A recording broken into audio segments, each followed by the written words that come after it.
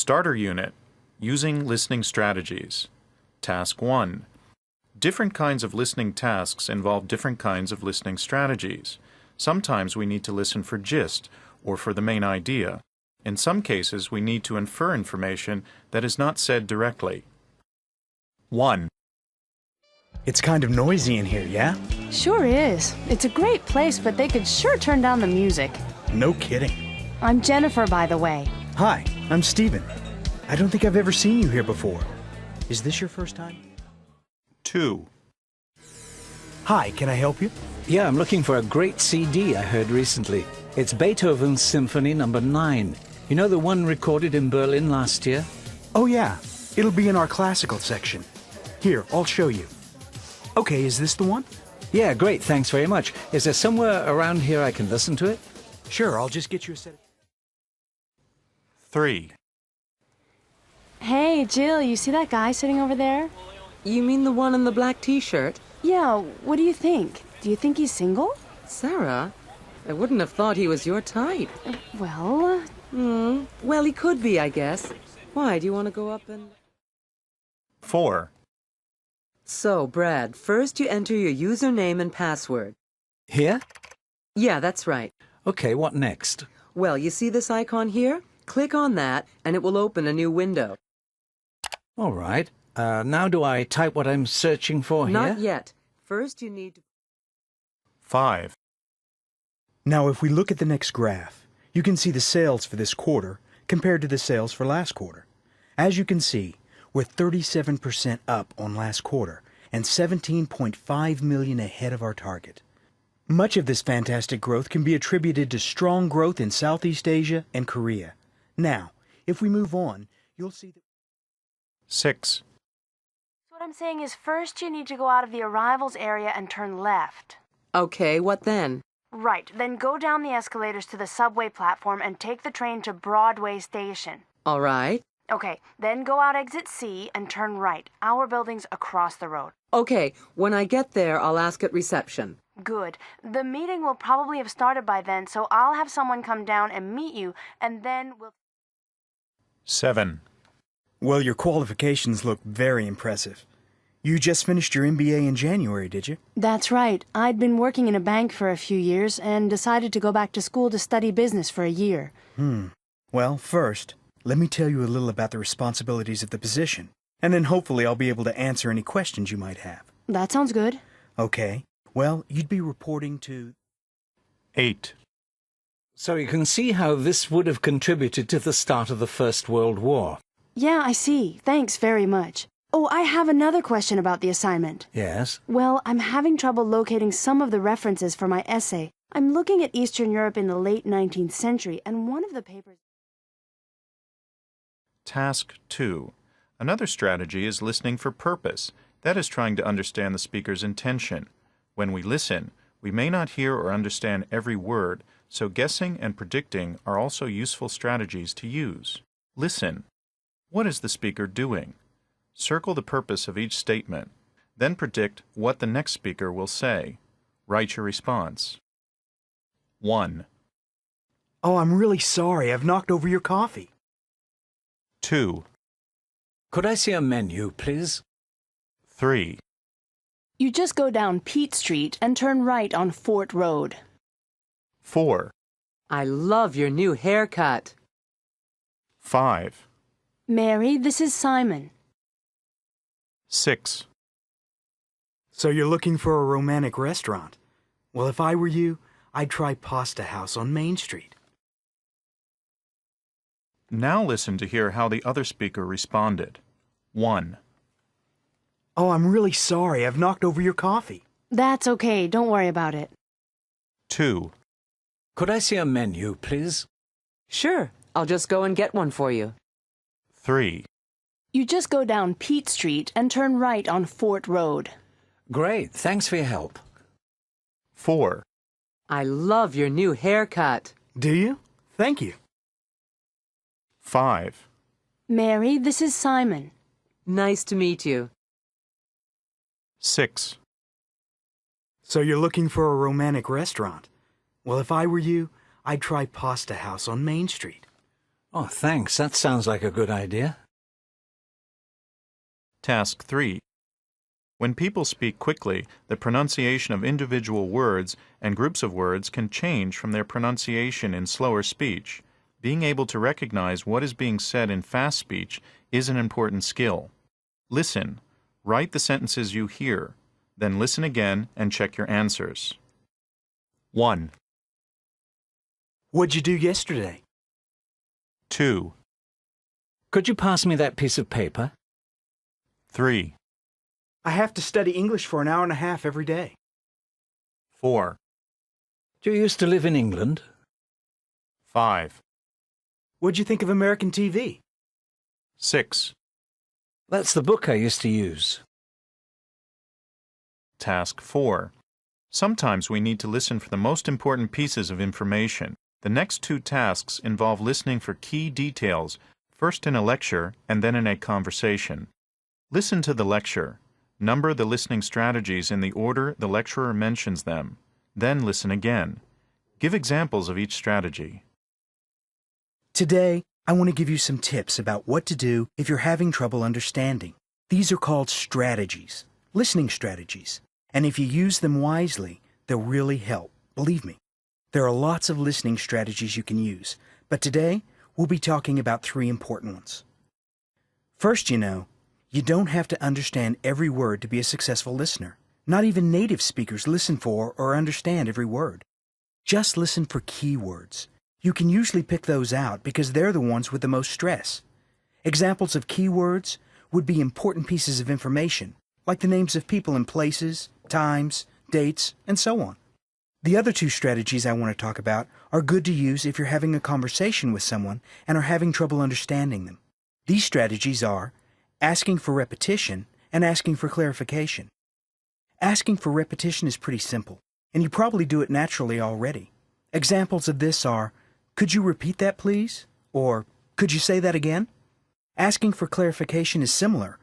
Again, you're asking people to repeat what they said, but this time by repeating what you thought the other person said.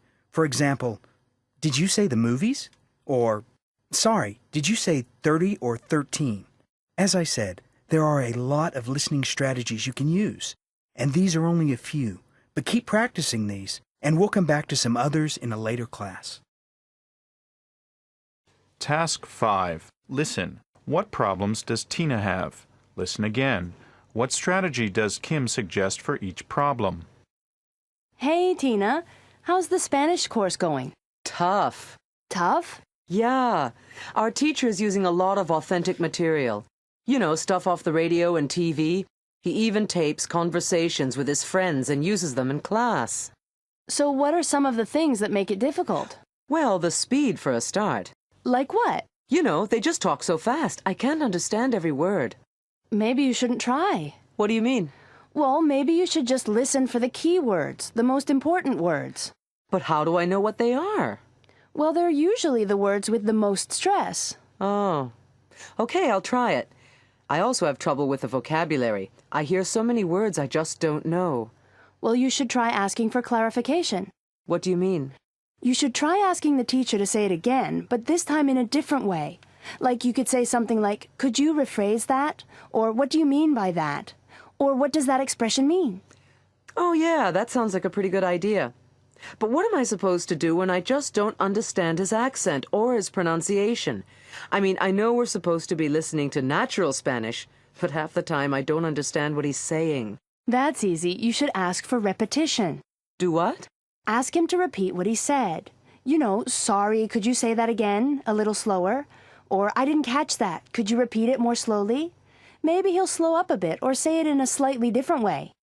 Okay, thanks, Kim. I'll give your ideas a try. Talking about types of listening. As soon as I woke up, I turned on the radio and listened to the news. Then I was listening for key details. I wanted to find out the sports results. Later on, my brother was telling me a long story, and I was trying to understand the sequence of events. Later in the day, I was chatting with friends. It was pretty noisy, so I had to keep asking them to repeat what they were saying. This morning, I was just listening for the general ideas of a lecture. I wasn't really listening for details. In focus. Why is listening so difficult? Most learners would agree that listening in English can be difficult at times. What is it that makes some listening tasks more difficult than others? Research has shown that there are 4 factors that contribute to the difficulty of a listening task. Speaker factors, including the number of speakers, how quickly they speak, and their type of accent. Listener factors, whether the listener is simply overhearing another conversation or is able to join in, and how much the learner knows about the topic and how interested they are in it. Support. For example, are there diagrams, pictures, or other visual clues to help? And the content of the listening. How difficult is the grammar and vocabulary? And what background knowledge of the topic does the learner need? Also, listening is easier when information is presented in the same order as it occurred in real life. Is listening in English difficult for you? What factors do you think can make listening difficult? I really find listening to technical language difficult. There are too many words I don't know. Listening to English would be a lot easier if everyone spoke a bit more slowly. I'm okay when it's just one person, but listening to a group is tough for me. Unit 1. He's the generous type. Task 2. Listen and number the pictures 1 through 6 in Task 1 in the order you hear them. Then listen again and read the statements. Circle T for true, F for false, or U for unknown. 1. How would you describe Jim Stockdale? Jim? I'd say aggressive, definitely. What do you mean? Well, just look at him in the office. When he wants something, he really goes out and gets it.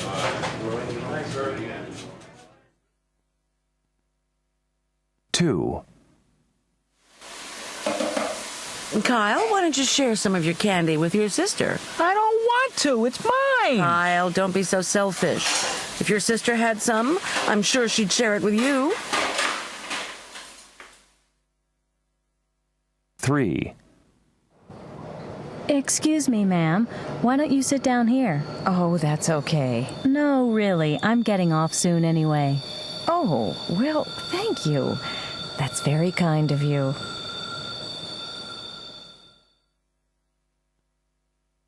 4.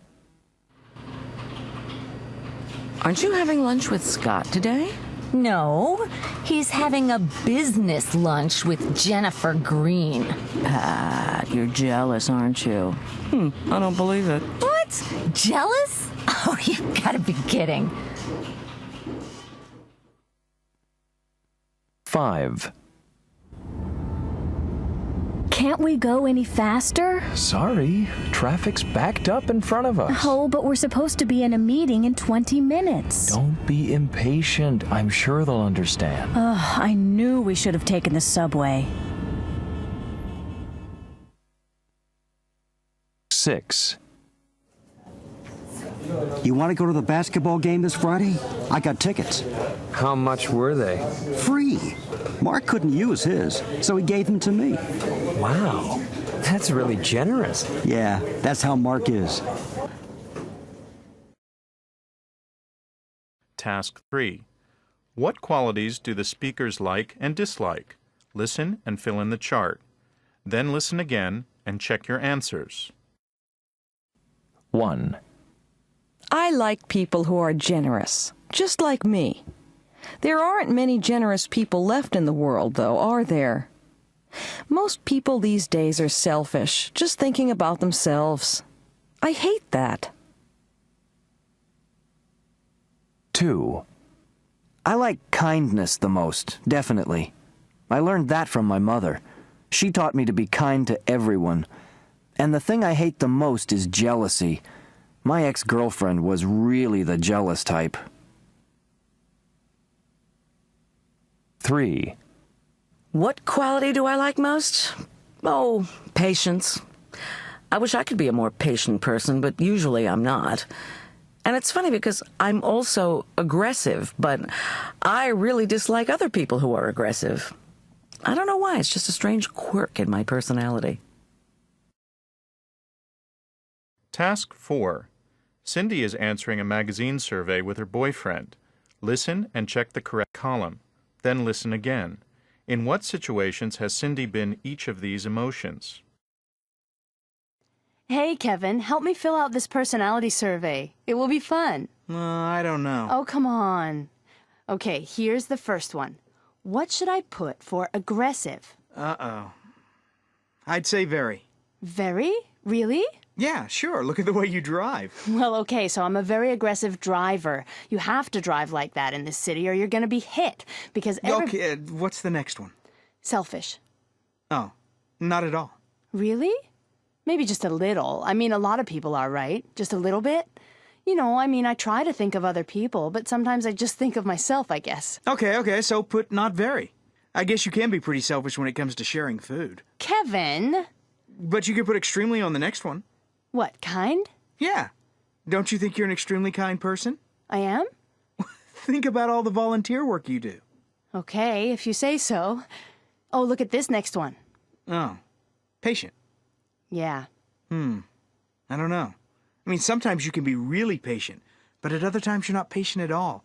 Like, remember that time in line at the supermarket when you got so mad that... Okay, I get your point. I will put sort of. Okay, that's right. Next one, jealous. I guess I am sort of jealous. Sort of? Sort of? I'd put very. Remember how angry you got when my ex-girlfriend called the other day? I thought you were going to hit the roof. All right, very. Okay, so what's the next one? That's all. That's all? Yeah, but now it's your turn. Task 5. Listen. Which word is stressed? Check the sentence you hear, then listen again and practice. 1, Why can't you be a little more patient with me? 2, I said Cheryl's not the aggressive type. 3, You don't think I was being selfish, do you? 4, I am not jealous of her. 5, You're being a bit too kind. 6. Try to be more generous to him. Task 6. Listen and circle the answers that are right for you. 1, Are you ever aggressive with others? 2, Would you describe yourself as selfish? 3, Are you a sympathetic kind of person? 4, Do you think your friends consider you generous? 5, Have you ever felt jealous of a brother or sister or a friend? 6. Do you like it when someone is really talkative? Asking and answering questions about personality traits. What kinds of people do you like most? I really like people who are adventurous and outgoing. I prefer people who are thoughtful and caring. What qualities don't you like in a person? I can't stand people who don't listen. It drives me crazy when people get impatient. What's your best friend like? He's a really generous guy. I once saw him give $20 to a homeless person on the street. How do you feel about aggressive people? I really hate people who can't control their temper. In focus. She's not my type. For centuries, attempts have been made to assign people to simple, easy-to-define categories. The most common of these are the signs of the zodiac, both Western and Asian. But another common one is blood types. According to this theory, each of the 4 blood types has its own personality characteristics. Type A people are calm, polite, shy, and sensitive. Type B are practical, serious, and individualistic. Type AB are unique, trustworthy, and responsible, while Type O people are outgoing, energetic, and social. Renowned psychologist Carl Jung also classified people into one of 4 categories: rationals such as Albert Einstein, idealists such as Mahatma Gandhi, artisans such as Leonardo da Vinci, and guardians such as England's Queen Elizabeth I. What's your opinion of theories that seek to classify people into a limited number of types? If you had to choose a category for yourself based on Jung's categories, which would it be? Why? My blood type is O. I'd never date a person with type A. I don't think you can pigeonhole everyone quite so easily. People are much too complex for that. If I had to choose, I'd say I'm an idealist. I believe in making the world a better place to live. Unit 2. We could get him a tie. Task 2. Listen. Which of the gifts in Task 1 are the people talking about? Write the gift for each. Then listen again and write the key words that helped you decide. 1. I got him one of these. He's always complaining about losing his cash and not having anywhere to keep his credit cards. 2. It cost me a lot of money, but she's worth every penny. And you don't get engaged to be married every day, do you? 3. I know his parents got him a CD player for his birthday, so I'm sure he could use a few of these. 4. My parents bought it for me. It's practically new. There's only 8,000 kilometers on it. 5. Oh, that's wonderful. Now we can finally fly to Vienna and visit Don and Phyllis. Task 3. What are the people planning? Listen and check the correct column. Listen again. Are these people invited or not? Circle the correct answer and write the reason. Okay, have you made a list of people to invite? Uh-huh. We did it on the weekend. Oh, great. Let me see. Oh, my gosh, so many. Do you think there's enough room? well, it could be difficult, but we'll manage. Who've you got now? Oh, no, you can't invite Uncle Ferdy. Yeah, why not? Because he and Dad haven't spoken to each other for years. You know they don't get along. Wait, who's this? Where? Oh, the Holmans? They're those neighbors who were good to Mom and Dad when Dad was in the hospital. Well, we can't ask them. Oh, why not? Well, I thought we were only inviting members of the family. I really think they'd feel uncomfortable, don't you? Oh, all right. Take them off. Well, I think it's too bad. Hey. Where's Henry? Henry, we didn't put his name on the list. What are you thinking? He was Dad's favorite nephew when we were kids. Don't you remember? Yes, I remember, but we've kind of lost touch And we don't have his address. Oh, for heaven's sakes, I know where he lives. I'm putting him on the list. Okay, fine. And who's taking care of the cake? Oh, I already talked to the person who was... Task 4. Look at the example sentences and listen. What is ul short for? What is ud short for? Example. Look at this. John'd love it. Look at this. John'll love it. Listen and check the sentence you hear, then listen again and practice.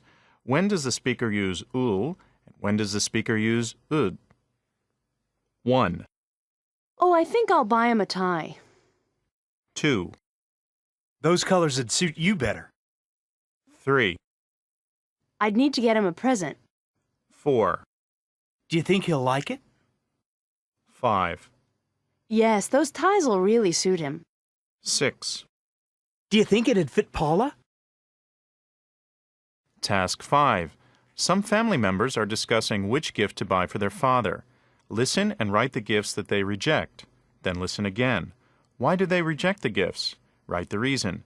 What do they finally decide to buy?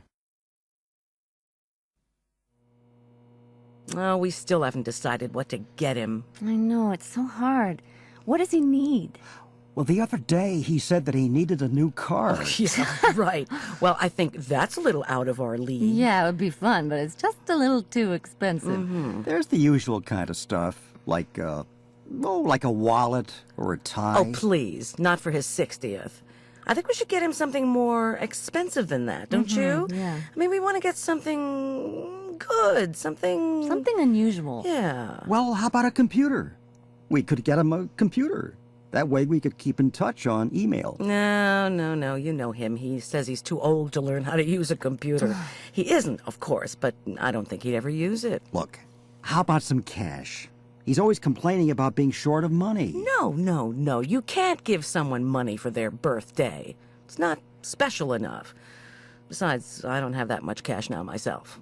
Okay, then. Why don't you think of some ideas yourself? You don't seem to like any of mine. Okay, come on, you guys. Hey, I've got it. Oh, here it comes. What? Well, no, seriously. You know how he's always said he'd like to go to Hawaii? Yeah? Well, why don't we give him and Mom tickets to Honolulu? Too expensive. Have you any idea what it costs to fly to Hawaii? Yes, but if we put our money together, I think we can all afford it. Yeah, that's a great idea. Yeah. I can't wait to see his face when he opens the package. Task 6. Listen and circle the answers that are right for you. 1, Would you ever give cash as a birthday gift? 2, Is it considered a gift to buy dinner for someone? 3, What do you think of a free airline ticket as a gift? 4, How important is it to buy expensive gifts? 5, How do you feel about returning gifts to the store for a refund? 6, Would you ever refuse to accept the gift? Making choices and giving reasons. So what should we get for Julia? I think we should buy her a DVD. I've heard she collects them. Evelyn is always complaining that she's cold. We could get her a cardigan. That's a good idea. She'd like that. I don't know about that. She's pretty choosy about her clothes. What do you think about sunglasses for Ray? Yeah, he'd look really cool in them. No, I doubt he'd ever wear them. Which do you think she'd like better, a handbag or a pair of shoes? Let's go with the handbag. She's already got a lot of shoes. In focus. Getting more than you give. Once a symbol of success, the crooked E logo of the Enron Corporation took on a new meaning in the aftermath of the U.S. energy giant's collapse in 2001. In what was at the time the biggest bankruptcy in American history, Enron toppled under the weight of $3 billion in debt, resulting from corrupt accounting practices and simple greed, besides causing untold millions of dollars in losses to employees and investors. The Enron scandal left many colleges, museums, politicians, and charities on the company's donation list wondering whether they were the beneficiaries of ill-gotten money. Many recipients of donations decided to keep the cash, while others returned it, in some cases out of a sense of duty, and in others due to public pressure. What would you do if you learned a gift you had received was stolen? Would you do the same thing if no one else knew it was stolen? In which situations would you consider it wrong to accept a gift? I don't see anything wrong with keeping a stolen gift. It's not like I stole it. I'd be ashamed to keep a stolen gift. I'd try to return it to its rightful owner. As a journalist, I'm not supposed to accept gifts of any kind. It's unethical. Unit 3. What exactly do you do? Task 2. Listen to 6 people from the TV studio talking about their jobs. What is each person's job? Then listen again. What keywords helped you decide? 1. So I listen to the director's instructions and make sure the camera is in the correct position every time. 2. Well, it's sort of a difficult job because I control all the lights used on the set during the news broadcast. If a single bulb... 3. Well, during every show, I manage the cameras, lights, sound, and so on. Well, in general, I have to make sure everything goes right during the broadcast. 4. Not only do I read the news on the air, I also do research for some of the stories and help write some of the scripts. 5. I do the planning for the program, including arranging the commercial sponsors, taking care of the finances, and making the most important decisions. 6. I check the sound levels for every show and make sure the microphones work okay. Task 3. Listen to an interview with 3 people. What are Henry, Janelle, and Rob's jobs? Then listen again. What are each person's job responsibilities? Okay, Greg, why don't I show you around? Great, thanks a lot. Henry, this is Greg Lorenzo. He's from Warbridge High School, and he wants to interview some people here for their school paper. Okay. Why don't you tell him a little about what you do? Sure. Well, my work is pretty technical. Well, I have to wear these headphones during every broadcast and make sure that the levels are okay and that all the microphones work. Stuff like that. Yeah, well, it sounds important. It is. So, any other questions? No, thanks. Okay, thank you. Now, Greg, come and meet Janelle Lee. You must have seen her on TV. Yes. Janelle, this is Greg Lorenzo from Moorbridge High. Hello, Greg. Wow, it's great to meet you. I have seen you on TV so many times. Well, thank you. What would you like to know? What are the pros and cons of the job? I mean, it really must be... Well, to start, on the plus side, it's great when there's a big story breaking somewhere, and I get to do a live interview. But actually, most of the on-air stuff is pretty boring, really. Just sitting in one spot for half an hour reading the news. People think it's really glamorous, but the truth is... Okay, we have to move on. Let's go over here. Oh, here's Rob Martello. Rob, this is Greg Lorenzo from Moorbridge High. Nice to meet you, Greg. Nice to meet you, Mr. Martello. Oh, call me Rob. Rob. So, what exactly do you do here, Rob? Well, I work on a lot of the news programs. It's not really a tough job, but it takes a lot of concentration. I just listen to the director's instructions, keep the camera focused on the newscaster, and fade in and out for commercial breaks. It may not be one of the most exciting jobs here, but I get to see all the action around the studio. Wow, that is great. Okay, well, thanks a lot, Rob. Pleasure. Okay, Greg, now we better head down to the green room because they're about to start the broadcast. Task 4. Listen to 6 statements and questions. For each one, circle the correct function. 1. Hello, Henry. Why don't I show you around? 2. It's nice to meet you. 3. Henry, that's Greg over there by the door. 4. What can I do for you, Henry? 5. Can you tell me a little bit about your job? 6. Why don't you tell him what you do? Task 5. Look at the example sentence and listen to the way the t and y sounds combine to make a ch sound. Example. It's great to meet you. Look at the following sentences and circle where you think the sounds will change. Listen and check your answers. Listen again. Then practice saying the sentences with a partner. 1. Why don't you tell him what you do? 2. Where did you go on the weekend? 3. Is that the dog that bit you? 4. What would you like to know? 5. Why didn't you give me a call? 6. Had you ever been there before? Task 6. Donna is head of recruitment at a TV studio. Listen to her give advice to applicants and check the things she talks about.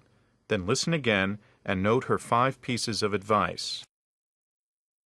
Well, I get lots of applications every week. Working in a TV studio is seen as a really cool job. Some weeks I must get over 50 different resumes applying for a job. Obviously, the first thing I would recommend to any applicant is this: make your resume short. But make sure all the main points, like your qualifications and experience, are clearly highlighted. Because I get so many resumes, I don't have time to read them all in detail, so I don't bother with any resume that's more than 1 page long. Once I narrow down the field to the applicants I want to interview, other things become important. The first thing I notice in an interview is punctuality. If someone comes late, even 5 minutes, I think they don't take the interview seriously. My strong advice? Don't be late. The next thing I notice is preparation. I like to see applicants who have prepared for the interview beforehand. This can mean looking up the company on the internet to find out about it, or just looking up the requirements of the job so they know how to present themselves. So my third piece of advice is simple: be prepared. Another thing, good applicants are the ones who seem to me that they want the job. So remember, be positive and energetic. I love it when applicants ask me lots of questions. Finally, to give yourself an advantage over other applicants, make sure you get some experience before you apply. If you've done some volunteer work or an internship, that's better than having no experience at all. Overall, though, remember that attitude. Be positive. Task 7. Listen and circle the answers that are right for you. 1. Would you like to work in a TV studio? 2. Do job interviews make you nervous? 3. Which is more important, a high salary or an interesting job? 4. Would you rather work for a company or for yourself? 5. If you were very rich, would you retire now? Talking about job responsibilities. What do you do? What do you do for a living? I'm an accountant. I drive a truck. I work for a TV studio. What do you do at work? What does your job involve? What are your job responsibilities? I do research and help write scripts. I manage the lights and sound. I check the sound levels and make sure the lights are okay. In focus, all work and no play. Do you think that workers in your country work long hours? A recent study found workers in the United States worked more hours per week than almost anyone else in the industrialized world. The study by the United Nations International Labor Organization found that the average American worked 1,978 hours a year.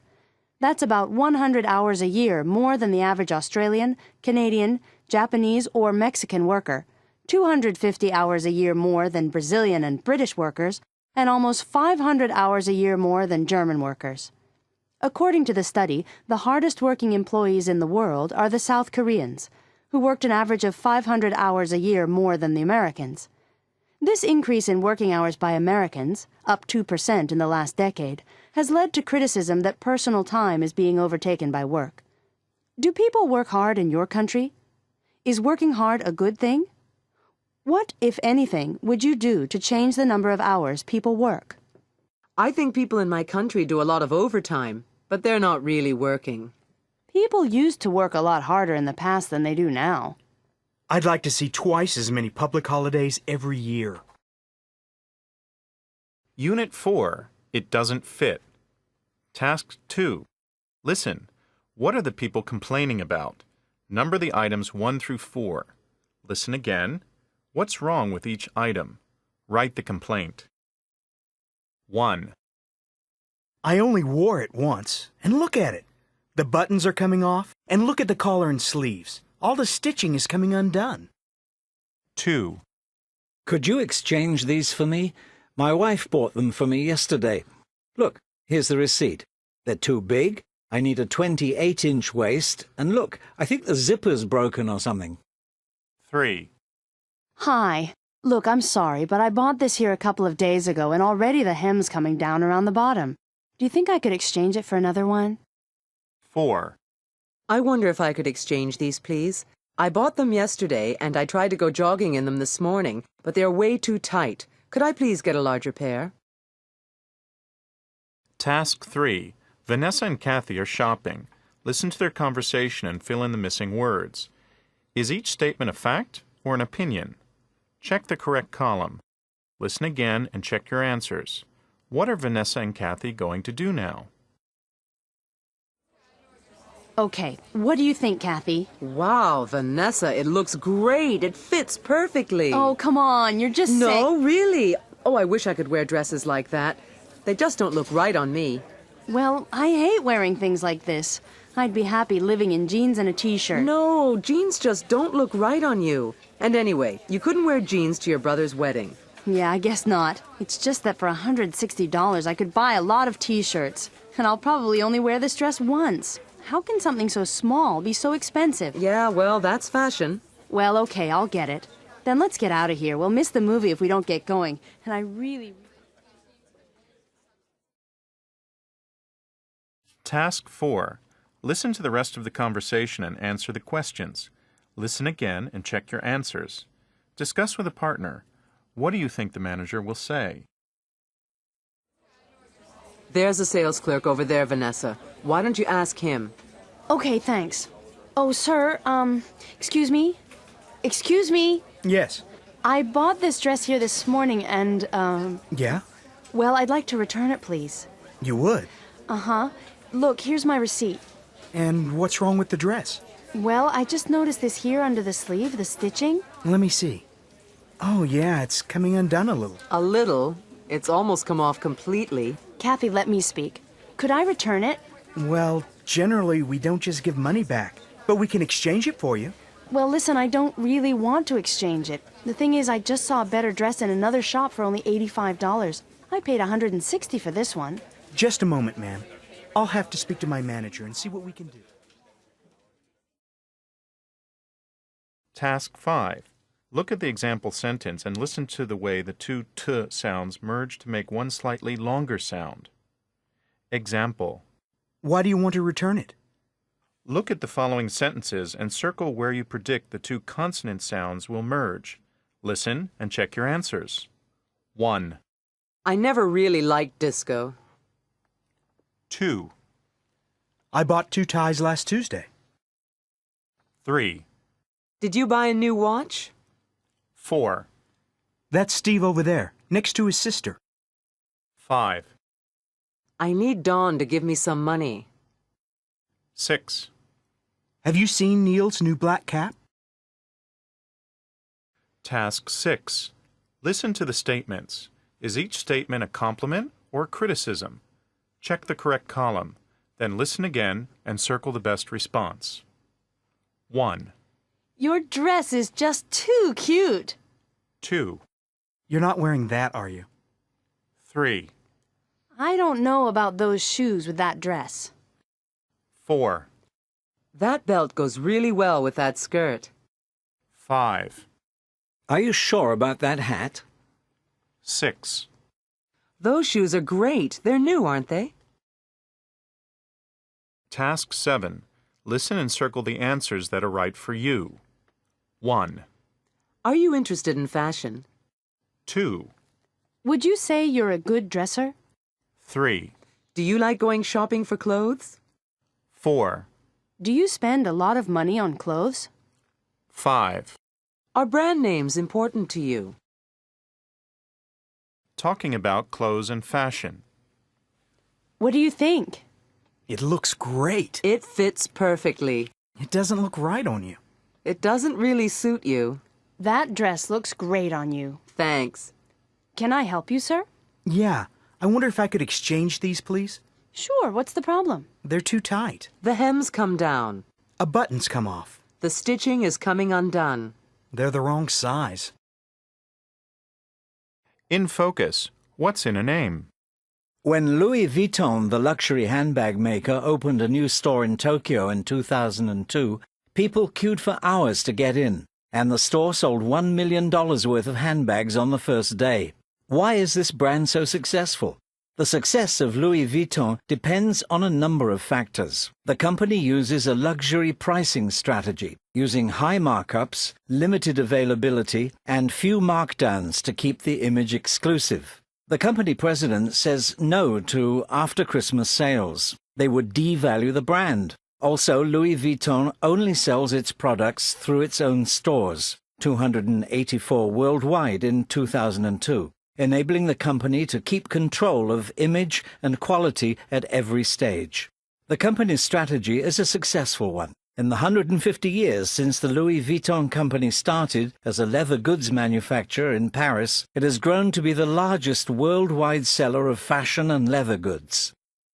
Do you own any brand name products? Why do you think certain brand names are so successful? I like brand name products because they're good quality, not just because they're fashionable. People buy brand name items because they want to follow the crowd. People today are so worried about image. That's why brand names are so popular. Unit 5. I'm not sure what it's called. Task 2.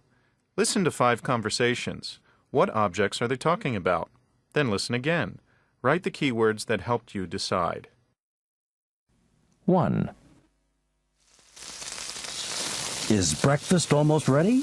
Yeah, almost. Can you hand me that thing? What thing? That thing. I need to flip these eggs over. 2. Where's the wine? Oh, I can't open it. I'm not very good at using these things. Here, let me try.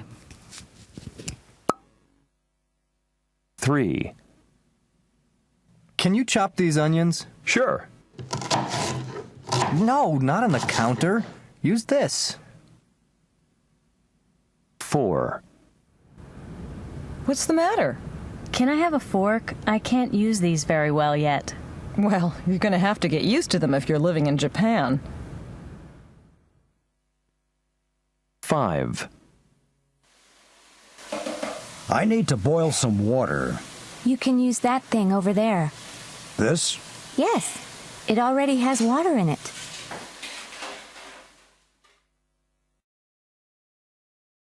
Task 3. 2 students are sharing an apartment. What are they buying for their kitchen? Listen and check the correct list. Then listen again and check your answers. Okay, what do we need? Well, things to cook with to start. Here, I'll get a frying pan and, A what?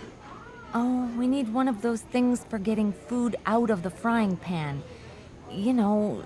Oh, yes. I know what you mean. It's on the list here. Spatula! That's it. And...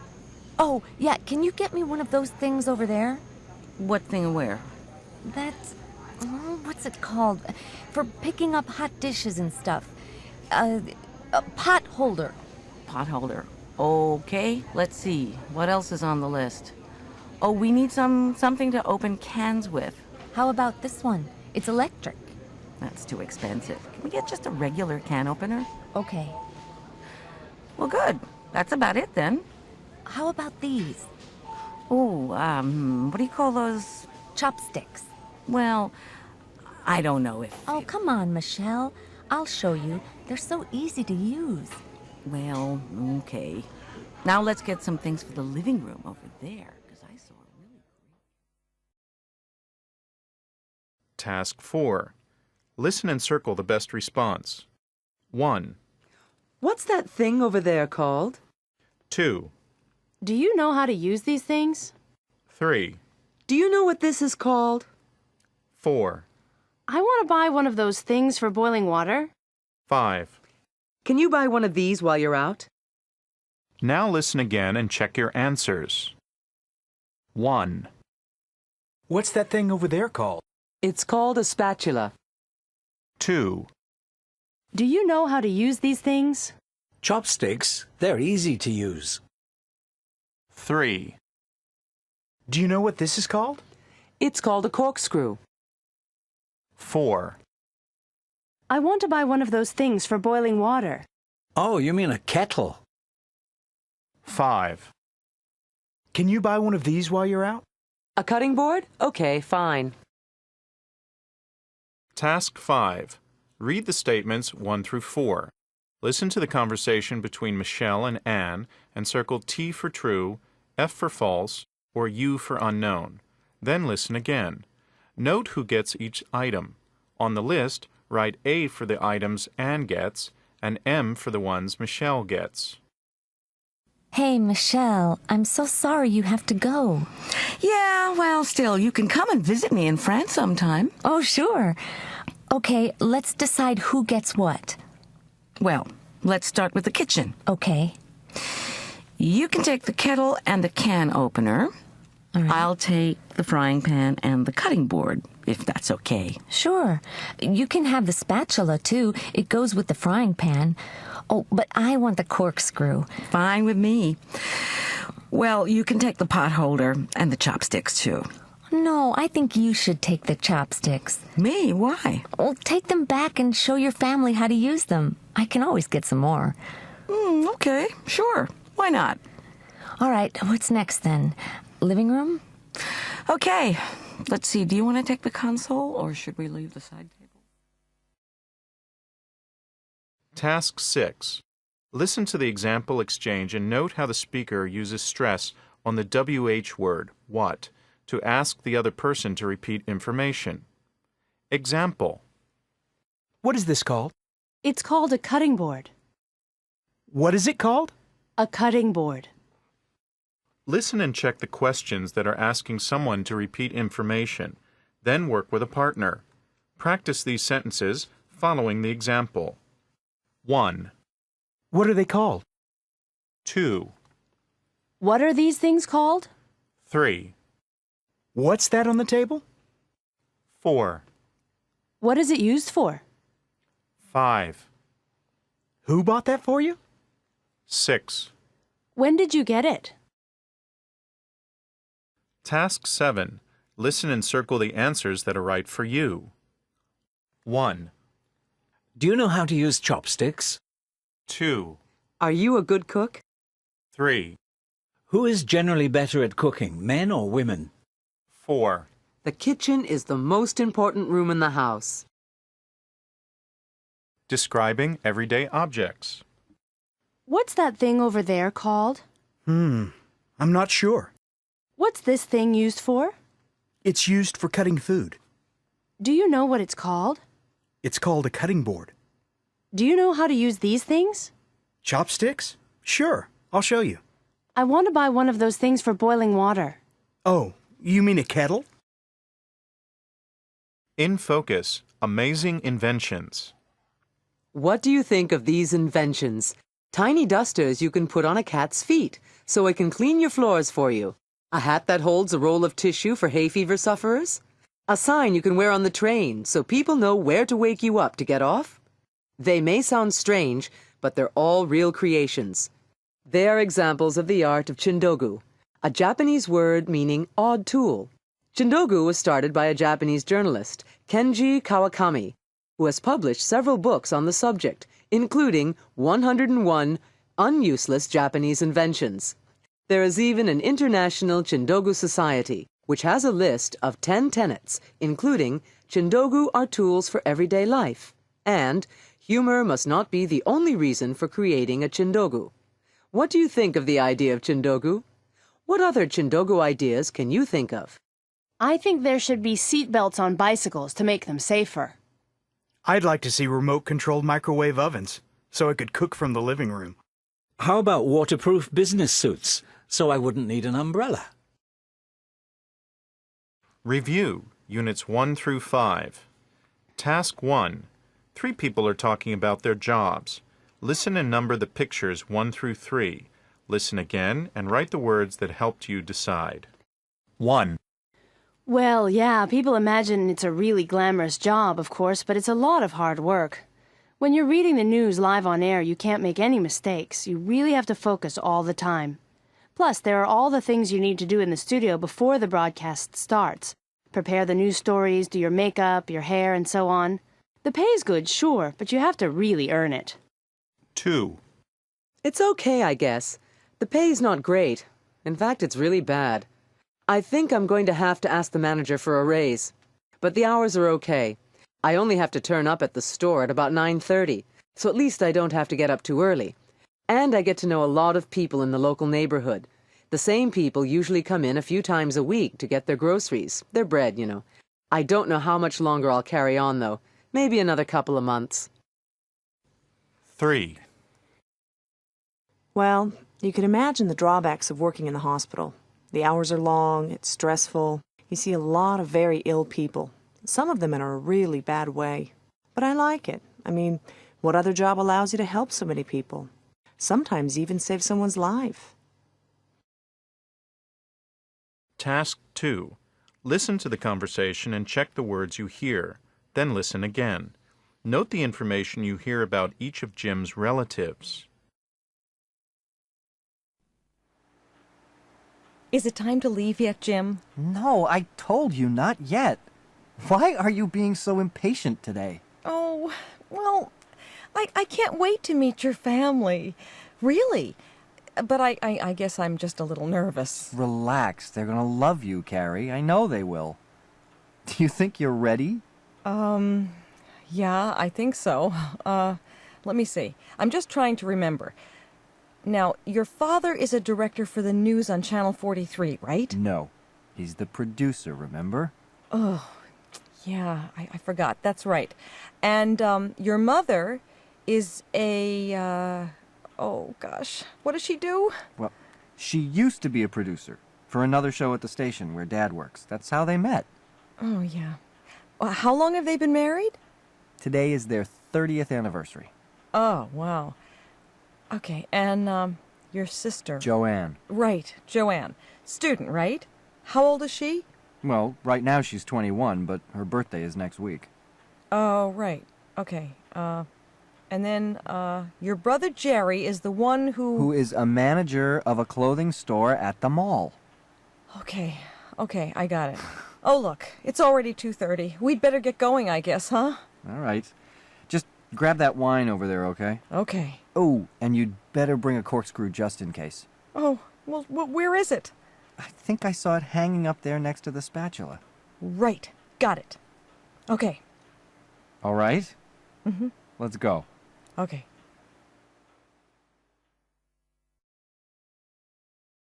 Task 3. What is each person complaining about? Listen and number the items 1 through 4. Then listen again. What is wrong with each item? Write the problem. Well, I only bought it yesterday, and already 2 of the buttons have come off. And some of the stitching is coming undone. Look, you can see here on the sleeve. There's a... This thing is dangerous. I was pouring hot water and suddenly the handle just broke off and the water went everywhere. Luckily, none of my children were near me at the time, otherwise they could have been badly hurt. It's just unacceptable, and I expect a refund. So I just screwed it in, into the wine bottle. Then I tried to pull it out, but it just wouldn't come out. It just got stuck in the cork. Now I can't get it out. I think there's something wrong with it. I'll show you what's wrong with it, okay? You see, I just turned it on, right? It seems to be working okay. Then, after a few seconds, there, see? The screen suddenly turns off. And yet the hard drive is still on. I don't know, maybe there's a problem just with the screen. What do you think? Task 4. Read the statements. Listen to the conversation and circle T for true, F for false, or U for unknown. Then listen again and write the gifts they bought. Hey, there's Joanne and Jerry. You guys met Carrie, right? Yeah, I talked to her earlier. Hey, can you believe Mom and Dad invited so many people to the party? No, I can't. I don't think I even know half of them. Me neither. 30 years is a long time, though. Well, how would you know? Well, you know what I mean. Hey, what did you guys get them? Me? I got them some clothes from... From the mall. Yes, from the mall. I get a discount there. I knew it. Oh, and I got them a gift certificate for Giuliani's. Oh, gosh, I love that restaurant. Yeah? That's where Dad proposed to Mom, Oh, you're kidding. Really? Oh, what a nice gift. What did you get them? Carrie and I went and picked up tickets for them to go and hear the orchestra. The orchestra? Do you think they'll like that? Well, Mom will love it, that's for sure. And Dad, I think he'll enjoy it. A little culture won't hurt him. Yeah, I guess not. Oh, look! They're going to cut the cake. Listen, I think we better get over there and take some pictures, don't... Task 5. Listen and circle the answers that are right for you. 1. When someone gives you a gift, is it okay to open it immediately? 2. What kind of gift do you most like receiving? 3. Have you ever received a gift that had something wrong with it? 4. What was the last gift you received? Unit 6. I thought you spoke English. Task 2. Listen to the lecture and circle the correct answer. Then listen again and check your answers for Task 1B on page 34. English has developed different varieties in different parts of the world. There's not only American, Canadian, Australian, and New Zealand English, but also Indian English, Singaporean English, and so on. These languages have their own pronunciation and spelling. They also have their own vocabulary. A pavement in Britain is a sidewalk in North America and a footpath in Australia. In fact, one reason for the richness of English is its ability to borrow new words from other languages and cultures that it has come into contact with. Have you ever wondered why English often has more than one word to refer to the same thing? Well, it's because new words were added as a result of this contact with other cultures and languages. Many words that we consider to be wholly English originally came from other languages. For example, passport from French, mosquito from Spanish, and sauna from Finnish. I bet most of you thought hamburger, ketchup, and coffee would have come from America, right? No, you'd be wrong. Hamburger is from German, coffee is Turkish, and ketchup is Malay, believe it or not. Some words you probably knew the origin of. Karate is a Japanese word, for example. Violin comes from an Italian word, and tea originally comes from Chinese. But what about the word cruise? That actually comes from Dutch. Task 3. Listen to the conversation and circle T for true, F for false, or U for unknown. Then listen again and circle the British English equivalent for the American words in the table.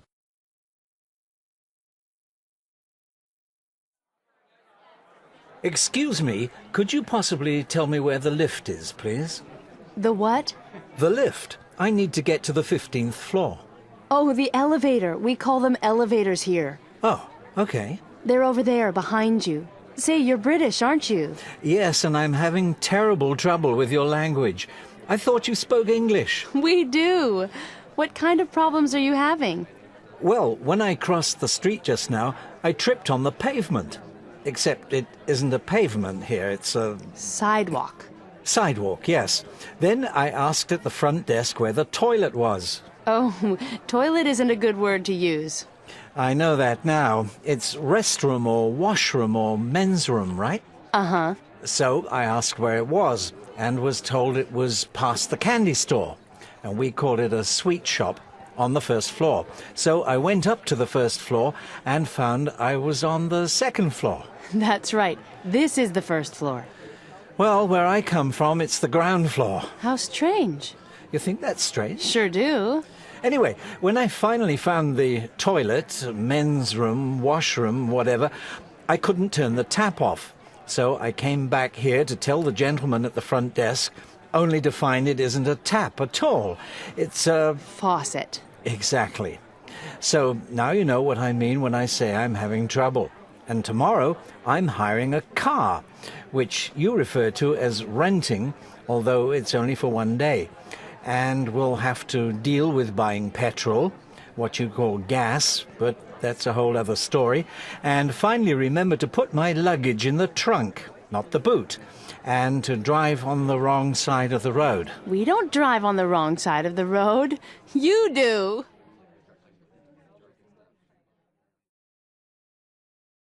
Task 4. Listen to the conversation and number the Australian English expressions 1 through 5 in the order you hear them. Then listen again. What does each phrase mean? G'day everyone. Can I just have your attention? I thought while we're all together on the bus I'd take a bit of time to teach you some Australian slang you can use when you're here. Some you'll already know, like the greeting g'day. Other ones are pretty easy to guess, knowing that Australians like to shorten words. For example, you already know Barbie is short for barbecue. Likewise, this arvo is short for this afternoon. Anyway, here are a few you can use almost anywhere. First, you beauty is shouted out when you've just heard some great news, or you're really excited. For example, if your team wins at the footy. That's Australian slang for football. Another expression is good on ya. Aussies use this to congratulate or encourage someone. Here's one more really useful one you can use, no worries. You could use this to tell someone not to worry, that everything's going to go well, but it's also used to mean you're welcome when someone says thanks to you. Last, here's one I bet you can't guess. Fair dinkum. What do you reckon this means? Well, it means honest or genuine. If someone tells you something and you're not sure if they're telling the truth, you can say, are you fair dinkum? Or if they don't believe you, you can say, fair dinkum. Alright now, we're coming up to the museum, but keep these expressions in mind and give them a go this week. Task 5. Listen to the example sentence as spoken by 3 speakers from different countries. Examples. 1. It's important to listen to lots of different accents when you study English. 2. It's important to listen to lots of different accents when you study English. 3. It's important to listen to lots of different accents when you study English. Listen to 8 sentences. What type of English do you hear? Write the sentence numbers under each picture. Then listen again and check your answers. How are the accents different? Discuss with a partner. 1. People are always telling me they like the sound of my accent. 2. Some people find my accent difficult to understand, but I have no idea why. 3. There's a lot of regional variation of pronunciation in my country. 4. I think the reason my country's pronunciation is tough for some people is because people just aren't used to it. 5. Maybe I'm a bit biased, but I think the accents in my country are beautiful. 6. People never have trouble with my accent, but sometimes the slang I use can confuse them. 7. I think that my pronunciation is really easy for people learning English to understand. 8. If you're going to visit my country, then you really need to practice listening to people who speak like me. Task 6. Listen to the lecture and circle the correct answer for each question. Then listen again and check your answers. Write any additional information you hear. Okay, now I'm going to give you a quiz. I want you to listen to the questions and circle the answer that you think is correct. We'll start now. Okay? First question. Which language has more first language speakers than any other? Next, how many people speak English as a first language? How are you doing? Third question. What do you think? The number of people who speak English as a second or foreign language is more than, about the same as, fewer than, the number of people who speak it as a first language. What percentage of websites are in English? And the final question, which of these countries has English as an official language? Thailand, Mexico, or Singapore? Now, are you ready to check your answers? Chinese has more first language speakers than any other language, more than 800 million. The number of first language speakers of English is less, around 400 million, although the figures are changing all the time. The answer to the third question is more. There are many more speakers of English as a second and foreign language than there are native speakers. The percentage of English websites is around 80, although this is changing as other languages such as Chinese become more widely used. And finally, Singapore is the country where English is an official language, along with Chinese, Tamil, and Malay. Okay, how did you do? Task 7. Listen and circle the answers that are right for you. 1. What do you think of the English spelling system? 2. What's your opinion of British English? 3. Do you find different varieties of English confusing? 4. Would you say English is a global language? 5. Has English become a second language in your country, or is it still a foreign language? Talking about the English language. What do you think is the best form of English to learn? I think American English because it's the most useful for doing business.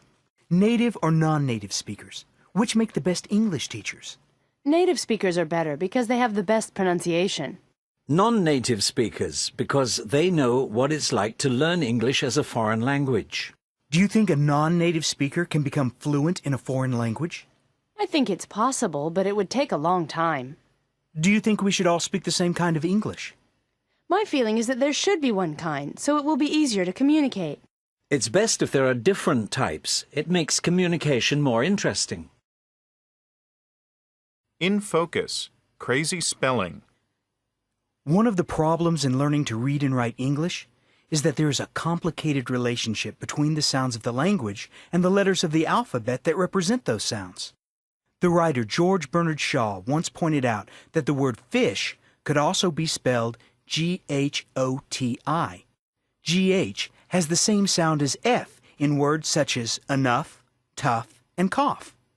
In the word women, the O is pronounced as an I. And in nation, TI is pronounced as sh. American English has generally attempted to simplify the spelling system.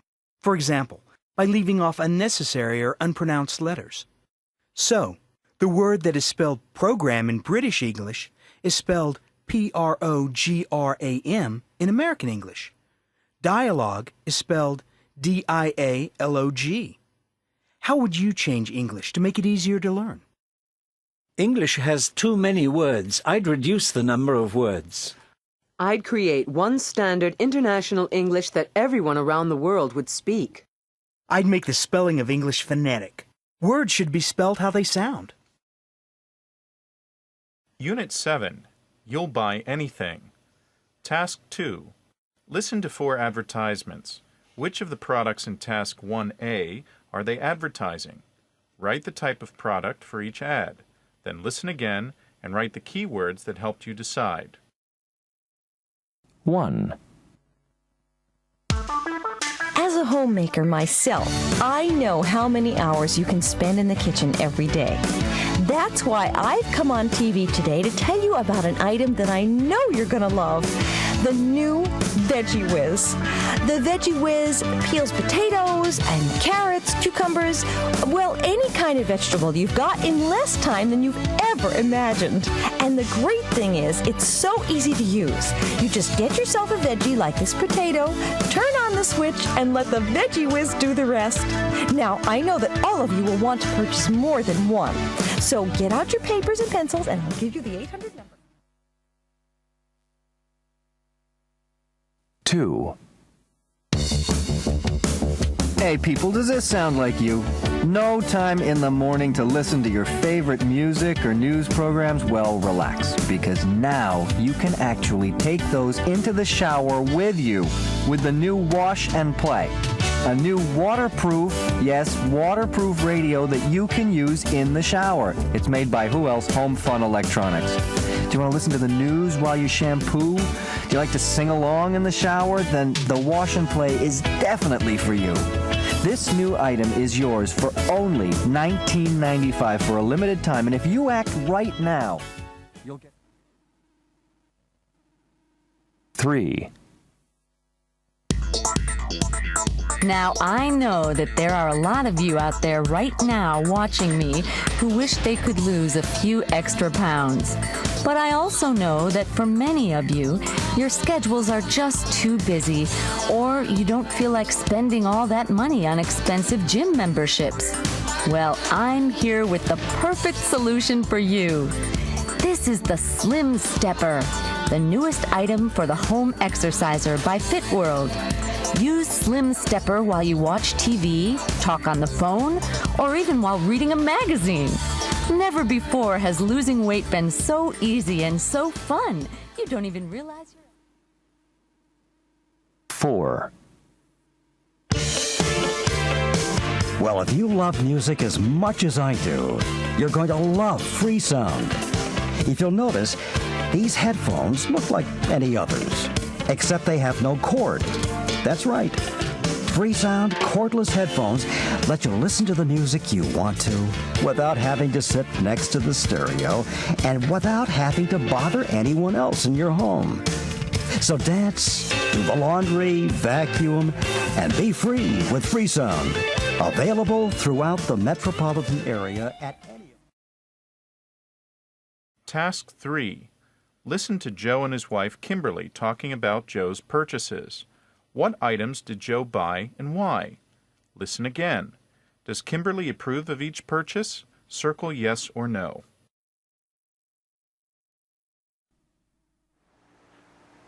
Hey, Joe. How come the credit card bill is so high this month? Well, I ordered a couple of things from that TV shopping channel, and they're You did? Oh, no. What did you get?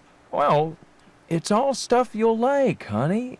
Stuff we can really use. Yeah, like what? Well, like this. What does that do? Well, you hang it in the shower, and you can listen to music while you're Oh, Joe, if I want to listen to music in the shower, I can just listen to my own singing, right? Yeah, well... Well, we really don't need it.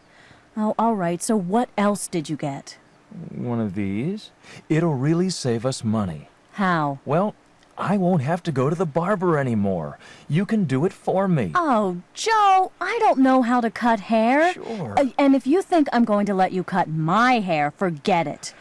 What else did you get? Well, I got something for you. You did? Uh-huh. What? This. Look, it talks. 79.4 kilograms. But we already have a scale that works perfectly well, and all I have to do is look at it. Well... So you spent over $200 on things we don't need? Well, I wouldn't say it's... Joe, you know what? You'll buy anything. But... Listen, I've heard enough. I'm going out to get some groceries, if there's any money left. Hey, where are my keys? Ah, now I have something you can really use. Look at this. If you use this, you'll never have trouble finding your keys again. Oh, all right. I guess I could use something like that. Let me see that.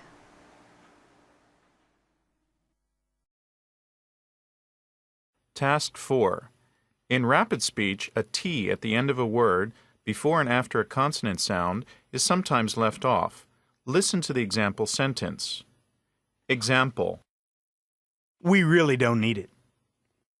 Look at the following sentences. Predict where you think that the T sound might be left off. Listen and check your answers. Then listen again. Practice saying these sentences with a partner. 1. I won't have to go to the barber anymore. 2. I wouldn't say that. 3. That doesn't look very strong. 4. I must get one of those gadgets. 5. It's the newest car on the market. 6. I can just listen to my own singing. Task 5. Listen to the lecture on advertising techniques. Number the techniques in the order the lecturer talks about them. Then listen again and match each technique to its definition. The goal of advertising is to convince you to buy a company's products, of course. But how exactly does advertising work? In today's class, I'd like to talk about some of the common techniques or strategies that advertisers use. First, the snob appeal technique. Advertisers make you feel that if you buy and use the product, you'll live a glamorous life, like the rich and famous, just by buying a different brand of soap, for example. The next two are similar and prey on people's fears. The hidden fears technique suggests to you that if you use the product, you'll be safe from danger, such as embarrassment. The bandwagon technique preys on the fear that everyone else is doing something except you. If you use the product, you'll be just like everybody else. The avant-garde technique, on the other hand, is used to suggest that using a product will put you ahead of everyone else. Be the first is a common message sent using this technique. Another technique that is increasing in popularity and effectiveness is using patriotism to sell your products. If you love your country, you'll buy this product, is the idea here. Science is another useful tool for the advertiser. Two techniques I'm sure you're familiar with are magic ingredients and facts and figures. Magic ingredient advertising suggests that a product is particularly effective due to some special ingredient or technology. The facts and figures technique uses statistics to impress and dazzle the consumer. Finally, a strategy you're probably all familiar with is the testimonial, where a famous person is used to endorse the product. How many products can you name that are advertised by famous people? I'm sure it must be dozens. In fact, this is probably the most common technique used in advertising products to young people. Task 6. Listen and circle the answers that are right for you. 1. You can use this to exercise while you're watching TV. 2. If you use this, you'll never lose your keys. 3. You can peel a kilo of potatoes in under 4 minutes with this. 4. This is perfect for friends or relatives who spend the night at your home. 5. It can tell your weight in kilograms or pounds. Convincing customers to buy a product. The great thing is it's so easy to use. It's definitely for you. Available now for a limited time. Losing weight has never been so easy or so fun. If you love music, you're going to love Freesound. Available at any of our stores. It'll really save you money. If you call now, you'll get these great knives as a special gift. In focus. Buy Nothing Day. Do you go shopping every day? Imagine a day when you didn't buy anything. Now imagine a day when no one bought anything. This is the dream of the organizers of International Buy Nothing Day. The point of the day is that for 24 hours, on the last Friday in November, no one should buy anything. Buy Nothing Day was started in 1991 by a Canadian activist in a protest against consumerism and waste, and has grown to be celebrated in dozens of countries by thousands of people. To celebrate the day, one store in Ottawa, Canada placed an International Buy Nothing Day poster in the window, and the employees had a paid holiday. The year after that, they opened the shop and served cookies and coffee to the customers, but refused to make a sale. What do you think of the idea of Buy Nothing Day? Could you go a day without buying anything? I think it's a waste of time. People should be allowed to shop if they want. I really support the idea. There's just too much focus on materialism in our society. I love shopping, but I don't see a problem with having one day off. Unit 8. Our sales target is $1.1 million. Task 2. Listen to the news stories and number the headlines 1 through 6 in the correct order. Then listen again and complete the headlines with the correct numbers. 1.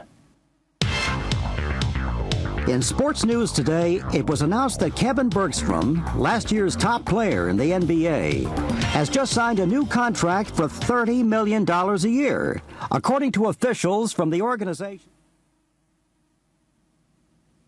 2. The 21-year-old student at Illinois State University said that winning Wednesday's lottery jackpot of roughly $38.5 million would not make her decide to quit school. Instructors of the lucky young ladies. 3. Promoters of the concert estimate that at least 13,000 fans crowded into the Fielding Stadium last night to see the Irish rock band back on their second tour after their third and fourth. 4. The comet will pass within only 5.3 million miles from the Earth on its journey around the Sun, which may seem far away to you and me, but in outer space terms, it is incredibly close. 5.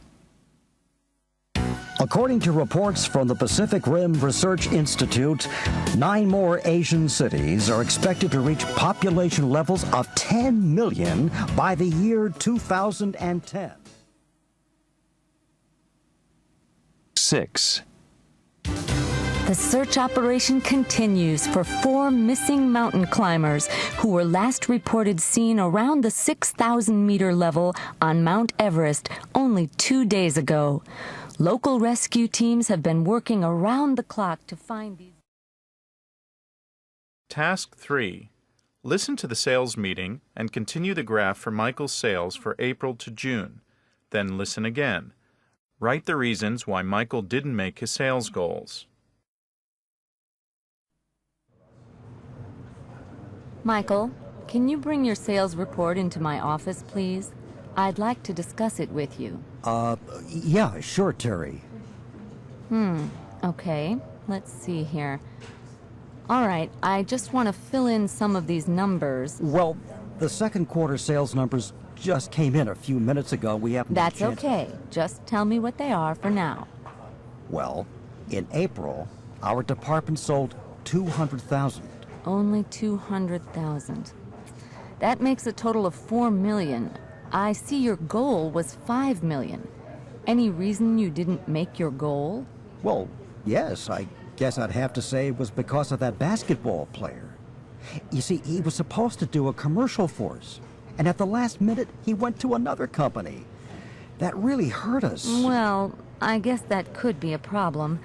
And in May, you're up how much? $1 million, bringing us to 5. May was a really tough month for us. We had that fire in our factory in Kentucky. Oh, right. Luckily, nobody was hurt. Yeah. Then in June, we sold 1.4 million. 1.4? Okay, and that brings you to... 6.4 million. Actually, we were hoping for more, but then 2 of our best salespeople quit. And it took us a while to get things... All right. But that leaves your department way below your goal for now. Yeah, I guess it does. But don't worry, Terry. We'll get our sales up next month. Okay, but I'd like to see a marketing report for July to December on my desk Monday.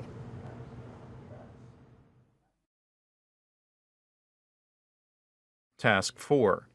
In spoken English, extra sounds are sometimes inserted between words in a process known as intrusion. Listen to the example. Example. I've been working here for 3.5 years. I've been working here for 3.5 years. Now listen for the y intrusion in the following sentences. 1, He even said that he won't be able to make the meeting. 2, The president said the economy is growing at about 8%. 3, Apart from me and Tom, 3 other people are working on the project. 4, I think you'll agree America is more powerful economically than ever. Task 5. Listen to the sales meetings and number the sales graphs 1 through 3. Then look at the extracts from the conversations. Listen again and write in the missing verbs. 1. Okay, let's see the numbers for April. Well, in April, our total so far this year was 24 million. Mm-hmm. And then... Yeah, in May we only had 3.5 million in sales. Yeah, May was a tough month for us. Yeah. We lost that account with that basketball team. Oh, yeah. Well, that certainly didn't help us. Hey, but look, in June we did 6 million, so I don't think we're in any trouble yet. 2. Did you see the second quarter sales report? Oh, yeah. Well, what do you think of the numbers? Well, it is better than last year's, but still, not quite the numbers we were hoping for. No? What do you mean? I mean, in April, our total so far was 36 million. Then, we only got 12.5 million in May. Well, that's not so far off our plan. No, not exactly, but consider in June, we brought in only 11 million. Well, you think Steven's going to be angry? Well, that depends. I hope you have a plan to increase sales in July. 3. As you can see, April sales showed continued high growth for us, with an increase of $12 million, bringing us to a total of $36 million. That's pretty impressive compared to last year. It sure is. And you'll notice that May sales brought us another $6 million. Yes. And in June, we enjoyed an increase of over $10 million, bringing us to our current total of $52 million. Very nice work. Task 6. Listen and circle the answers that are right for you. 1, Do you think $50,000 a year is a good salary? 2, Would you pay $200,000 for a sports car? 3, Do you think $1 million would last you a lifetime? Talking about charity donations. I'd probably give half of it to the Anti-Landmine Foundation. I don't think that would be a good use of the money. Let's give $300,000 to the Cancer Society. That's a good idea. Cancer's something that can affect anyone. I think it's a waste of money. We'll never find a cure. I think the Endangered Wildlife Fund deserves the most. I don't care much about wildlife. I'm more concerned about starving children. How about we divide it equally between 3 of the groups? No. Why don't we give some money to each group? I'd rather donate everything to education for the poor.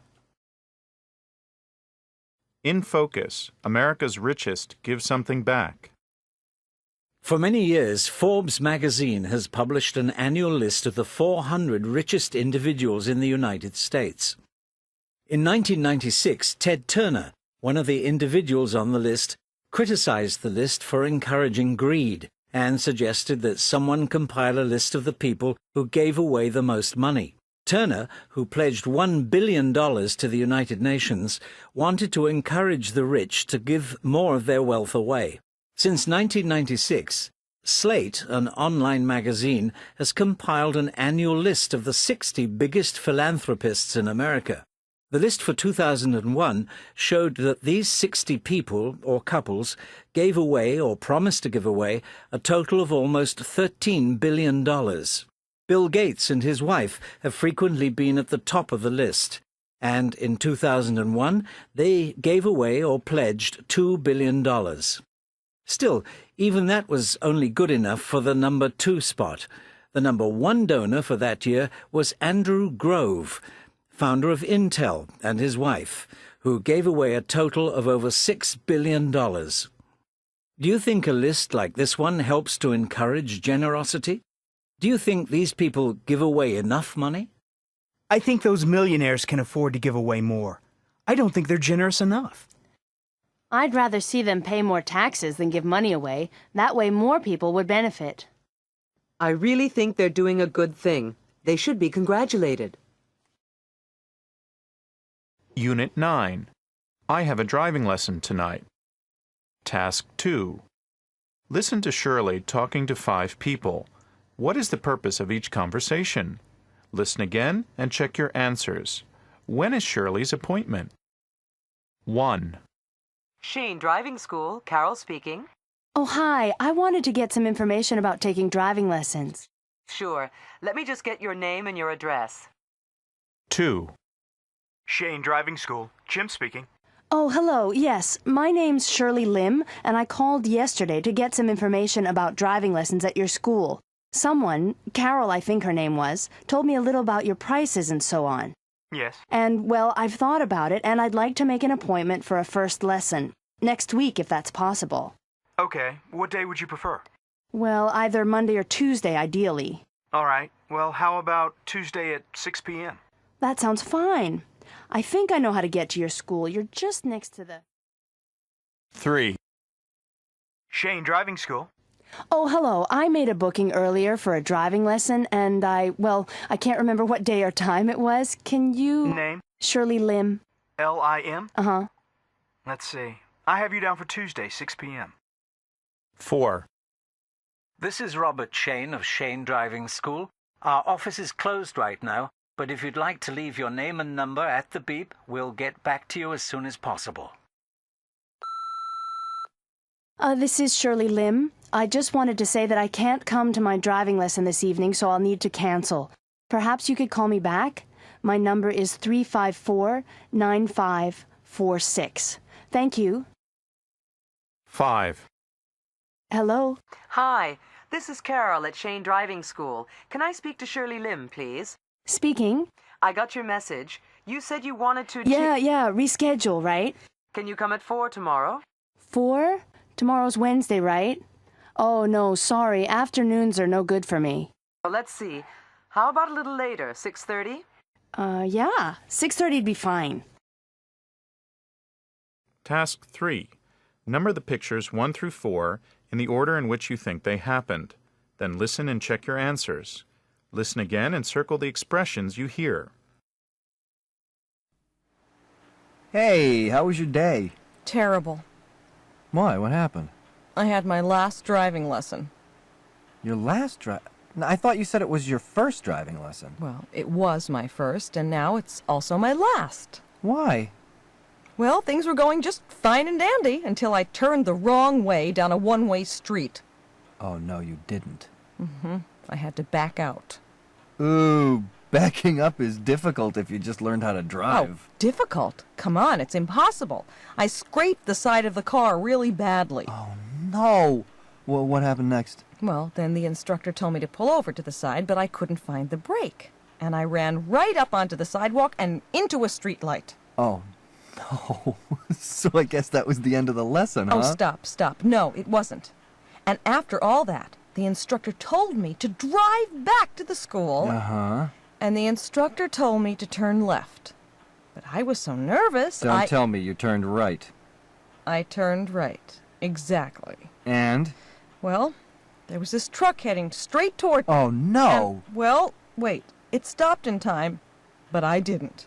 I ran into the front of it. And then the police came, and everything, like I said, that was definitely my last lesson.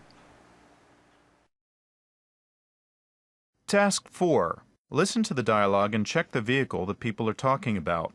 Listen again. What instructions does the man get? Check the instructions you hear. So you're the new guy, huh? Just started today. My name's Frank Carmichael. Ed Fisher. Good to meet you. Let's see. Let me show you what you'll be doing. Okay. I guess you've used one of these things before, right? Well, I'm not very experienced, actually. Maybe you could just sort of... Gotcha. Okay. Well, here are the controls. Let's see. It's pretty straightforward. Here's your steering wheel, of course. Right. The horn's right here in the middle. Make sure you, well, honk before you back up. Honk the horn before backing up. Yeah, okay. So, your brake and accelerator are right down here. Just remember, don't drive faster than about 5 miles per hour. 5 mph, right.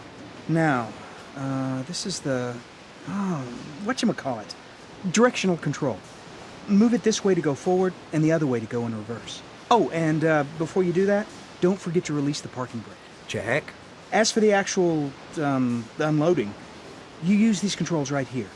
This is the whatchamacallit? It's used for raising and lowering your load. Gotcha. And what's that for? Well, first of all, keep your load at about 8 inches off the ground. Because, anyway, you don't want it to fall off. Got it. 8 inches off the ground. Right. Where was I? Oh, yeah, that's the tilt control.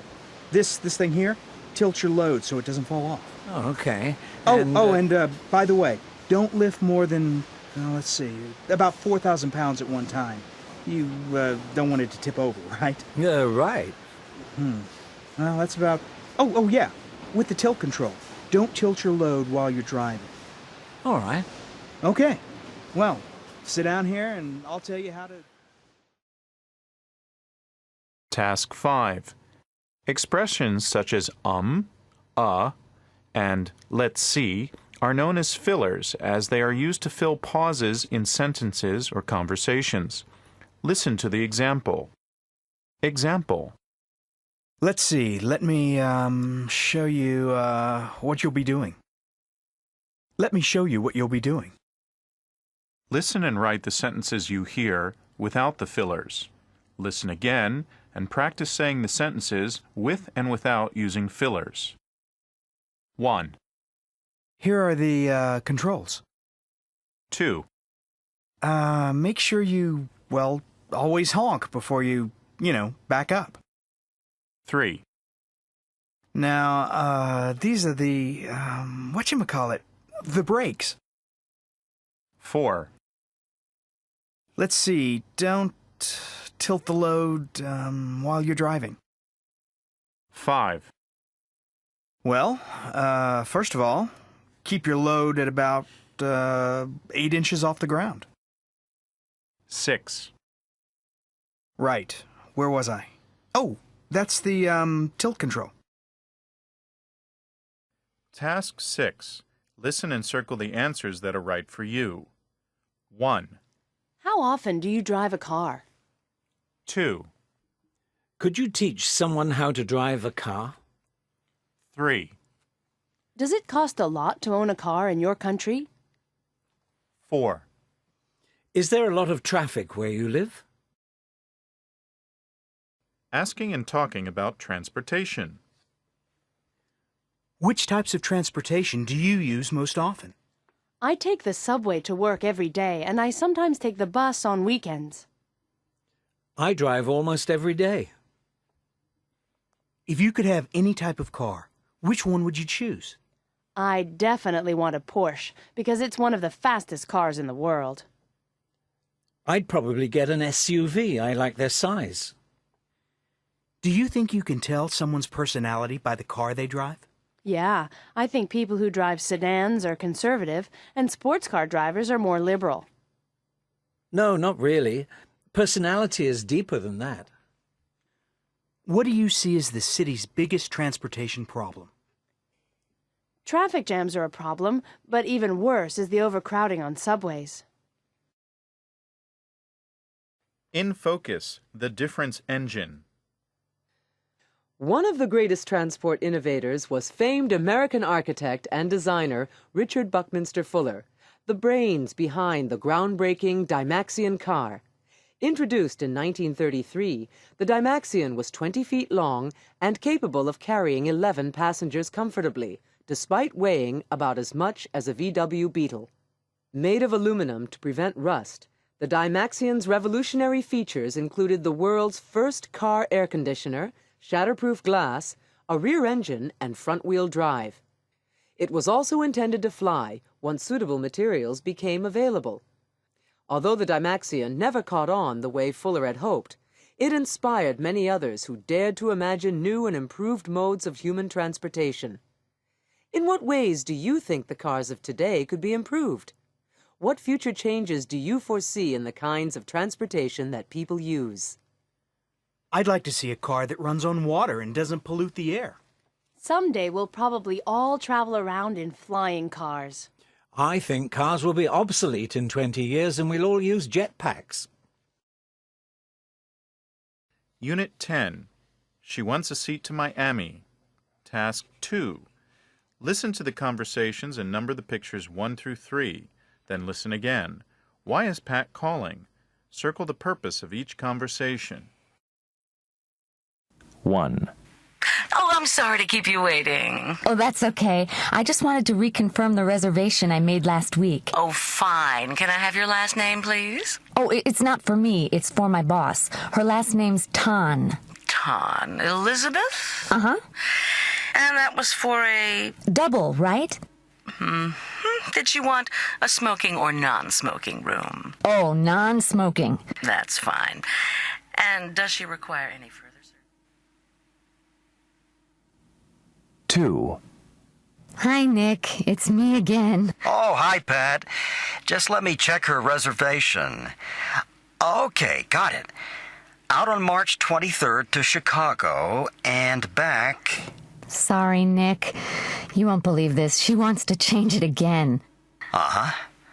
Out on the 22nd. Uh-oh. There are no seats to Chicago on the 22nd. It doesn't matter because now she wants to fly to Los Angeles. Oh, okay. Just let me see what I can do about it. 3. Thank you for calling All Asia Airways. Jackie speaking. How may I help you? Oh, I'm calling to reconfirm a flight. Could I have the date of departure, please? It's the 22nd. This month? Uh-huh. And the flight number? Oh, it's right here. Task 3.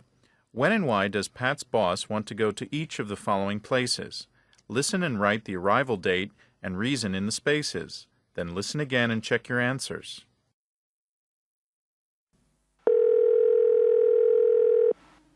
All Seasons Tours. Nick speaking.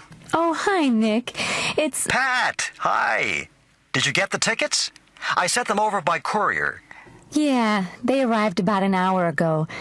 Look, I really hate to do this to you, but... Uh-oh. Where does she want to go? Can you believe Miami, Florida? Miami? Yes. The head office moved the sales meeting there for some reason. Probably the weather.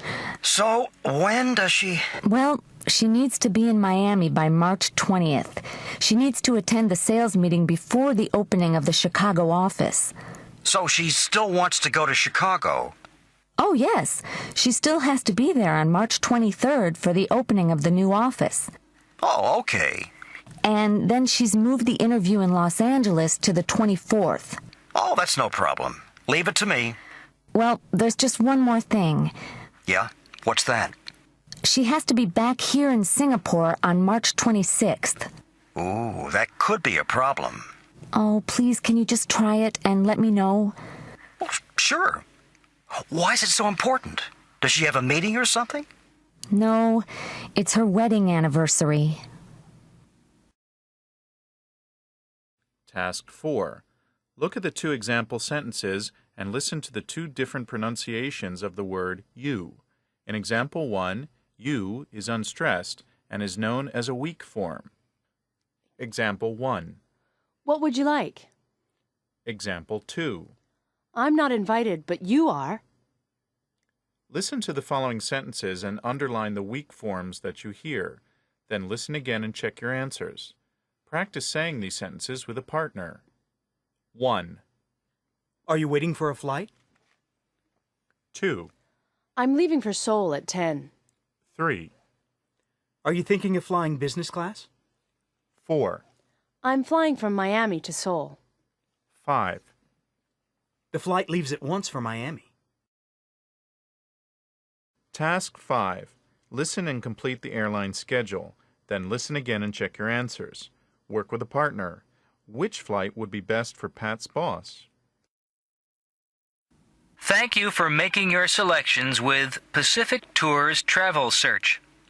You have chosen a morning departure on All Asia Airways from Singapore to Miami on March 19th. You have 3 travel options. Please enter the number of your selection at any time. Option 1. All Asia Flight 0890 departing Singapore at 8 a.m., arriving at Narita, Tokyo at 3:45 p.m., and connecting with 0807 departing from Narita at 6:30 p.m., arriving at San Francisco International Airport at 11:40 a.m. This flight connects with East Coast Airlines Flight 387 departing from San Francisco at 1:30 p.m. and arriving at Miami International Airport at 8:50 p.m. Option 2. All Asia Flight 0806 departing Singapore at 7 a.m., arriving in San Francisco International Airport at 9:35 a.m., connecting with East Coast Airlines Flight 364, leaving San Francisco at 3:05 p.m., and arriving in Miami at 10:30 p.m. Option 3. All Asia Flight 0881 departing from Changi International Airport, Singapore at 10:30 a.m., arriving at Los Angeles International Airport at 12:55 p.m. This flight connects with East Coast Airlines Flight 399 departing Los Angeles at 4:10 p.m. and arriving in Miami at 11:55 p.m. Thank you. Your selection is being processed. Task 6. Listen and circle the answers that are right for you. 1. Have you ever been overseas? 2. Do you like traveling? 3. Do you prefer to travel by plane or train? 4. Do you ever get scared of flying? 5. Do you like traveling by yourself? Making travel arrangements. Could I make a reservation, please? May I have your departure date? I'm sorry, but there are no seats available on that date. Is that a one-way or round-trip ticket? Would you prefer first, business, or economy class? Would you like a window or an aisle seat? Will that be cash or credit card? In focus. Safety in the air.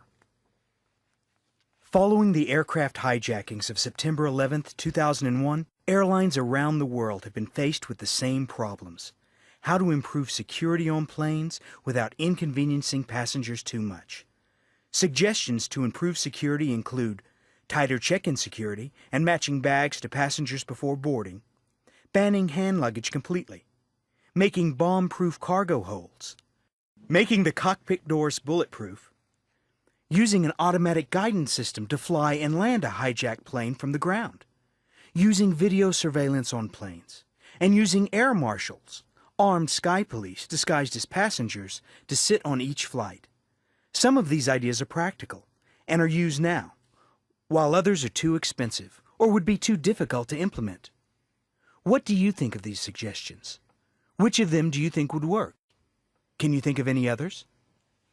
I don't mind experiencing more inconvenience if it means traveling becomes safer. I think the whole situation is overemphasized. People don't need to worry so much. I don't think hand luggage should be banned. That's going too far. Review Units 6 through 10. Task 1. 3 people are giving talks at a meeting of Global Multimedia Incorporated. Listen and match each territory with the correct chart. Then listen again.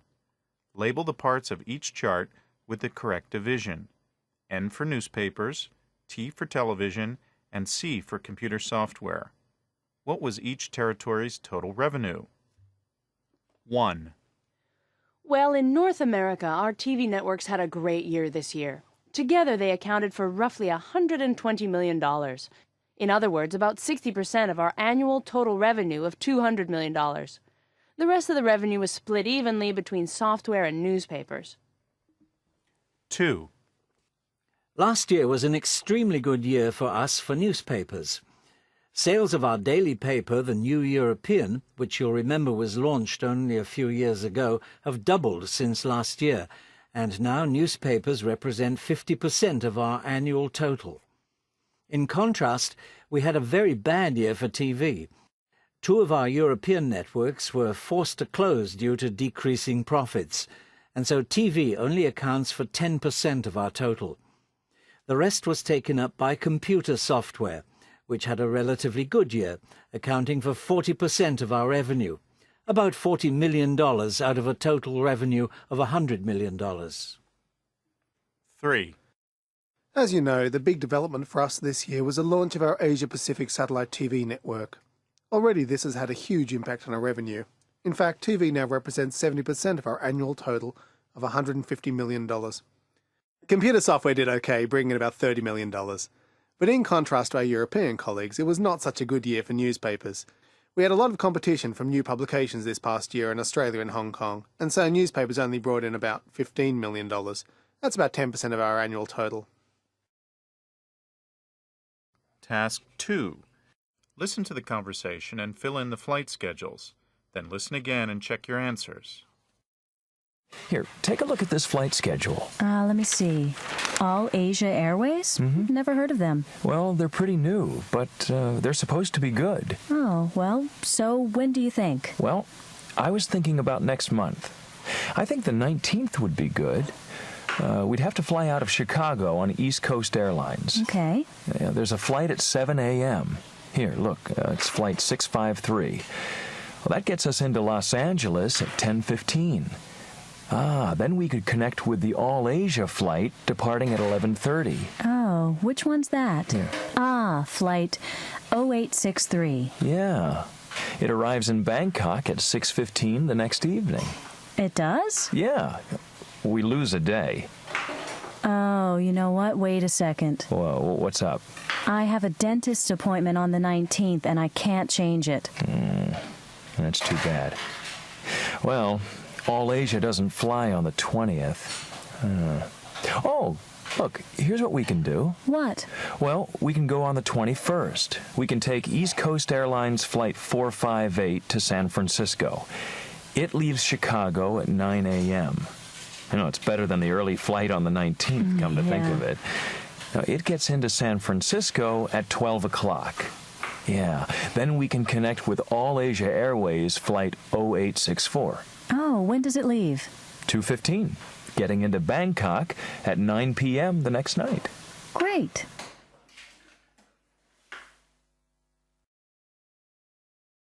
Task 3. Read the statements, then listen to the conversation and circle T for true, F for false, and U for unknown. Listen again to check your answers. What kind of car do they want to buy? Jim, what happened? You look terrible. Yeah, I had an accident on the way back from work. Oh, no! Are you okay? Yeah, I'm okay, but... But? Well, the car isn't. How do you mean? It's really badly damaged. The hood's all crumpled, the front door came off, the wheels are damaged. Oh, my! How did it happen? Well, I was going down this narrow road, right? And it was pouring with rain. Really difficult to see. And I turned a curve, and there, just a few yards down the road, I see this big tractor pulling out of a side road. And? Well, I slammed on the brakes, of course. But the road was so wet and with all the rain and all, and it was just too late. I slammed right into the tractor. Was the tractor damaged? I mean, was the driver injured? No, the tractor was fine. It was hardly damaged at all. And the driver got off with just a few scratches. Well, that's a relief. So where's the car now? Oh, they towed it away. There's no point in trying to repair it. It's too badly damaged. We'll just have to get a new one. Well, maybe that's a good thing. You know, we've been saying we should get a smaller car. Now that the children have all grown up and moved out of the house, we don't need such a big one anymore. Yeah, and this time we should get one with really good brakes, you know? Using the latest technology.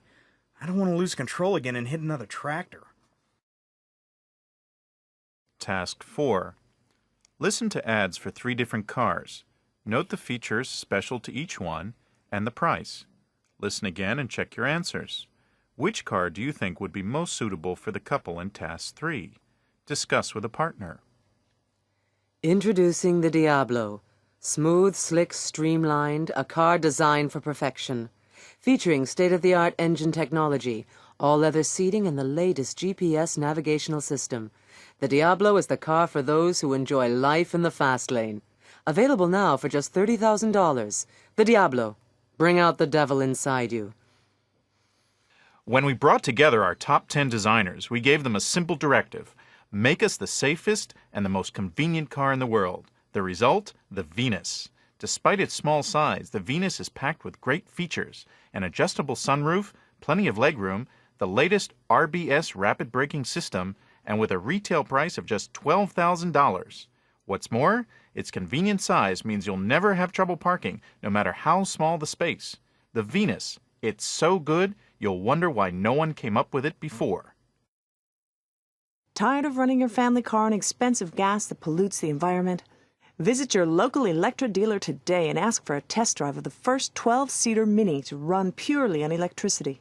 Selling for just $20,000, the Electra is affordable, convenient, and it won't spoil the environment. The Electra, environmentally friendly transportation for the 21st century. Task 5. Listen and circle the answers that are right for you. 1. Which type of English do you think is the easiest to understand? 2. What kinds of ads do you think are the most effective? 3. Have you ever given a presentation to a large group of people? 4. What do you think is the most important thing to consider when buying a car? 5. When was the last time you took a flight? Unit 11. How do I get downtown? Task 2. Listen and number the pictures 1 through 3. Then listen again and circle the best answer.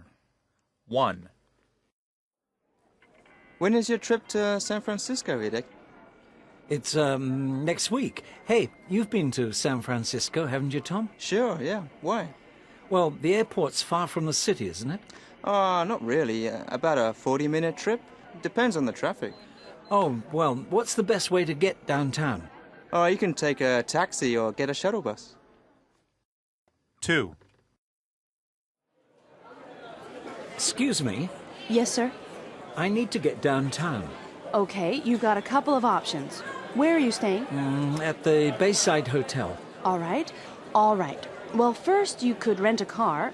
The car rental booths are against the wall behind you, but that would be the most expensive option. Other than that, you can take a taxi from outside or a shuttle bus. If you go right out those doors there, you'll see them. Just talk to Ed, one of the attendants. 3. Excuse me, Ed? It's short for Edwina. Oh, okay. I'm looking for the shuttle bus stop. The woman inside said I should ask you. Okay, where are you going? To the Bayside Hotel. All right. You need to go straight for about 100 meters, and next to the taxi stand, you'll see stop 3. Just wait there, and a bus will be coming along to pick you up later. Task 3. Listen to the dialogue and circle the names of the locations you hear. Then listen again. Where does Eric advise Hideki to go? Label the 3 places on the map. Hi, Eric. It's Hideki. I'm just calling to let you know I'm here. Hey, Hideki, how was the flight? Are you still at the airport? No, I took the shuttle downtown. I'm all settled in at the hotel, and I was just wondering when we can meet. Ah, we'll be coming down to pick you up in about an hour or so. Then I guess I don't have time to look around outside. No, not really. But wander around inside for a while. It's a beautiful hotel. Yes, I guess I could do that. Sure, you work out, right? Go take a look at the fitness center. Where are you now? In your room? No, they've got some phones in the lobby right next to the front office. Okay. Well, you can get to the fitness center from the back of the lobby. You see that big fountain behind you? You're going to walk past it to the staircase. Can you see it from where you are? Check. I can see it from here. If you walk to the right of the staircase, the first door you come to on the right is the business center. A little further down is the fitness center. It's also on the right. Oh, sounds good. Where are the conference rooms we'll be using? Oh, okay. They're near the phones. You see the corridor next to the front desk? Yeah, between the front desk and the lounge? Yeah, that's right. Well, go down that corridor, and it's at the end on the left. On the left. Okay, that should be easy enough to find. Oh, and why don't you grab a snack in the restaurant before we pick you up? We probably won't be eating until 7 or 8 tonight. Okay. Can I see the restaurant from here? I don't think so. From the lobby phones, you have to walk past the front desk and turn left. You see the lounge on your right, and the restaurant is a little further down. It's just opposite the conference rooms. Okay, thanks, Eric. I'll see you and the others in about an hour, then. Task 4. In spoken English, when a word ending in a consonant sound precedes a word starting with a vowel, the two are usually linked. Look at the example. Example. Are there any shops in the hotel? Listen and draw lines between the words that are linked by the speakers. Then listen again and practice. 1. Do you have an umbrella I could borrow? 2. What time are we supposed to come up to the office tomorrow? 3. Have you made any long-distance phone calls since you arrived? 4. I'll make a reservation for 5 in the hotel restaurant. 5. Hideki and Eric are at Underwater World until 5. 6. I gave Anne my camera and briefcase at the office yesterday. Task 5. Hideki is asking a hotel concierge for directions in downtown San Francisco. Listen and draw a line on page 56 to trace his planned route through the area. Then listen again and check your answers. Good afternoon, sir. How can I help you? Well, I'd like to take in some of the sights of the city. Could you tell me where we are on this map? Sure, we're in Union Square right here. Ah, I see. On the corner of Post Street and Stockton Street. That's right. We're actually very conveniently located for sightseeing. Yeah, it looks very central. One place I want to see is the Cable Car Museum. Okay, well, let me show you on the map. The museum is on Mason Street right here. So first you should probably take Post Street to Mason and turn right. I see. Post to Mason and then right. Yep. Then go north on Mason until you get to Washington Street. The museum is right there. Looks easy enough. Now, what if I want to go from there to Chinatown? Okay, that's not too hard. From the museum, take Washington over to Stockton Street, then turn left. Turn left on Stockton. Okay. Then just go up past Jackson Street and you'll be in Chinatown. Great. And do you know how to get to the Museum of Modern Art from there? Yes, I do. From Chinatown, just take Jackson over to Kearny, which is here. Turn right on Kearny and go all the way down to Market Street. Okay, that's not too hard so far. Then just cross Market and go down 3rd Street to Howard Street. And the museum is right there? Yep, you can't miss it.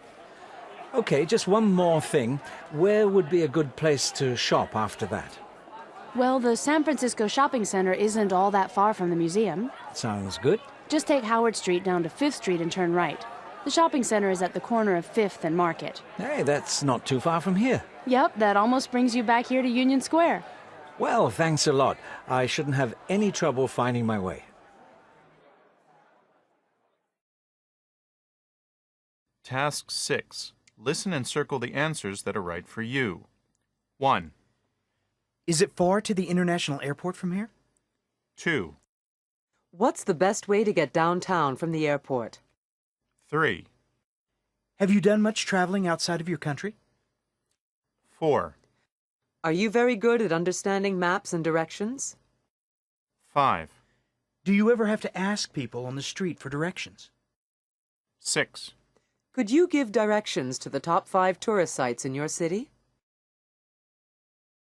Asking about locations and giving directions. Could you recommend a good place to eat? Sure. Carmichael's Seafood is nearby. What's the best way to get there? How would I get there? Go up Dundas Street to Richmond and turn left. Do you know a good park around here? Sure. City Park is just past the museum on your left. Is there a car rental agency nearby? There's one on 8th Avenue and Klein Street. Take the next left and you'll see it on your right. Is there a gallery around here? Yeah, there's one about 2 streets down on your right. In focus. Eye in the sky. From helping the military keep track of its forces to helping commuters find the best way home, the Global Positioning System, GPS, is such a widely used technology that it's easy to forget it's relatively new. Dating from the late 1970s and early 80s, the GPS is a set of 24 satellites that orbit the Earth and make it possible to pinpoint the exact location of everything from tanks and aircraft to cars and even pets. From anywhere on Earth, portable GPS units can be used to receive satellite data on the receiver's latitude, longitude, altitude, and speed of travel. Though used primarily to track delivery vehicles and shipments, GPS technology has also been used to keep tabs on criminal parolees, catch speeding rental car users, and locate emergency 911 callers. How do you feel about the use of GPS for these purposes? What are some other possible uses of GPS technology? Can you see any potential for misuse? It's fine to track criminals, but is it really necessary to monitor ordinary people? I think GPS could be really useful for finding lost children and runaways. I'm worried GPS could be used to watch people, like in the book 1984. Unit 12. Is this where I get my student ID? Task 2. Listen and number the places on the map in the order in which Daniel plans to visit them. Then listen again. What does Daniel want to do at each place? Wow, so you're going to be a university student. Oh, I am glad you decided to go to school here. Yeah, I'll be able to see you all the time now. Yeah, that's right. Hey, you want to get together for lunch tomorrow? Great idea. What time? Oh, I don't know. About noon? Yeah, sure. Sounds okay. I just gotta take care of some important stuff in the morning. Like what? All the administrative stuff, you know? First, I'm gonna go get my school ID. Yeah, that's important. Yeah, and then I'm gonna pay my tuition fee. And after that, I'm gonna register for my classes. That might take some time. That campus is pretty big, you know. Don't worry. I've got it all planned out. Then I'll go buy my books, and by that time it should be noon already, I guess. I'll meet you for lunch. Okay, there's a big cafeteria in the student center. Food's not that great, but at least it's cheap. Fine with me. Just don't be late. I gotta leave at 1:30. No problem. See you then. Task 3. Daniel is talking to 3 people. What does he want to do in each conversation? Then listen again. Why isn't Daniel able to do what he wants? What does he need to do first? 1. May I help you? Yes, I'd like to get my student ID, please. Fill out this form and hand it to the person over there at the desk with your receipt. I'm sorry. Receipt? Yes, the receipt you get after paying your tuition fee. Oh, I don't have that yet. Do I need that to get the ID? I'm afraid so. You'd better go over to the finance office and get one. 2. Okay, is this going to be cash, check, or credit card? Check. All right. Can I have your class registration form? Excuse me? You have registered for classes already, haven't you? Didn't you see that sign over there? Register for classes before paying tuition fee. Oh, no, I guess I didn't. Better get over there and do that then. Remember, we close at 5 o'clock today, so you'd better hurry. 3. Is this where I register for classes? Yes, it is. Do you need some help? Can you tell me, is there anything I need to have before I do this? Well, just one thing, I guess. Oh, no. What? You need to pick up a catalog and choose your classes. What building do I have to go to for the catalog?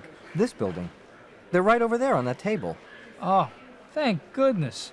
Are you okay?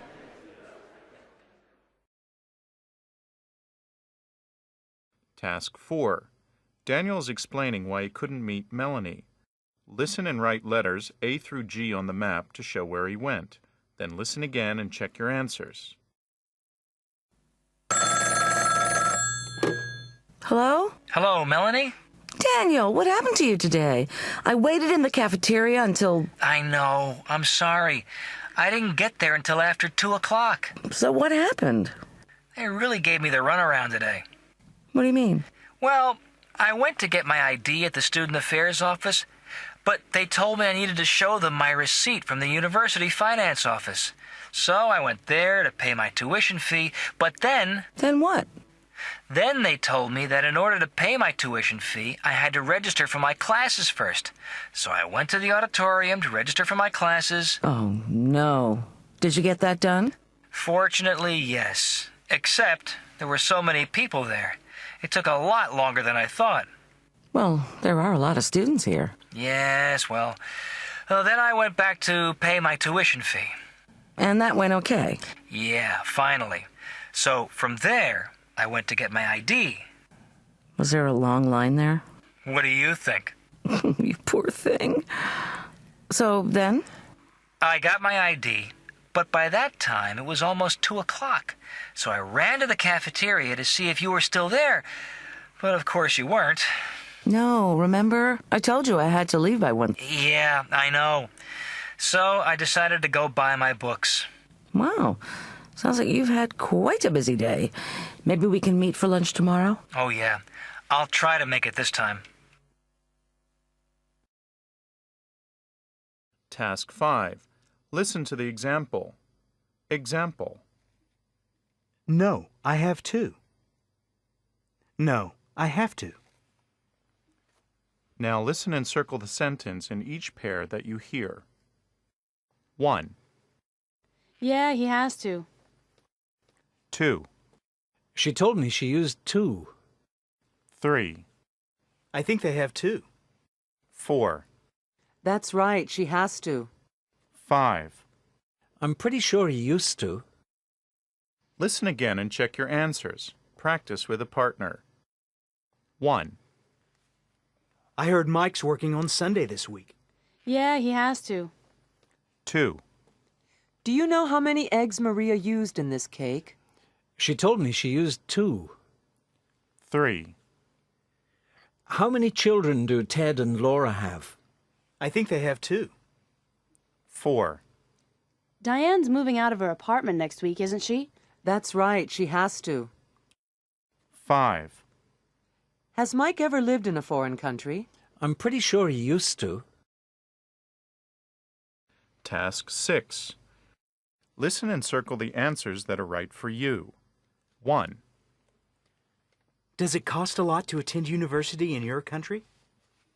2, How important is it to attend a prestigious university? 3, Would you consider attending an all-men's or all-women's university? 4, Is it very important to employers what subject job applicants majored in? 5, Would you be interested in attending university in a foreign country? 6.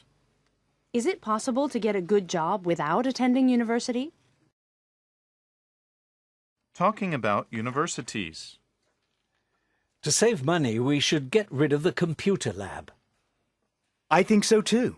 Students can use their laptops instead. I don't agree. What about students who don't have a computer?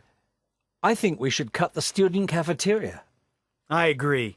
Students could bring their own lunch to university. No, the cafeteria is a great place to meet and talk.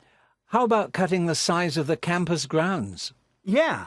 By selling the park areas for development, we could make a lot of money. I don't think so. Who wants an ugly university surrounded by concrete? In Focus, the Mozart Effect. Schools in the United States and elsewhere have been embroiled in a controversy in recent years over whether subjects like music and visual arts should be among those on the standard curricula. For millennia, a thorough knowledge of music and art was considered a necessity for anyone who wanted to be truly educated. The feeling was that art for art's sake was sufficient justification for studying the finer things in life. But more recently, many societies have begun to question the value of investing in the arts. On one side of the debate are those who cite evidence that students involved in the arts actually score better in more academic subjects like math and science. At the other extreme are those who see the arts as a non-essential part of a core education, since they don't address the needs of business and job training. How important do you think an arts education is for students in your country? Should the primary goal of education be to turn out well-rounded citizens, or to give students the essential skills they need to get good jobs?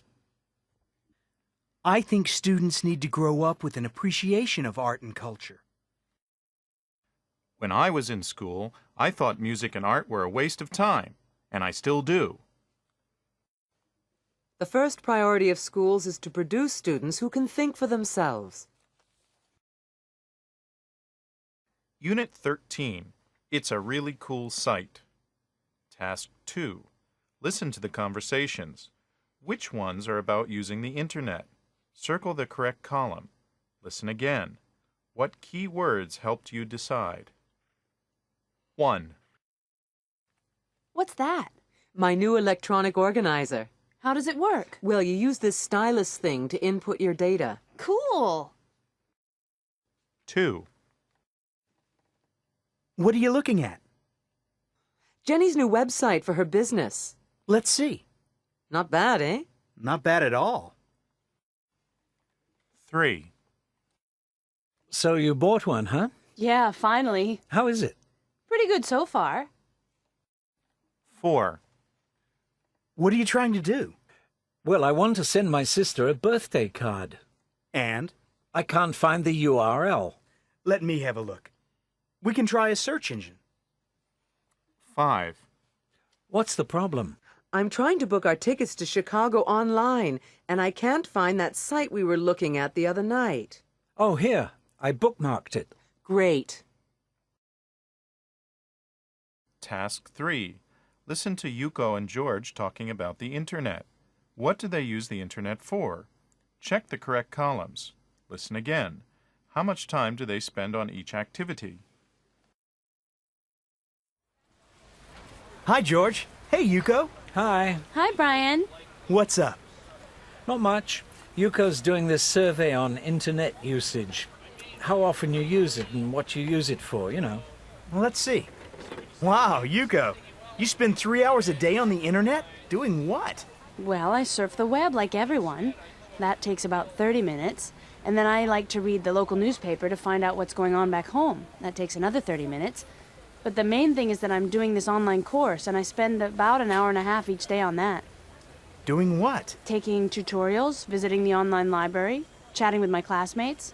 A lot of things, like the tutorials, take more time than if you're doing them face-to-face. And the rest of the time? Checking my emails, sending messages to my folks. How about you, George? Well, like Yuko, I spend about 20 minutes a day just generally surfing around. I know it's a bit of a waste of time, but I can't do without it. I'm addicted.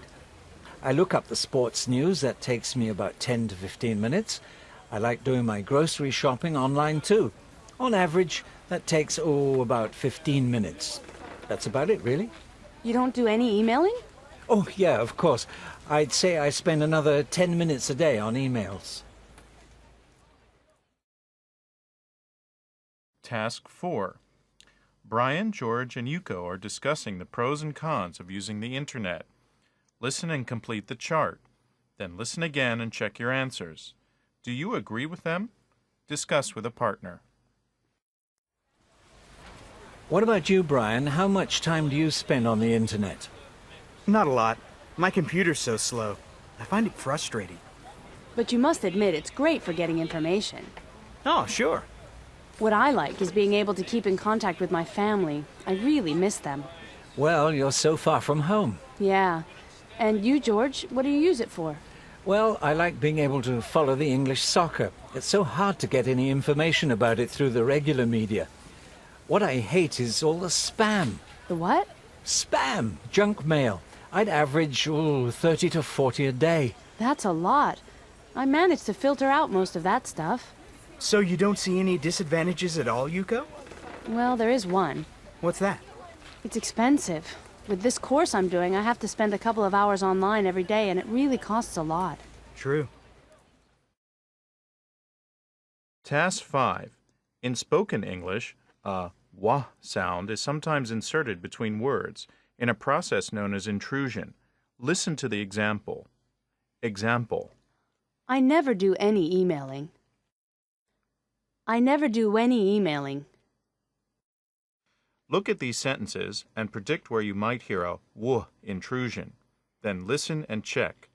Listen again and practice with a partner. Can you think of any rules for when wuh intrusion might take place? 1. I have no online access from this computer. 2. Helen isn't an internet addict, but you are. 3. Even though I was really tired, I had to go on. 4. Go under the bridge, then go through another tunnel. 5. You and I are going to an event tonight. 6. I have to do another 2 exercises before I can finish. Task 6. Listen to the lecture and circle the topics the speaker mentions. Then listen again. What advice does the speaker give? Take notes on the memo pad and then share your notes with a partner. In the early days of the Internet, when there were only thousands of web pages, finding any particular page was pretty easy. But now a recent count showed well over 3 billion web pages, and the number is growing by millions every month. So, with all these web pages, how does anyone find anything on the Internet? Well, I'm sure you've all heard of search engines, and I'd be surprised if anyone here hasn't used one. Some popular ones at the moment are Yahoo, Google, and AltaVista, but new ones arrive all the time, and current ones change name or close down. Anyway, today I'd just like to talk about some things you can do to use a search engine more effectively to help you find the stuff you want. First of all, you need to think about exactly what you're looking for. Make a list of keywords related to your search. Let's look at an example. Say in a restaurant you ate a delicious zucchini quiche, and now you want to find the recipe to make it at home. Well, good keywords would be zucchini, quiche, and recipe. Second, use synonyms. A synonym is a word or expression that means the same as another word or expression. For example, going back to the zucchini quiche example, you suddenly remember that in British English, a zucchini is called a courgette. If you repeat your search above, but this time replacing the word zucchini in your search with the words zucchini or courgette, you can make sure you also get those British sites. Third, and this may seem a little more advanced, but it's really quite easy once you get used to it, use operators. Operators are plus and minus signs that you can put before words in your search to include certain words, the plus sign, or exclude certain words, the minus sign. Let's say you're looking for information on bass, a type of fish, but you keep getting too many unrelated results because the word bass, a musical term, is spelled the same as the fish, B-A-S-S. What you need to do is search for bass minus music to exclude all the music-related sites. Okay, that'll do for today. If you keep these tips in mind, they'll really help you find information more precisely, not only on the Internet, but in other sources of information, such as CD-ROM databases as well. So tomorrow we'll take... Talking about the Internet. How long do you spend online?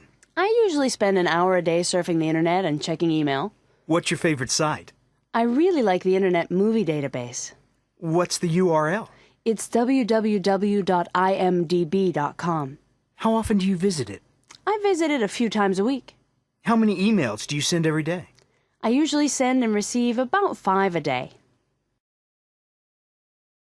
In focus, what makes a person human? Can a computer think? In 1950, the British mathematician Alan Turing proposed a test for determining whether a computer was intelligent. In this test, called the Turing test, a person asks questions to another person and a computer without knowing which is the person and which is the computer. In this test, if the person asking the questions is unable to decide which is a real person, then you can call the computer intelligent. When Deep Blue, a computer, beat the world chess champion Garry Kasparov in 1997, many people saw this as evidence that computers had finally become smarter than people. The interesting thing about Deep Blue's victory over Kasparov was not that the computer won the game. Being good at chess is a very specialized problem-solving activity, of the sort that suits a computer very well. But Kasparov's reaction.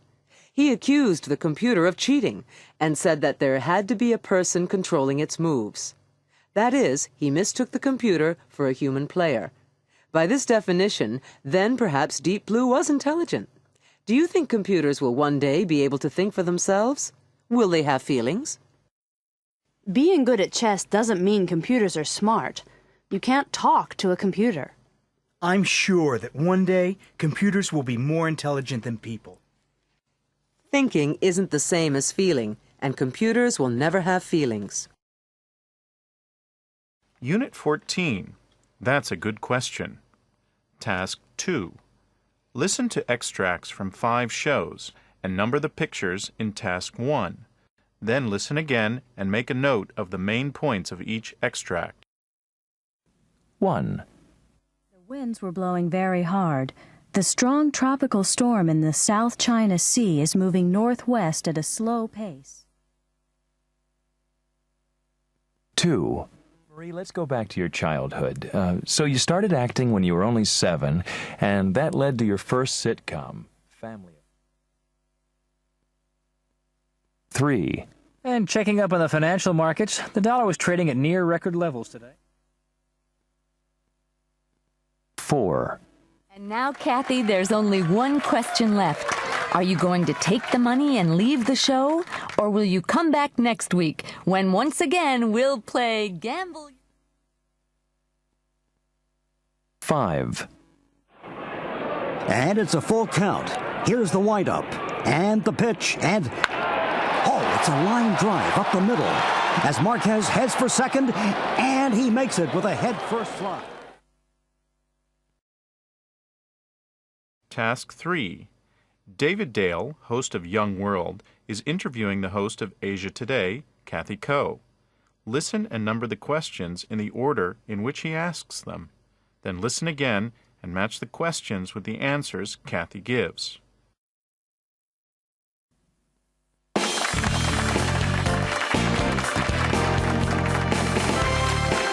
Good afternoon. Thanks for joining us today. I am talking to one of the best-known faces on television. The person who brings us the current affairs program Asia Today, Kathy Koh. Kathy, welcome. Thanks for being here. Oh, it's my pleasure, David. Can you tell us exactly what you do? Well, of course. As you know, I'm the host of the show, presenting stories in the news and doing live interviews. So you probably have to do a lot of research, right? Oh, my, yes. Sometimes the day before the interview, I call the person who's going to be appearing so I can find out more about the topic. Sometimes the topic's very ordinary, but there are times the guest might be talking about politics or crime or a big scandal. What kinds of topics do you find your viewers like the most? Oh, definitely conflict. If there are two guests with differing points of view and they lead to an argument, according to our studies, viewers love that. So, what does it take for someone to be a good host? Well, I think it's two things. First, you have to be able to look straight into the camera. And of course, you have to have a nice sounding voice. That's one part. As for the other part, you have to be a good listener, and you have to think quickly. I mean, even though you might have a set list of questions at the back of your mind, you also have to be able to respond to the unexpected things that the guest may say. So being a good listener is just as important as asking good questions. Okay, and finally, a question I think our viewers would like to ask. What about young people who want to become TV show hosts? What kind of advice would you give to them? Well, there are two things that you must have. The first is curiosity. You need to want to know about things. And then I think second is being able to communicate well with other people. I mean, that is probably the most important thing. Task 4. The word that can be pronounced in two ways, the strong, or dictionary form, and the weak form. Listen to the two examples from the interview. Example 1. According to our studies, viewers love that. Example 2. There are two things that you must have. Look at these sentences. Write S where you think that will be strong, and W where you think it will be weak. Listen and check. Then listen again and practice. Are there any rules to determine whether that is pronounced in the strong or the weak form? 1. I don't want this one, I want that one. 2. I thought that you weren't coming. 3. I'm not eating that.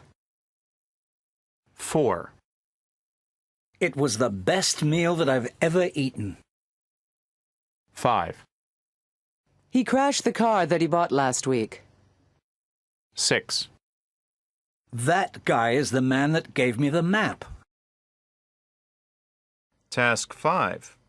David is interviewing 4 other people from the studio about their jobs. Write each person's job. Then listen again. Is each person talking about the good or bad points of their job? Circle good or bad and make notes of the things they like or don't like. 1. So what do you like the most about your job? Well, I guess it's meeting and getting to interview all kinds of people. Movie stars, politicians, musicians. Oh, and asking them about their personal lives. You know, getting to know them. 2. So what's the most boring thing about your job? I guess sitting around waiting for the action to start can get pretty boring. And then sometimes it rains and there's no play. That's the worst thing. 3. What's the worst thing about your job? Having to go to bed early, and then having to get up, like at 4 a.m. That's definitely the worst. 4. What do you like the least about your job? Oh, I guess having to do silly things on screen. Sometimes my friends watch the show and they tease me about it. But it's great when I meet kids in the street and they say how much they love the show. Task 6. Listen and circle the answers that are right for you. 1. Do you watch a lot of TV? 2. How many hours of TV do you watch in an average week? 3. What kinds of shows do you prefer? 4. Would you be interested in working in television? 5. If you worked in television, which job would interest you? Discussing a talk show. Who would you invite? I'd definitely invite Julia Roberts. I'd love to interview Albert Einstein. Bill Gates would be a good person to talk to. It would be interesting to talk to Akira Kurosawa. Why would you choose that person? She's really talented, and it would be great to meet her. I'm sure he'd have a lot of interesting things to say. What would you want to ask? I'm interested in his movies, and I'd like to hear him talk about them. What I'd like to know is where he got all his ideas from. In Focus, the host with the most. Perhaps the most successful interviewer of all time would have to be Oprah Winfrey, the host of The Oprah Winfrey Show. Her show, which has been running on American daytime television since 1984, is watched by 26 million viewers a week in the United States and is seen in 34 countries. Consistently ranked as the highest-paid female entertainer in the United States, Oprah earns around $300 million a year, and in 1998, she broke records by signing the largest ever TV contract. She received $150 million for hosting her show for the 2001-2002 season, and in 2002 she renewed the contract for another 2 years. Her show has won over 34 Emmy Awards, including 7 Emmy Awards to Oprah herself for Outstanding Talk Show Host. In addition, she started Oprah's Book Club, in which she chose a book which she thought would be of interest to her viewers and talked about it. Because of this club, 46 titles became bestsellers, and she received a medal from the National Book Foundation for her contribution to reading. Who are the most successful TV presenters in your country? What makes them popular? How much do you think they earn? And do you think they deserve their salary? Best talk show hosts can make their guests feel at ease, so they want to talk freely. I think TV presenters deserve their high salary because they work under a lot of pressure. Talk show hosts are so overpaid. Anyone could do that job. Unit 15. Do you have a pet peeve? Task 2. A psychologist is talking about phobias and peeves. Listen and number the pictures in Task 1A in the order in which you hear them mentioned. Then listen again and check your answers. According to the speaker, what is a phobia and what is a peeve? Write definitions.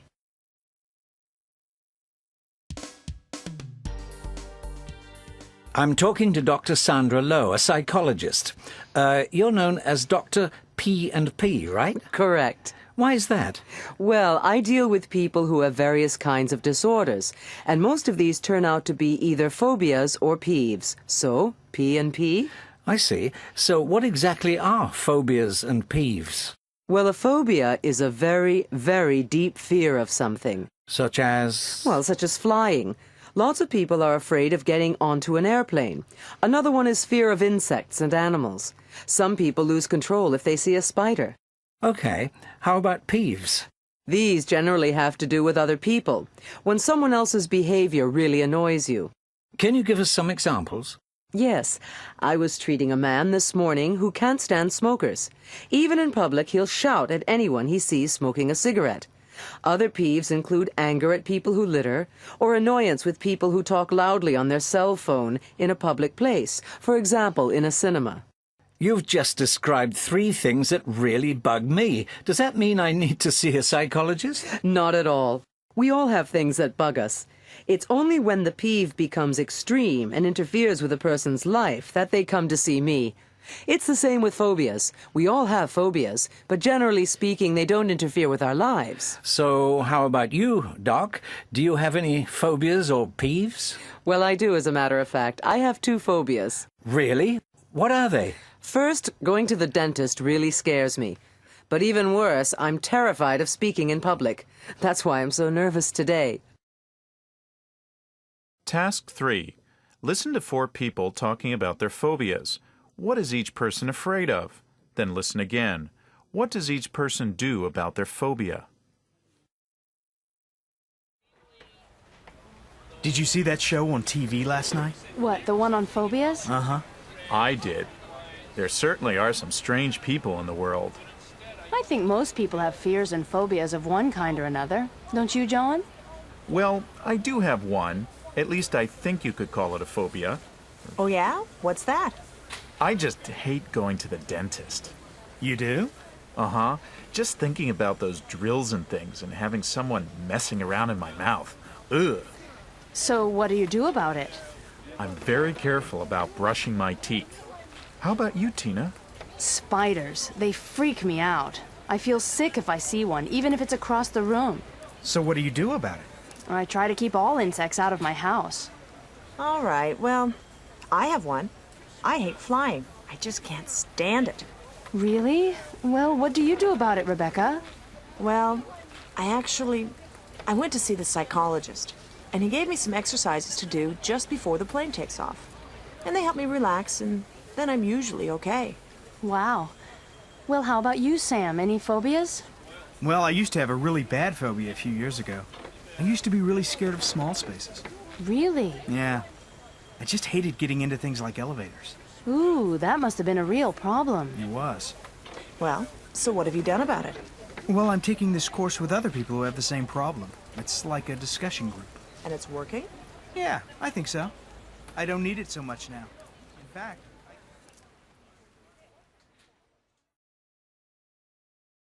Task 4. In spoken English, a r sound is sometimes inserted between words in a process known as intrusion. Listen to the example. Example. I saw 11 movies last month. I saw 11 movies last month. Look at these sentences and predict where you might hear a r intrusion. Now listen and check. Listen again and practice. When do you think r intrusion occurs? 1. I don't really care about things like smoking. 2. Law and order is an important issue in this election. 3. Even though animals are interesting, I think plants are more interesting. 4. The area in which he lives is very far away. 5. I saw another 4 or 5 movies last week. 6. In English, sheep say bar and cows say moo. Task 5. 4 people are talking about their pet peeves.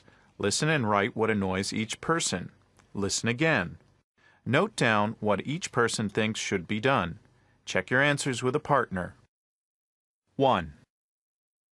This morning I was sitting in the park, and this guy sitting near me just dropped the wrapper of the ice cream he was eating. It drives me crazy when people throw stuff on the ground like that. It's disgusting, isn't it? I think people who litter should be fined. 2. There's one thing that I can't stand. When you're sitting on the train and the person sitting next to you is chatting away loudly to their friend on their phone. I mean, it's so inconsiderate of other passengers. I don't want to have to listen to what they're saying. I wish they'd ban using them on trains. 3. You know what really annoys me? When you're in a restaurant and someone at another table lights up a cigarette. I can't believe people do that when other people are eating. I know it sounds harsh, but I'd like to see a fine for people who do it in restaurants. 4. The thing that really bothers me is when you're watching a film and people won't stop talking. Last week I was watching a movie and the 2 guys in the row behind me wouldn't shut up. They chatted the whole way through it. I hate it when people do that. I think the manager should throw them out of the theater. Task 6. Listen and circle the answers that are right for you. 1. Don't you just hate people who use cell phones in restaurants? 2. How do you feel about people who close elevator doors in your face? 3. Do you have any pet peeves? 4. I hate people who speed on the roads. 5. Would you visit a psychologist if your peeve got so bad you didn't want to go out in public? Talking about peeves and manners. It really annoys me when people smoke in restaurants. I agree. I'd make it illegal to smoke in public places. I disagree. I think people should be allowed to smoke where they want. It doesn't really bother me. I'd like to see talking in the theater made illegal. I hate it when people drop litter on the street. Yes, I think litterbugs should be fined or sent to jail. It's not something I really care about. I'd love it if cell phones were banned on the train. I'd bring in a law to make honking your car horn illegal. In focus, fear and loathing. The American National Institute of Mental Health has estimated that around 10% of Americans suffer from phobias.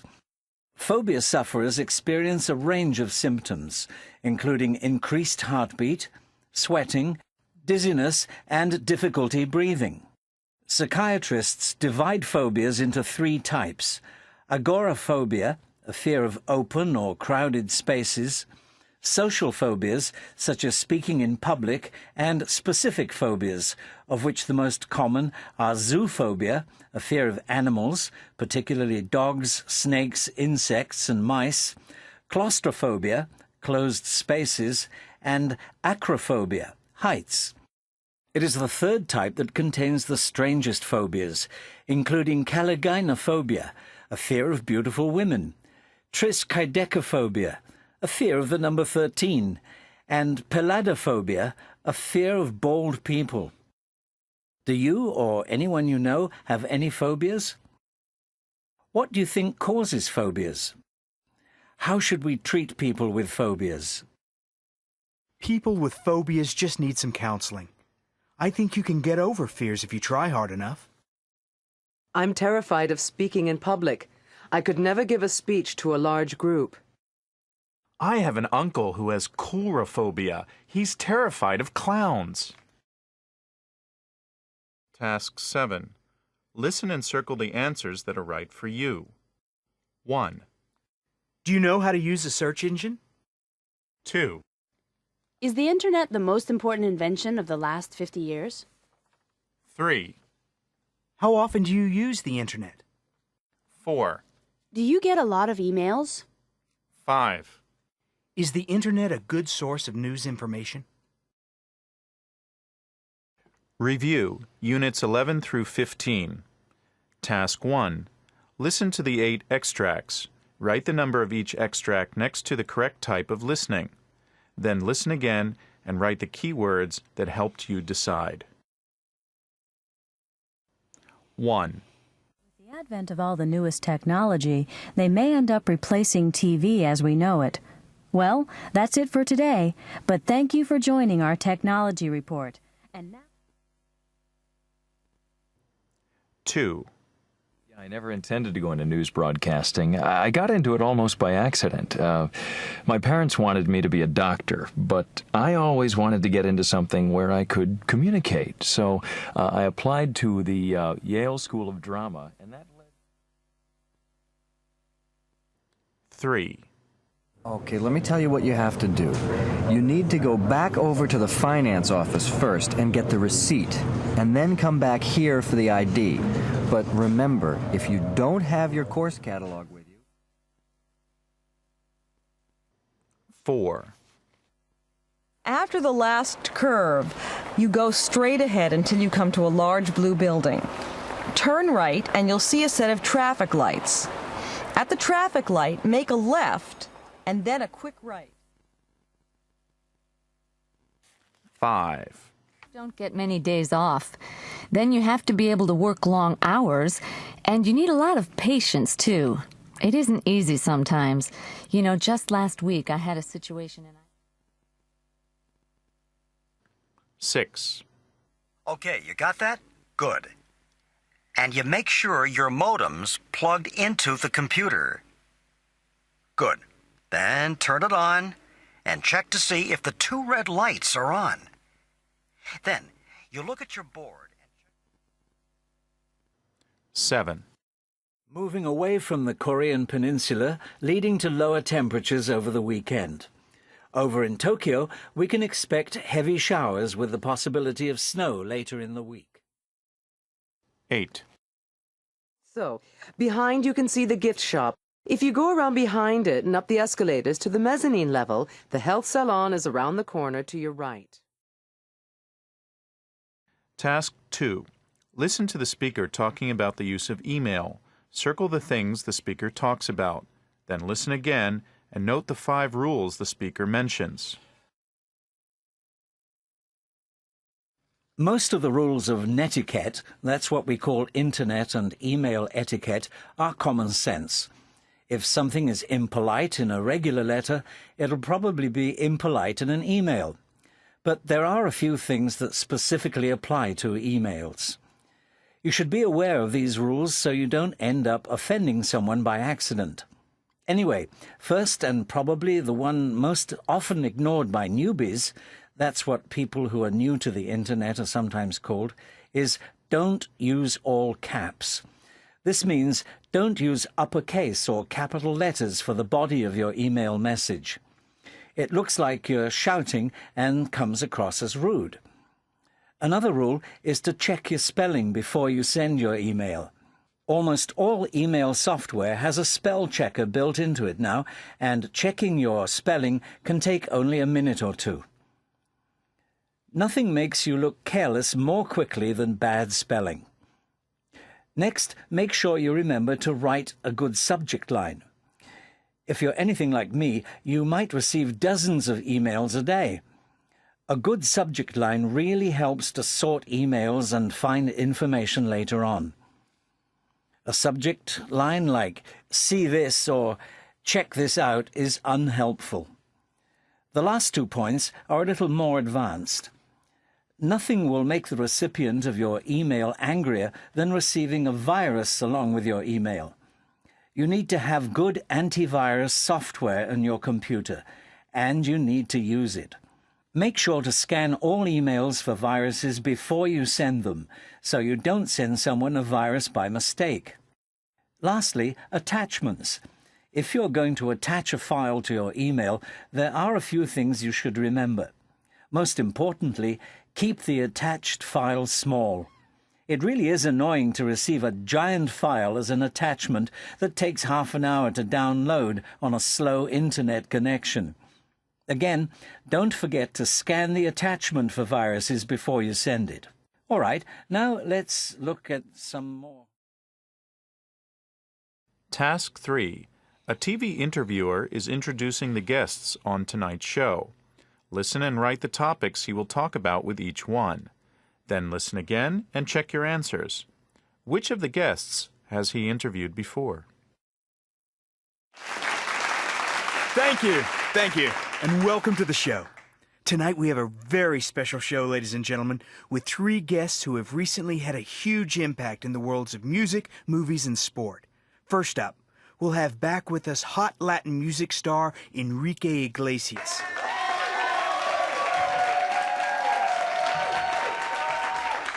I'll be talking with Enrique about his latest CD, what life as a sex symbol has been like for him since he was on our show last year, and I'll also be asking him about his relationship with his famous father, Julio.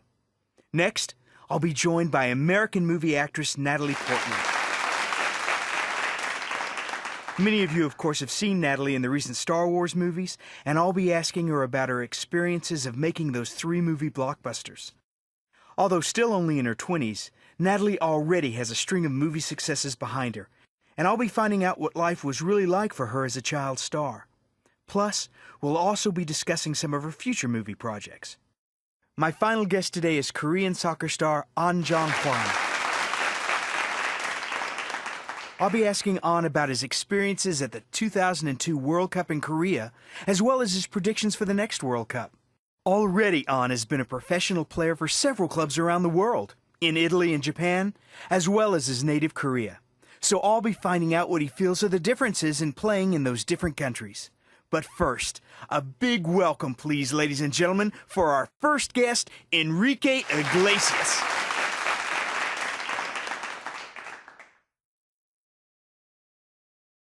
Task 4. Listen to the interview with a TV journalist. What does the journalist talk about? Listen and number the pictures 1 through 4. Then listen again. Circle the aspects of the job the journalist enjoys.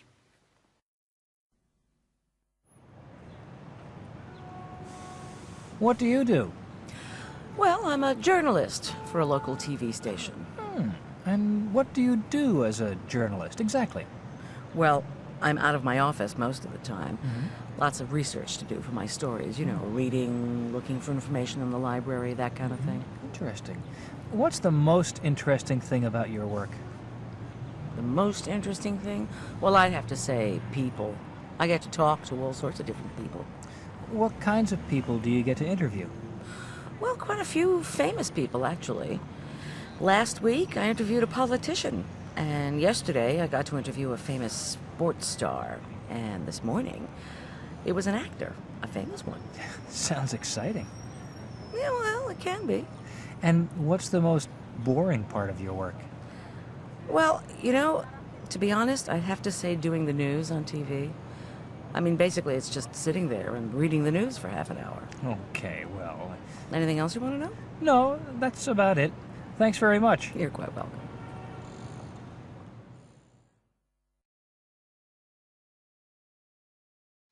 Task 5. Listen and circle the answers that are right for you. 1. What is the best way to get downtown from your nearest airport? 2. Are there any universities close by? 3. What kind of news do you watch most? 4. Do people who talk loudly on cell phones bother you? Unit 16.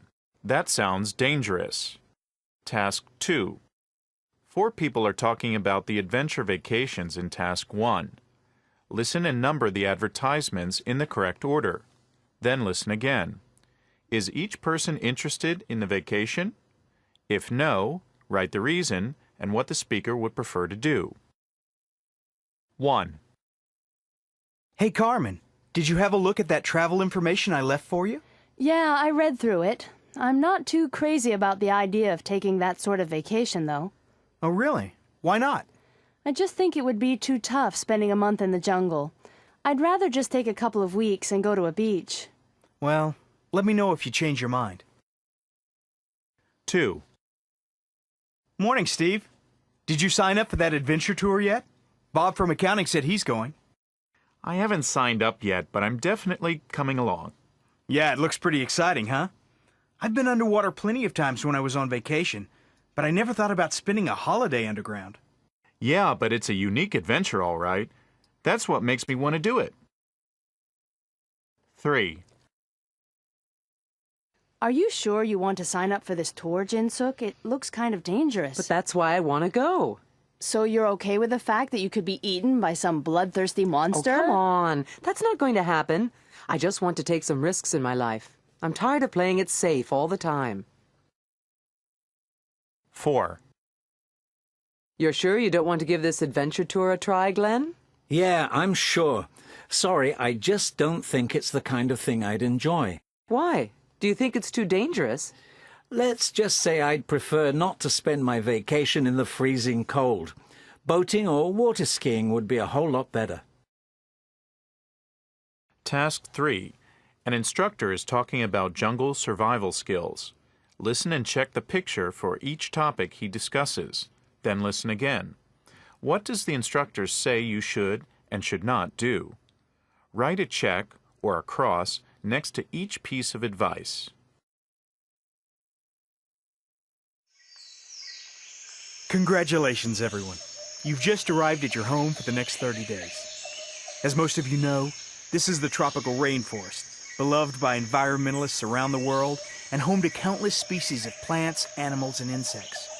Feel free to admire the unspoiled beauty of this place, but bear in mind just how dangerous a place a jungle can be if you're not careful. Now, we're going to set up camp here, but first I want to give you some instructions on jungle survival that just might save your life. The first thing to remember is that the weather in the rainforest is highly unpredictable. We'll be seeing lots of rivers and streams as we hike through the jungle that are prone to flooding, so make sure you never set up your tent close to a body of water. Now, the area you're standing in right now is far from the water, but that doesn't make it 100% safe. It could be infested with snakes. Therefore, the first task ahead of us is to use sticks to probe the area for snakes. Then, assuming there aren't any, to use our machetes to cut a clear space on the jungle floor to set up our tents. After you do that, we want to make sure that our campsite is protected against animals and insects. Be sure not to eat or keep any containers of food inside your tent. If you do, you'll find yourselves with a tent full of rats before the night is through. Keep your food outside. You can hang it up to keep the animals away. And speaking of animals, when you're walking, do not take your eyes off the ground to check for animals in the trees above you. You may end up stepping on a poisonous snake. Now, some of you have asked me about the water in the rivers and streams. You can drink it, but only after purifying it using the filters we've given you. You should also add a drop of chlorine in your water to kill the waterborne viruses. As for clothes, I trust that none of you is planning to wear cotton clothing in hopes of keeping cool. This is not a good idea.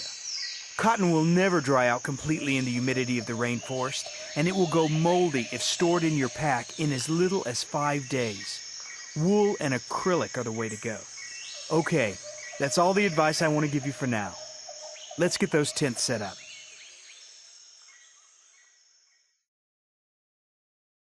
Task 4. You can use intonation to mean the opposite of what you say. Listen to the examples. Example. Oh no, I wasn't scared at all. Oh no, I wasn't scared at all. Listen to the sentences and circle the correct meaning. Then listen again and practice. 1. So, what did you think of caving? Exciting, huh? Oh yeah, really exciting. 2. I heard you climbed Mount Preston, Brenda. That must have been difficult. It was a real challenge, all right. 3. So how did that survival course turn out for you, Richard? Oh yeah, really tough. You should give it a try. 4. I heard you went skydiving over the weekend, Garth. Yeah, I won't make that mistake again. It was terrifying. 5. Did you have a good time scuba diving last week, Lily? Oh, it was a lot of fun. I'll be doing that again real soon. Task 5. Listen as Carmen, Glenn, and Jin-Suk describe some of the things they did on their adventure vacations. Write C for Carmen, G for Glenn, or J for Jin-Suk in the boxes next to each picture. Then listen again. Did the person enjoy that part of their vacation? Circle enjoyed it or didn't enjoy it. Glenn, Carmen, how's it going? Jin-Suk, hi. Hey, Jin-Suk. I didn't know you were back from your holiday. I didn't know you two were back either. How are your trips? You went caving, right, Glenn? Yeah, in China. It was really something. I spent days exploring all these underground caverns. You couldn't have been underground the whole time. Look at your suntan. Yeah, well, it wasn't just a caving holiday. The package included some whitewater rafting, too. That must have been fun. I know how much you like the water. Oh, yeah. I just love it. I thought I was going to drown. Well, you made it back in one piece. It couldn't have been too bad. I guess so. How about you, Jin-Suk? How was your trip? Well, put it this way. I don't think I'll be going near the water again for a while. Oh, yeah, you went on that diving trip, didn't you? How was it? Terrifying, actually. I had no idea what it's like to see sharks up close. Scary? So scary that I spent the rest of my holiday out of the water. I didn't realize what a phobia of sharks I had. I did get to tear around the beach in a dune buggy, though. That made up for it. That's cool. So what about you, Carmen? Did you take your usual beach vacation? Yeah, in Thailand. But you won't believe this. I actually spent a month rock climbing. What? I thought you decided not to take that trip. I changed my mind. What a great decision that was. Had a pretty good time, did you? You could say that. It was the best trip I've ever taken. You're kidding. I'm not. But the real highlight was the bungee jumping. That was great. Right. You're one of those people who loves heights, aren't you? Oh, yeah. Love high places. They don't bother me at all. Maybe I should do that next summer. Anything's got to be better than swimming with sharks. Task 6. Listen and circle the answers that are right for you. 1. Would you be interested in taking an adventure holiday? 2. Do you think you'd enjoy spending a month in the rainforest? 3. Have you ever thought about trying caving or ice climbing? 4. Are you the kind of person who likes to spend your vacation on the beach? Asking and talking about vacations. What do you think of a rafting trip? Yeah, that sounds exciting. Where should we do it? How about Nepal? The rivers there are pretty challenging. Okay. For a 5-day trip, how much should we charge? I think $500 sounds right. What about special training or equipment? Well, everyone will need to be able to swim, and we'll supply rafts and life jackets. And the exciting features? Well, the people on the trip will get to ride the thrilling wild rivers of Nepal, and they'll see the spectacular Himalayan scenery. Anything else? Yeah, they'll spend 5 exhausting and challenging days on the water. In Focus, Games Without Frontiers. Along with the prestige that comes with staging the Olympic Games, host cities have in past years been granted the privilege of adding their choice of sports to the lineup of events. In 1988, tennis was added at the request of host city Seoul. In 1992, Barcelona was allowed to include baseball and badminton. In 1996, softball was played in Atlanta. And in 2000, taekwondo and triathlon events were held in Sydney. In the run-up to the 2004 Olympics, however, the International Olympic Committee, IOC, broke this tradition by turning down host city Athens' request to include water skiing as an event. Though it was unprecedented for the IOC to reject a host city's wishes, it was hardly the first time an event had been denied a place on the Olympic roster. Among many others, racquetball, bowling, billiards, polo, surfing, and even bridge and chess have been candidates, all of them rejected, for inclusion in the Olympics. How do you feel about the current lineup of Olympic sports? Are there any events that don't deserve a place? Are there any that should be added? What should be the standard for deciding what qualifies as an Olympic sport? I don't think events like gymnastics should be included because the results are subjective. There are still not enough extreme sports in the Olympics, even though they're very popular. The standard should simply be whether or not there is a clear winner, which means events like figure skating should be dropped. Unit 17. It has good points and bad points. Task 2. Listen to Alan and Cindy discussing the development. Who makes each statement? Then listen again to check your answers. Do you think Cindy and Alan are for the development or against it? Hey, Alan, look at this. What? Well, some company is planning to build a big resort on Winchester Island. Really? That's great. Great? What do you mean, great? Well, Winchester Island is so boring. There's nothing to do there. Yeah, but that's one of the nice things about the island. I mean, it's so quiet and peaceful. A resort is going to mean more people, and that means more noise, and that means... Yeah, that means everybody will be windsurfing and playing volleyball and playing golf. It's called having fun, Cindy. And it's okay to make noise when you're having fun. Well, I know that, but I mean, think about all the trees they're going to cut down to build that resort. How many birds and animals are going to lose their homes? Yeah, I know all that, but think of the tourists coming in to spend money. The town could really use the help, you know? Oh, yes, Alan, but think of the traffic. I mean, and the pollution it'll bring. No, think of the jobs, Cindy. Oh, well, I just don't know what to think. Task 3. Listen to callers speaking on a radio talk show. Number the callers in the order you hear them speak. Then listen again. Match each speaker with their comments. Is each speaker in favor or opposed to the development? Circle the correct answer.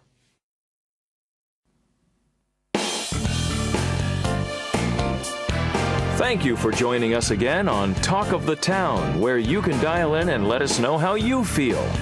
And tonight's topic is one of the hottest in the papers this week. Island Holidays Incorporated is planning to build a new 5-star resort on our very own Winchester Island. I hope that some of you living there will call us up tonight. And, well, it looks like we've got our first caller already. Hello. Hello? Yes, you're on Talk of the Town. Oh, thank you.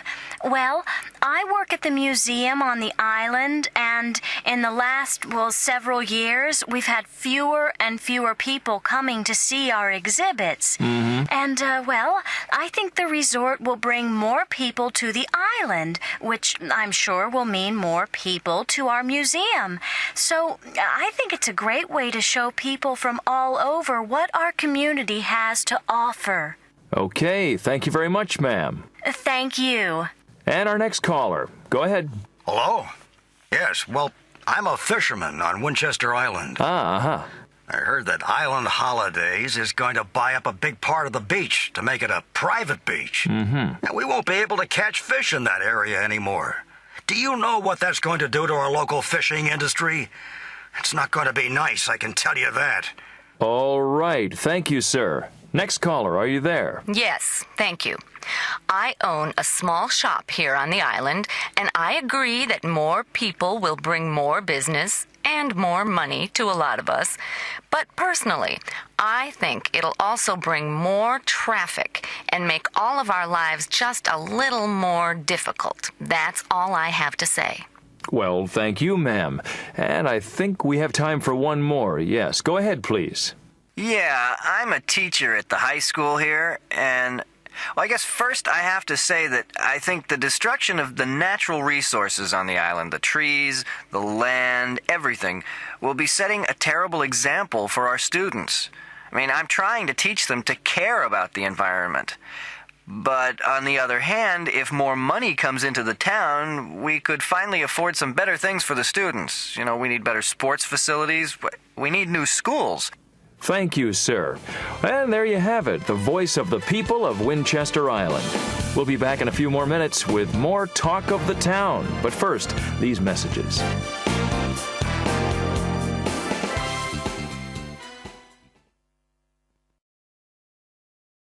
Task 4.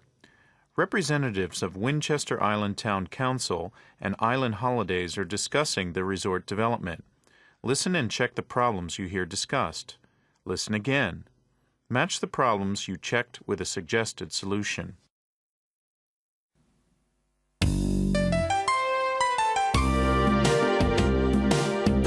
We're back on Issues Today. I'm Diane Nelson, and today we're discussing a very hot topic, the construction of a new resort on Winchester Island.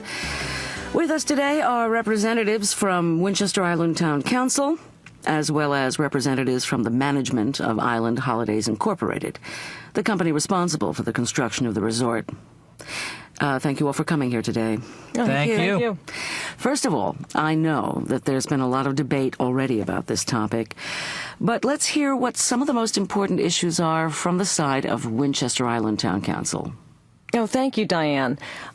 One of the issues at the hearts of many owners of small hotels and restaurants in the area is that the resort will take away their businesses and their jobs. Island Holidays, how do you respond? What will these people do? Well, Diane, we realize that this resort will bring change for many people, and we at Island Holidays want to help them deal with those changes.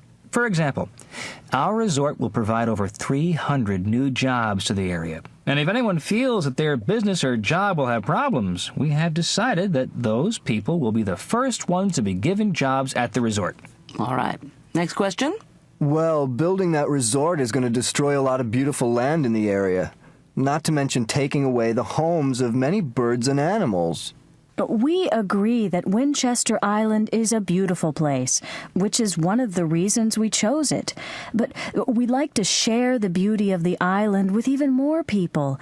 And that's why we're going to build a small nature park next to the resort.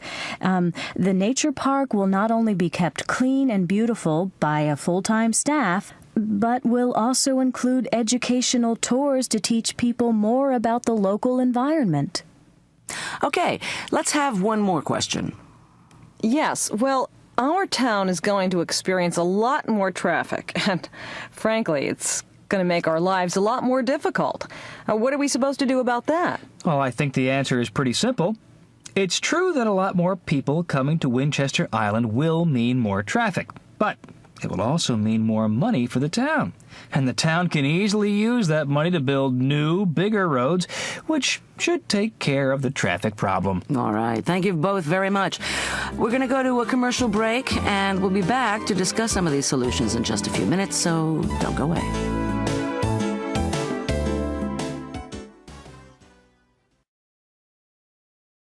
Task 5.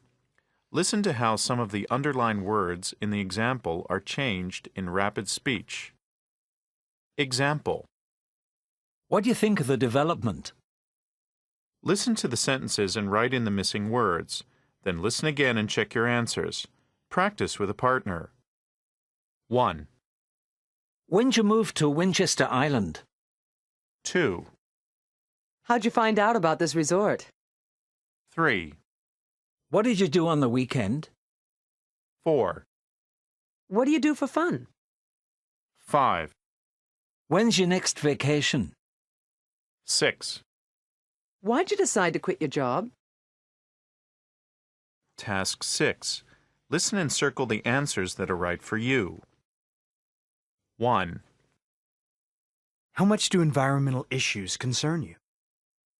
2, Do you think development is generally a good thing or a bad thing? 3, Would you ever protest against a development you didn't agree with? 4, Which of these environmental issues concerns you the most? 5. Overall, do you think the world is becoming a better place or a worse place? Arguing for and against a point.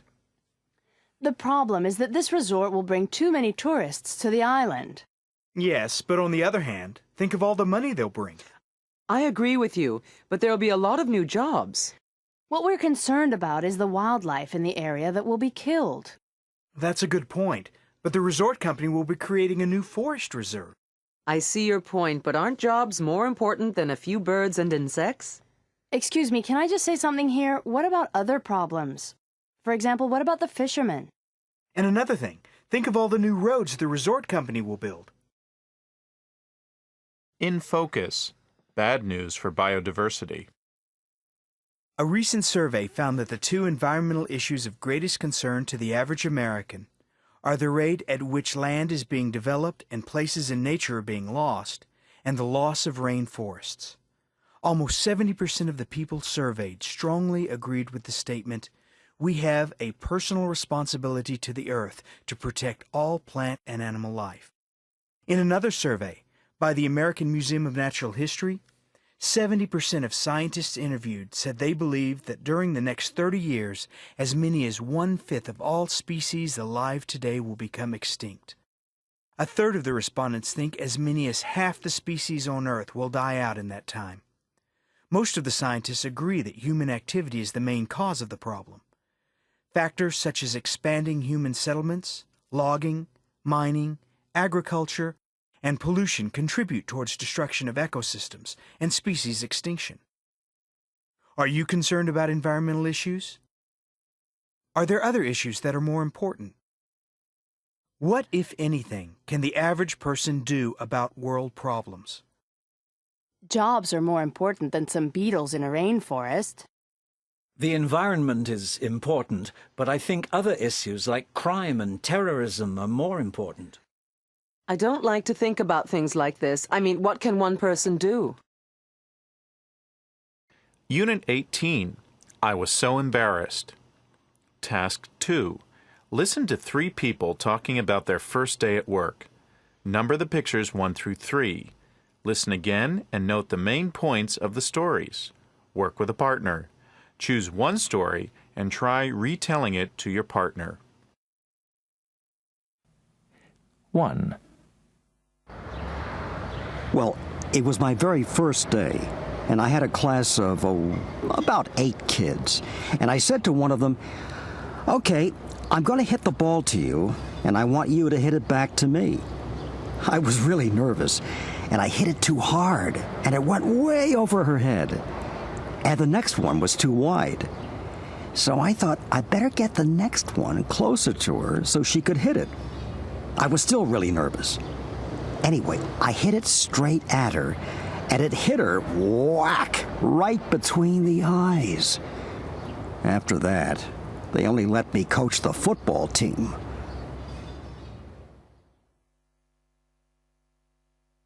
Two. It was the very first night. I didn't have a very big part, but I had to come on right at the beginning and stand with my back to the audience, waiting for the main actor to make his appearance. Well, I came in and took my position, but then, unfortunately, I took a tiny step too far and fell backwards off the stage. Next thing I knew, I was lying flat on my back in the arms of some strange woman. Well, of course, the whole audience was laughing their heads off. They got someone else the next night.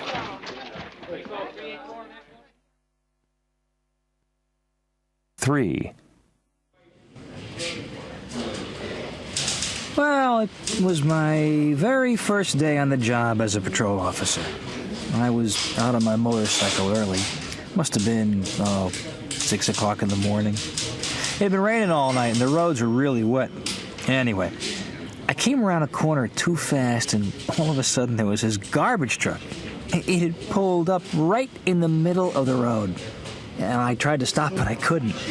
I crashed right into the back of the truck, was thrown over the front of the bike, and ended up sitting in a pile of stinking trash. And I got to work late, dirty, and extremely smelly.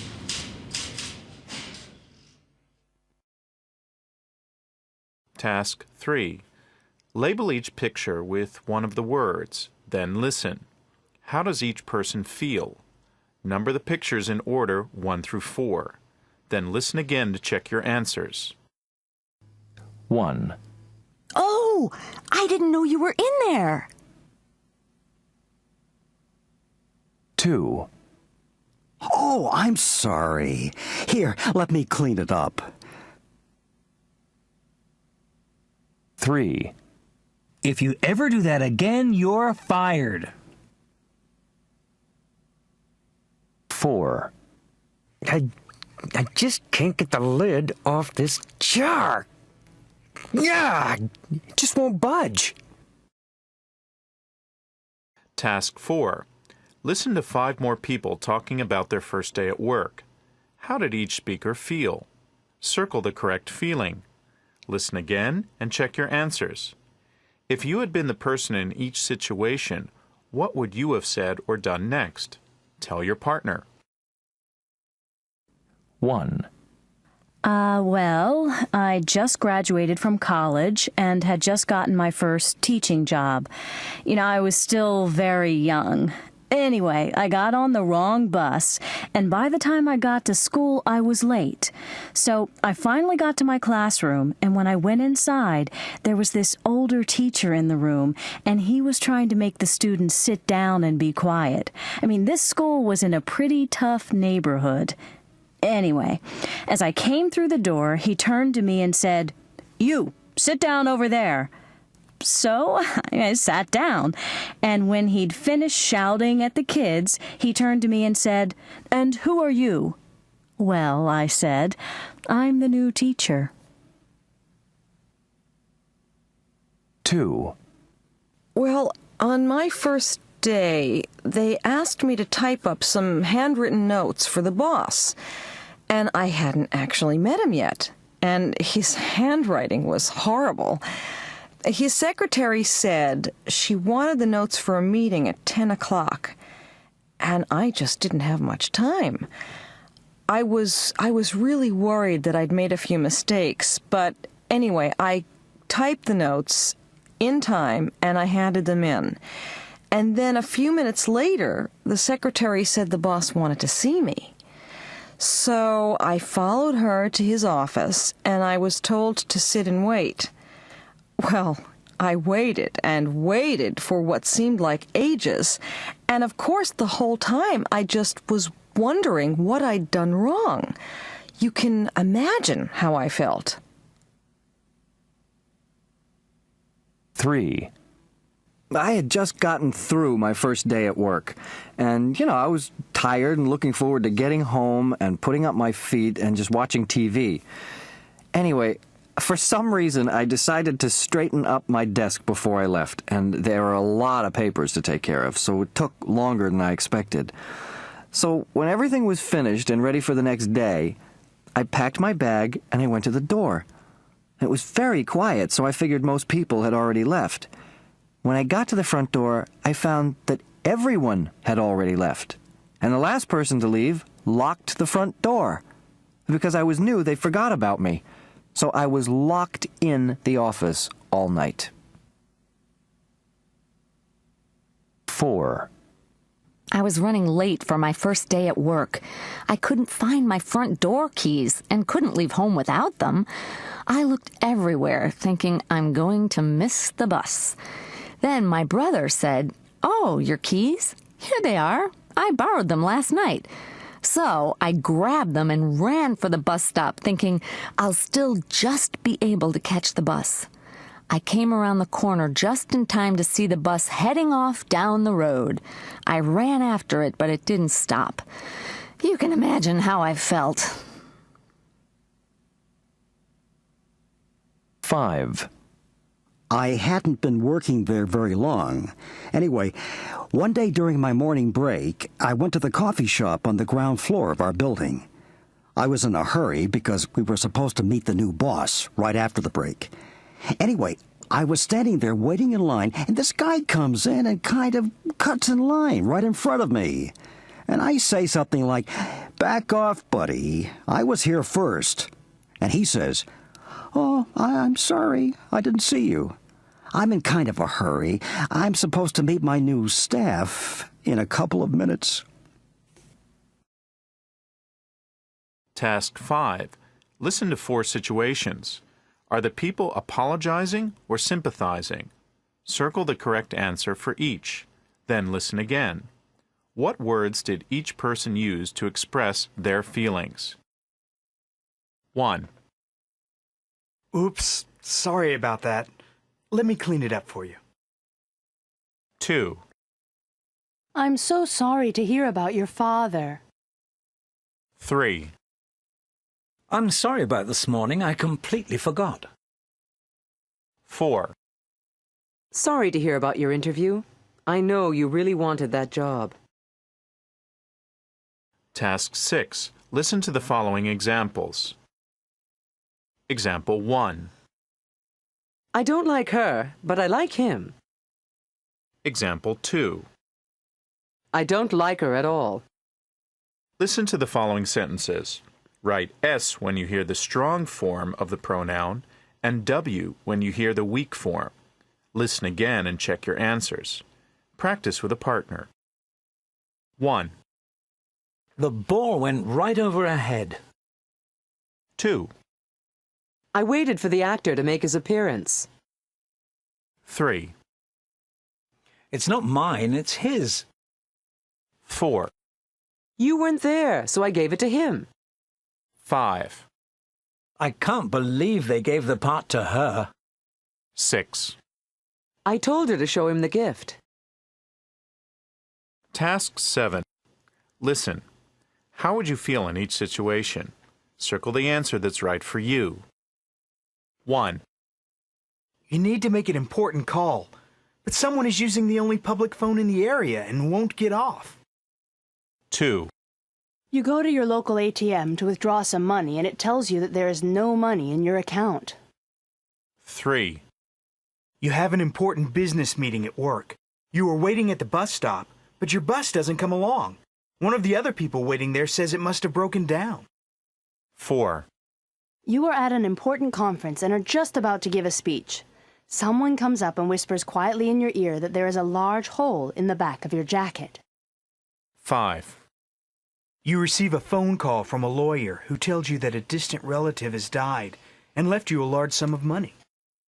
6. Your boyfriend or girlfriend completely forgets your birthday and doesn't even say anything. Telling a story. This one time, I had an important job interview. Well, I didn't want to be late, so I arrived about 30 minutes early. So then I decided to go for a coffee and a snack while I was waiting. After that, I went to the interview, and I thought it went pretty well. Anyway, after the interview, I was feeling pretty happy until I saw myself in a mirror.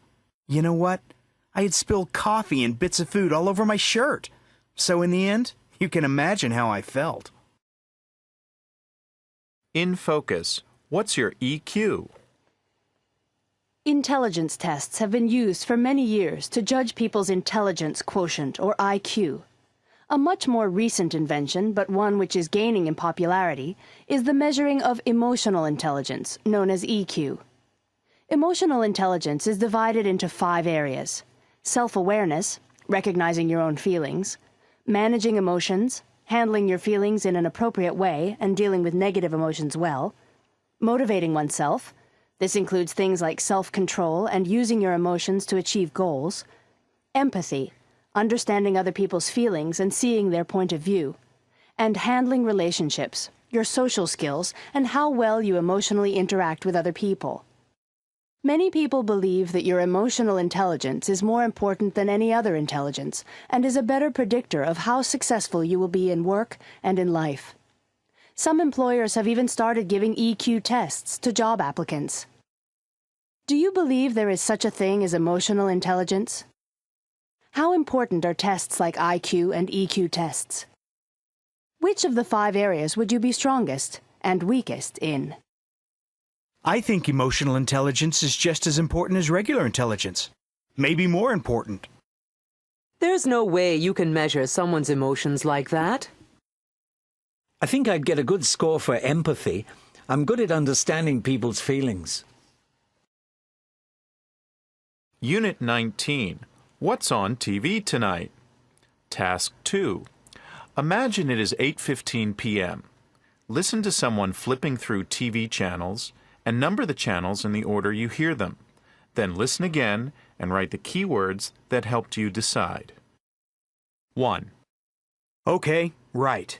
Before we start mixing the ingredients, you first need to turn on your oven and set it to 175 degrees. Now, get your flour and put it in the mixing bowl, like that, okay? Great. Now for the blueberries.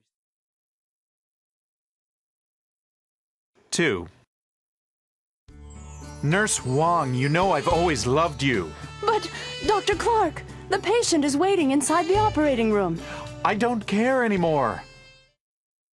3.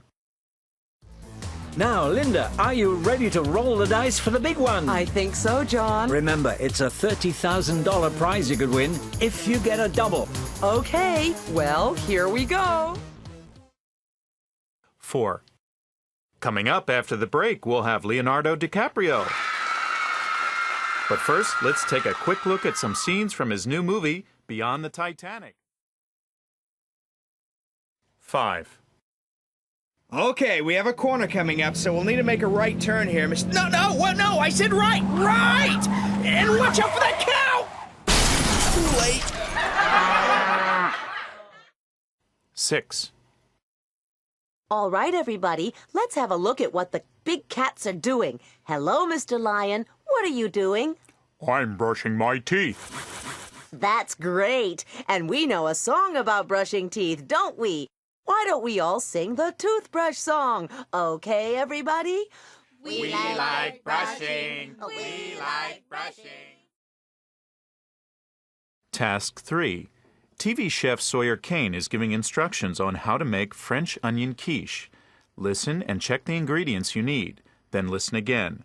Put the cooking instructions in the order you hear them, 1 through 6. Welcome back to The Smiling Chef. During the break, I hope you had a chance to grab all the ingredients you'll need to make the delicious French onion quiche. Now, for those of you that don't know, quiche is just a fancy French word for a rich, unsweetened custard pie. You may have heard that real men don't eat it, but let me assure you that any man who gets a taste of the Smiling Chef's French onion quiche will come begging for more. Now, you should have everything laid out in front of you, so let's begin. First, I want you to saute the onions you sliced in oil until they're soft. Don't forget, saute is just another fancy French word for frying in a shallow pan. I'll let them fry for just a moment as I prepare my pie crust. Now you want to make sure the edges of your pie crust extend right to the edge of the pan. There, that's fine. As you can see, my onions are ready, so I'm going to set them aside and move on. The next step is to add your other ingredients, your tofu, your fresh lemon juice, your spices. Don't go overboard with the spices, and please, if possible, only use fresh ingredients. Okay, now stir the mixture. Make sure everything is well mixed. You can add your cashews now, and for heaven's sakes, don't use peanuts. I had one viewer tell me that she uses peanuts in her quiche, and I almost had a stroke. All right, you've put everything else in the mixture. You've got your salt in there now, your garlic. You should still be mixing it all together. Now, I boil the mixture. Blend it a bit, and then stir in your onions. That's coming together very nicely, wouldn't you say? Right. The next step is to pour the mixture into the pie crust we prepared earlier. Make sure you pour it evenly over the pie crust. There's nothing worse than a lopsided quiche. Now, it's time to sprinkle some paprika on top. No pepper, please. Paprika, and then slide your masterpiece into the oven and bake at 175 degrees Celsius for about 45 minutes. Now, we haven't got 45 minutes to wait, of course, so let me show you what your finished quiche should look like. Voila! French onion quiche. That's just to die for. Bon appetit, and we'll see you back here for another show next week. Task 4. Intonation can be used to express interest. Listen to the examples. Example. Oh, is that on tonight? Oh, is that on tonight? Now listen and write I for interested or you for uninterested for each sentence. Listen again and practice. 1. You're going to watch that movie tonight, aren't you? 2. What time does it start? 3. Oh, is this on again? 4. Oh, it's the one where they go to Las Vegas. 5. You don't want to watch it? 6. It's that new show they've been advertising. Task 5. Jerry and Elaine are talking about the TV shows they want to watch. Listen and circle the shows they talk about. Listen again. Who wants to see each show? Write J for Jerry or E for Elaine next to each show you checked. Hey, who won the golf tournament? No idea. There should be an update coming on in just... Oh, yeah. Look, it's on in a few minutes. Hey, and look at this. This special on Tokyo sounds interesting. Oh, is that on tonight? Yeah, but I wanted to see who wins the game show this week. Game show? That winner takes thing? Oh, please. Kind of a waste of time, isn't it? Oh, look. What? That movie, Bitter Harvest. It's on at 8:30. Oh, I've always wanted to see it. It's all about the people that went over to the... I was hoping to watch the basketball game at 8:30. Oh, basketball? Oh, well, listen, you can watch that anytime. No, why don't you tape it and watch it on video later? Well, you could record the movie if you wanted to. I think that's a better idea. All right. Well, is there anything else you want to watch? I wouldn't mind watching the Rolling Stones concert. Is that the same one they showed a couple of years ago? Yeah, I think so, but it's really good. Well, funny thing about television, there's either nothing on or too much. Yeah, well, maybe we should just go out after all. Task 6. Listen and circle the answers that are right for you. 1. Do you tend to watch a lot of TV in your free time? 2. Are there a lot of good shows on TV in your country? 3. How do you feel about current affairs shows? 4. Would you be interested in appearing on a talk show? Talking about TV programs. What type of show are you planning to make? It's a situation comedy set at a movie studio. Could you give me an idea of what it's about? It's about a young executive trying to stay honest in a corrupt business.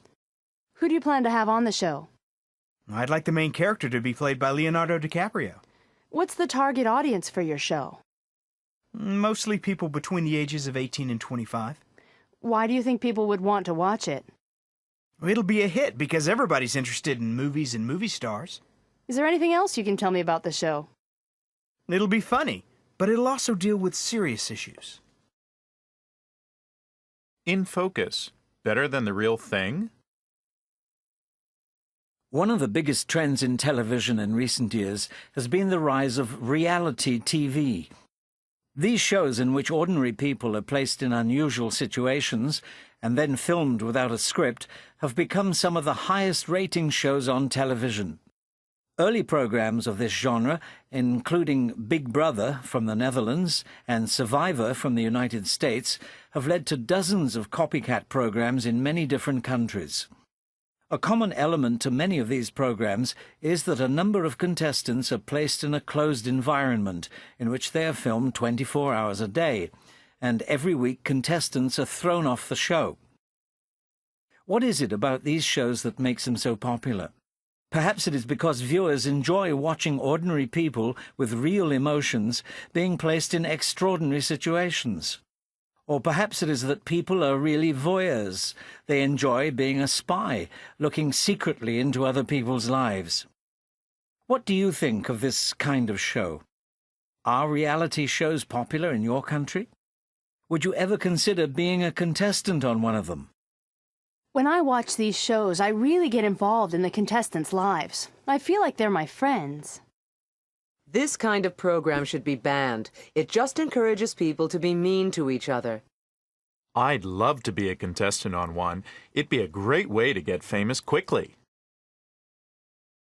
Unit 20. I hear what you're saying. Task 2. Listen to extracts from 5 conversations. Which sense is each speaker talking about? Then listen again. What key words helped you decide?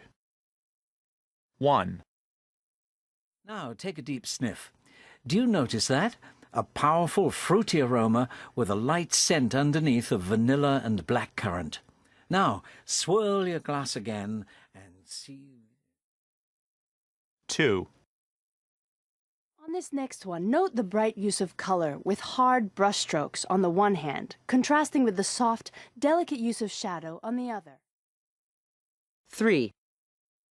All right, try this again. It shouldn't be so bitter now. I added a bit more sugar to take the edge off, but tell me if you think it's still a bit salty or... 4. The conductor was in tremendous form, taking the orchestra from a whisper early on to an almost deafeningly loud climax at the end of the third movement. One slight criticism I had, though. 5. Okay, feel this. Smooth, isn't it? Sometimes this kind of fabric can be a bit too rough or scratchy, but not this. The finest cotton. This is... Task 3. A lecturer is talking about how we hear.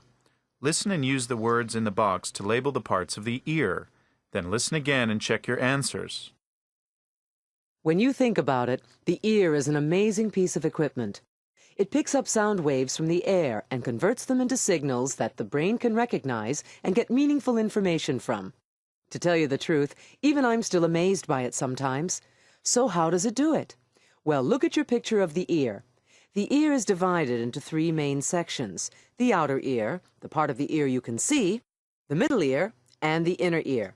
Okay, moving from outside the ear inwards, the first thing you'll see is the outer ear, which catches sound waves from the air and directs them down into the ear canal, the hole in your ear. At the end of the ear canal is the eardrum, a thin membrane which vibrates as the sound waves hit it. Then the sound moves into the middle ear. In the middle ear, we can find the 3 smallest bones in the body, which are in order from outside to inside: the hammer, the anvil, and the stirrup. When the eardrum vibrates, it makes the tiny hammer, anvil, and stirrup also vibrate. The vibration of the stirrup passes the sound waves onto the cochlea, the coiled part of the ear that looks a little like a snail's shell on your diagram. The cochlea and the auditory nerve together make the inner ear. So sound passes from the middle ear into the cochlea before it's converted to signals, which pass along the auditory nerve into the brain. Amazing, isn't it? Finally, you're probably wondering what the small tube is running down from the middle ear towards the bottom right of the diagram. Well, that's the eustachian tube, a small tube that links the throat with the middle ear. Its main function is to equalize air pressure inside and outside the ear. If you've ever had your ears pop when flying in a plane, you'll know how useful your eustachian tube is. Task 4. Listen to a lecturer describing how to find your blind spot. Follow the lecturer's instructions. Does it work for you? Listen again and choose the best answers. At the back of the eye, on a sheet of cells called the retina, are light receptors which collect light coming in through the eye and convert them to nerve signals which can be carried to the brain along the optic nerve in order for us to see. Usually this system works pretty well, but did you know that there is a spot in your eye that is blind? Well, actually there's one in each eye. Oddly enough, although you have a blind spot in each eye, you're not aware of them in everyday life. This is because they're in different places in each eye. Each one is covered up by the other eye's vision. To prove to yourself that your blind spot exists, try the following. Hold the book about 50 centimeters from your face. Close your left eye and stare at the cross in the diagram with your right eye. You should be able to see the black spot on the right, but don't look at it, just notice that it is there. If you can't notice it, just move the book a little further away. Now slowly move the book towards your face. Keep looking at the cross while you move. At a particular distance, probably about 20 to 30 centimeters, the spot will disappear. It will reappear again if you move the book even closer. The spot disappears because the light entering your eye from the spot on the page falls on the one place on your retina with no receptor cells, the point where the optic nerve passes through the retina on its way to the brain. Well, did you find your blind spot? Great!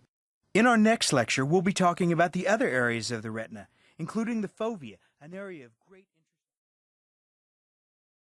Task 5. Listen to the way of is pronounced in the example sentences. Example 1. Would you like a cup of tea? Example 2. It was just something I thought of. Now listen to the way of is said in the following sentences and write W for weak form and S for strong form. 1. It was a waste of money. 2. Could you pass me that piece of paper? 3. There's a new restaurant I heard of. 4. How about a glass of wine? 5. The leg of the table needs to be fixed. 6. That's something I would never have dreamed of.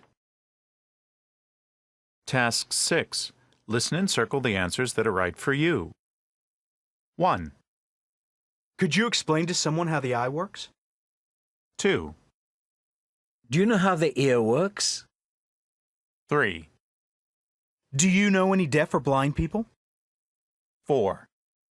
If you lost your senses of smell and taste, which would you miss more? 5. Would you rather listen to your favorite music, look at a beautiful view, or eat a delicious meal? Giving advice for listening. I recommend joining an English conversation class and practicing with the other students. It's a good idea to watch English TV or listen to English radio every day. The most important thing is to keep practicing. It gets easier the more you practice. All you need to do is move to an English-speaking country for a few months. The best advice I could give someone is to listen to English as often as you can. Being a good listener takes time. In focus, the sixth sense. In addition to the 5 normal senses, many people believe in a sixth sense. This sense, often called ESP, extrasensory perception, generally falls into one of 7 major groups. Telepathy, the ability to know what someone else is thinking. Clairvoyance, the ability to see things happening in another place. Precognition, being able to see into the future. Retrocognition, being able to see far into the past. Mediumship or channeling, talking to the spirits of dead people. Psychometry, knowing information about a person or event by touching an object. And telekinesis, being able to move things using only your mind. Does the sixth sense exist? Until 1998, Sony had an ESP research department, which spent 7 years researching the sixth sense. They claim to have proved that ESP does exist, but the study was closed down because there was no way of making money from it. However, one American skeptic, James Randi, has offered $1 million to anyone who can prove ESP exists. No one has yet been able to win the money. Do you believe in ESP? Have you ever met anyone who claimed to have a sixth sense? Which kind of ESP do you find most interesting? Sure, I believe in ESP. Just because we can't see something doesn't mean it doesn't exist. I'm a real skeptic. If ESP is real, how come it's never been proven scientifically? I have an aunt who says she can tell the future using tea leaves. There may be some truth in it. Review Unit 16 through 20. Task 1. Listen. Which of these topics are the people talking about? Write the correct letter for each one. Listen again and write the key words that helped you decide. 1. Then I decided to go visit my relatives in Chicago for a few days. 2. I couldn't believe it. Oh, I just wanted to run away and hide. 3. I'm a member of the Save the Forests group. 4. I just had such a great time, it's hard getting back to work. 5. Just talking with English speakers is a great way to improve your listening. 6. I get really nervous when anything like that happens. 7. I really don't like spicy food. Thai curries are much too hot for me. 8. I hate that show. I always change the channel when it comes on.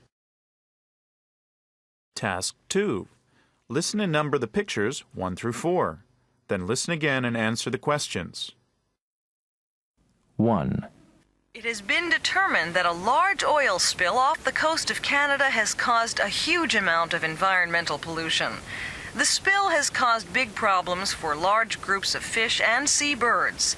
Canadian authorities are currently trying to clean up the oil, but a spokesperson said it would be some time before anyone will know exactly how much damage the oil has caused. This is Kathy Coe reporting to you. 2. Hi, this is Paul. Sorry to hear that you're not feeling well. I just wanted to say you missed a great class today. The teacher gave us this survey on learning styles, and she gave me an extra one for you to fill out at home. It's pretty interesting. I can help you do it if you want. Anyway, call me. Bye.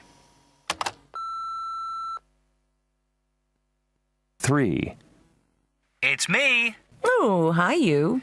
Just calling up to find out what you want to do tonight. Oh, I don't care.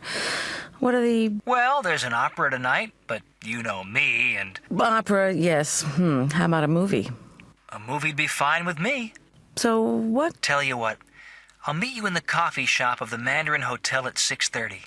We can get something to eat and catch one of the 8 o'clock shows. Great. 4. Oh, no. So what did you do then? Oh, well, I was totally embarrassed. I can imagine. There I was, locked out in the hall in my pajamas. Where was George? Oh, he was out jogging. I mean, I knew I'd have to wait an hour for him to get back. So what did you do? Well, suddenly I had this great idea. I figured I'd go next door to the... Task 3. Listen to 5 TV previews. Number the shows in the order you hear them described. The TV listings contain some mistakes. Listen again and correct the errors. Then discuss with a partner, which show would you be most interested in watching? Why? 1. The ability to hear is something we all take for granted. But have you ever wondered what actually happens when we hear someone calling us or listen to a piece of music? Tonight at 9:30 on Channel X, directly after the live international soccer match, tune in to the final episode of this extraordinary 5-part series on the human senses. 2. On tonight's show, does your child spend hours on the internet each day? Do you worry that your teenager is becoming distant from the rest of society? According to recent statistics, 5% of all teenagers are addicted to the internet, and the number of addicts is growing every year. What can be done to halt this worrying trend? Tune in to TSN 1 at 7:30 to find out. 3. Hi, I'm Elisa Grant. Join me later tonight on TV's hottest talk show. My guests will be Formula One racing driver Michael Schumacher, plus live by satellite movie stars Tom Cruise and Jet Li, who will be talking about their latest movie project together. That's all tonight at midnight on ABN. 4.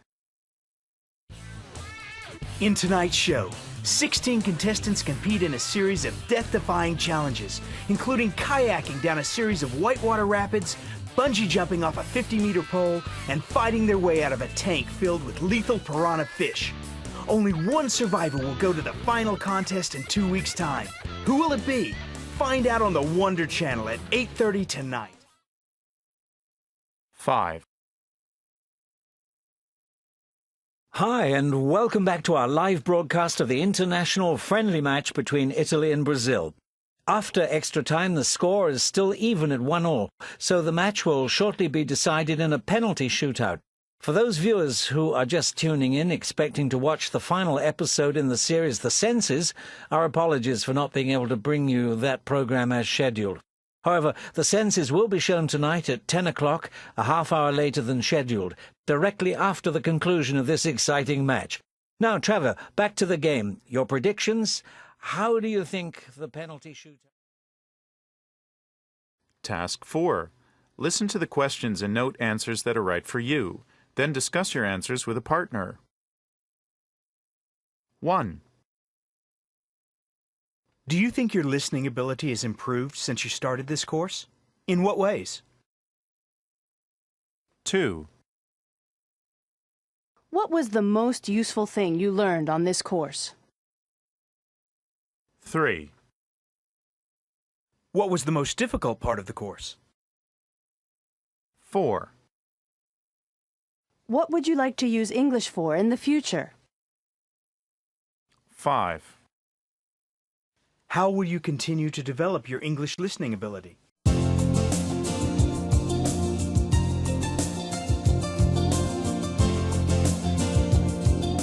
Welcome to the Student CD audio program for Listen In, 2nd edition, Book 3, by David Noonan. Copyright 2003 by Heinley Thompson Learning. All rights reserved.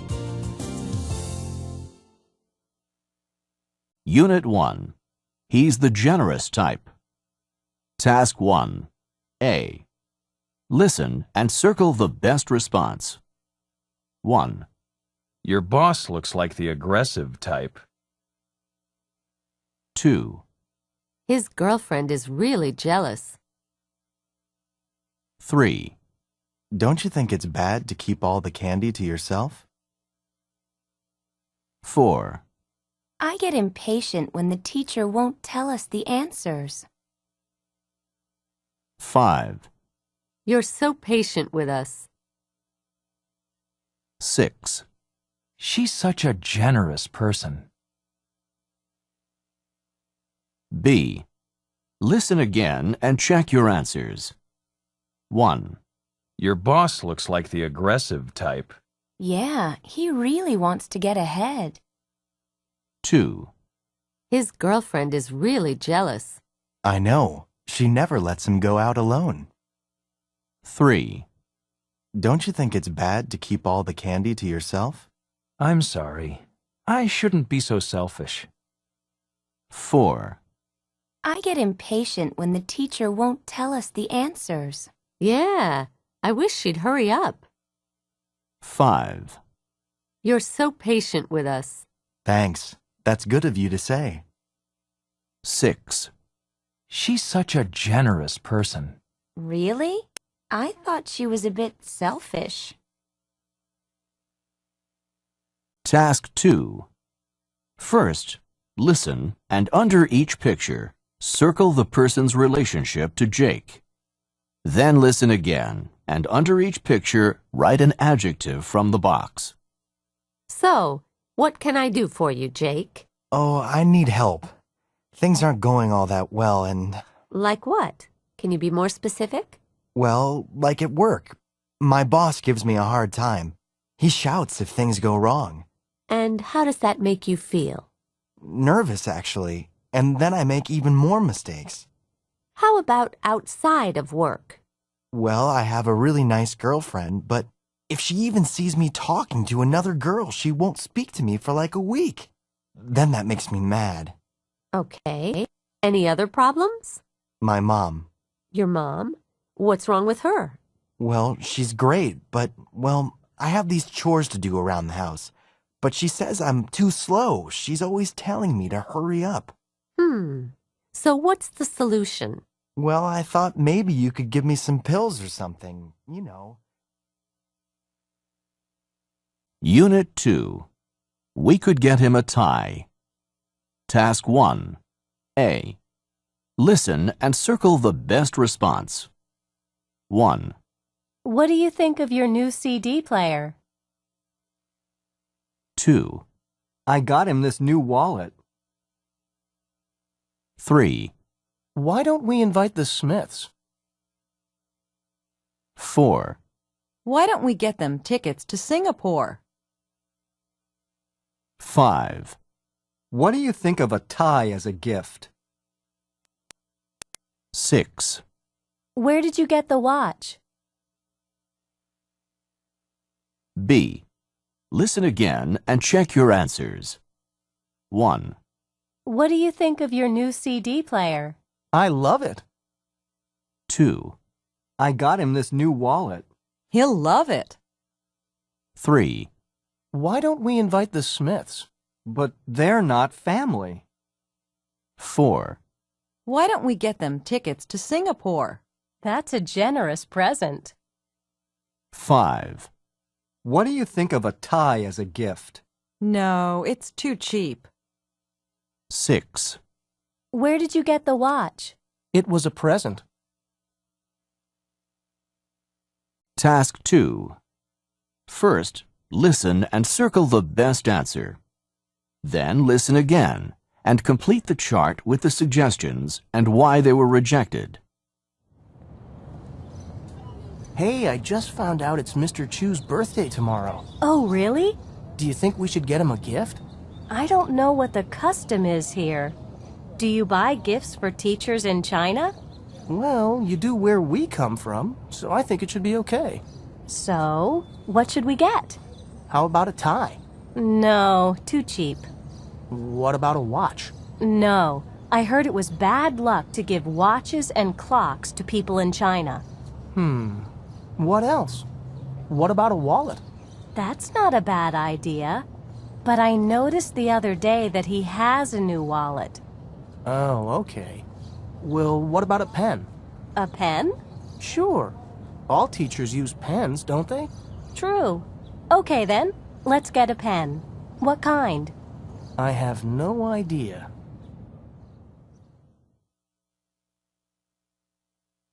Unit 3. What exactly do you do?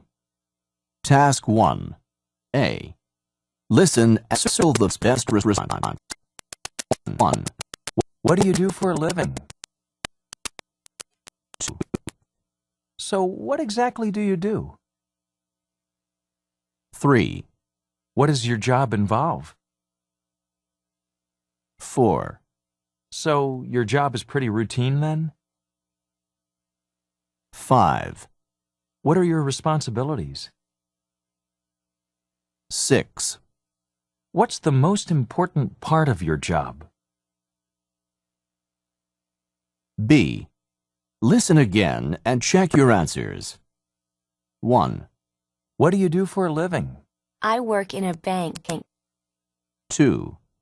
So, what exactly do you do?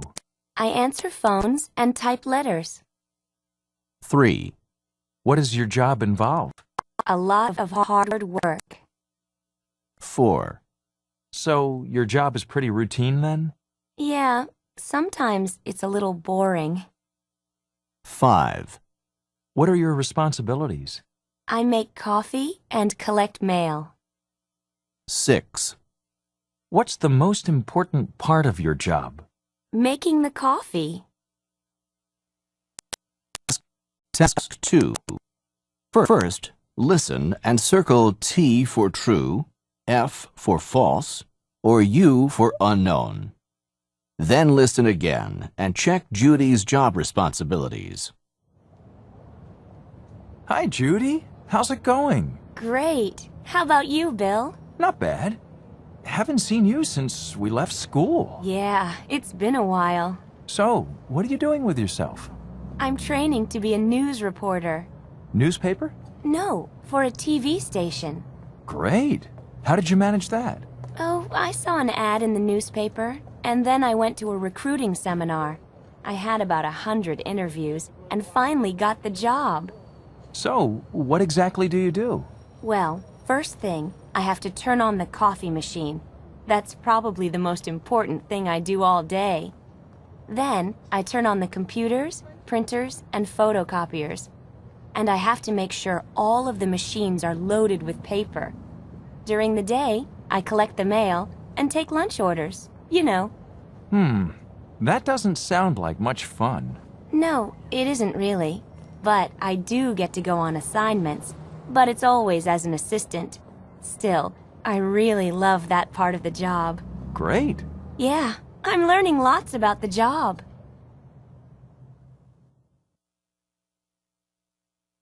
Unit 4. It doesn't fit. Task 1. A. Listen and circle the best response. 1, What do you think of my party dress? 2, I think the pants are a little big. 3, I really like this jacket. 4, How can a dress this small be so expensive? 5, What's wrong with the jeans? 6, Do you like my new shirt? B. Listen again and check your answers. 1, What do you think of my party dress? It's great. 2, I think the pants are a little big. Yeah, maybe a little. 3, I really like this jacket. It's a bit too expensive. 4, How can a dress this small be so expensive? You're paying for the brand. 5, What's wrong with the jeans? I think the zipper is broken. 6, Do you like my new shirt? Yeah, it looks good. Task 2. First, listen and number the items Sally talks about in order. Then listen again and write Sally's complaint under each item. Can I help you? I hope so. I bought these things here yesterday. Yes. And I'd like to return them. I see. Do you have your receipts? Yeah, here you are. Thanks. What's wrong with them? Well, look at these. Yes. What's the problem with them? The zipper is broken. Oh, okay. Anything else? Yeah, and look at these. They're scratched. Where? Here, on the lens. Oh, yes, I see. And there's this. Yeah? What's wrong with it? Too big? Too small? No, the size is okay. But look at the collar. The stitching is coming undone. Oh, I see.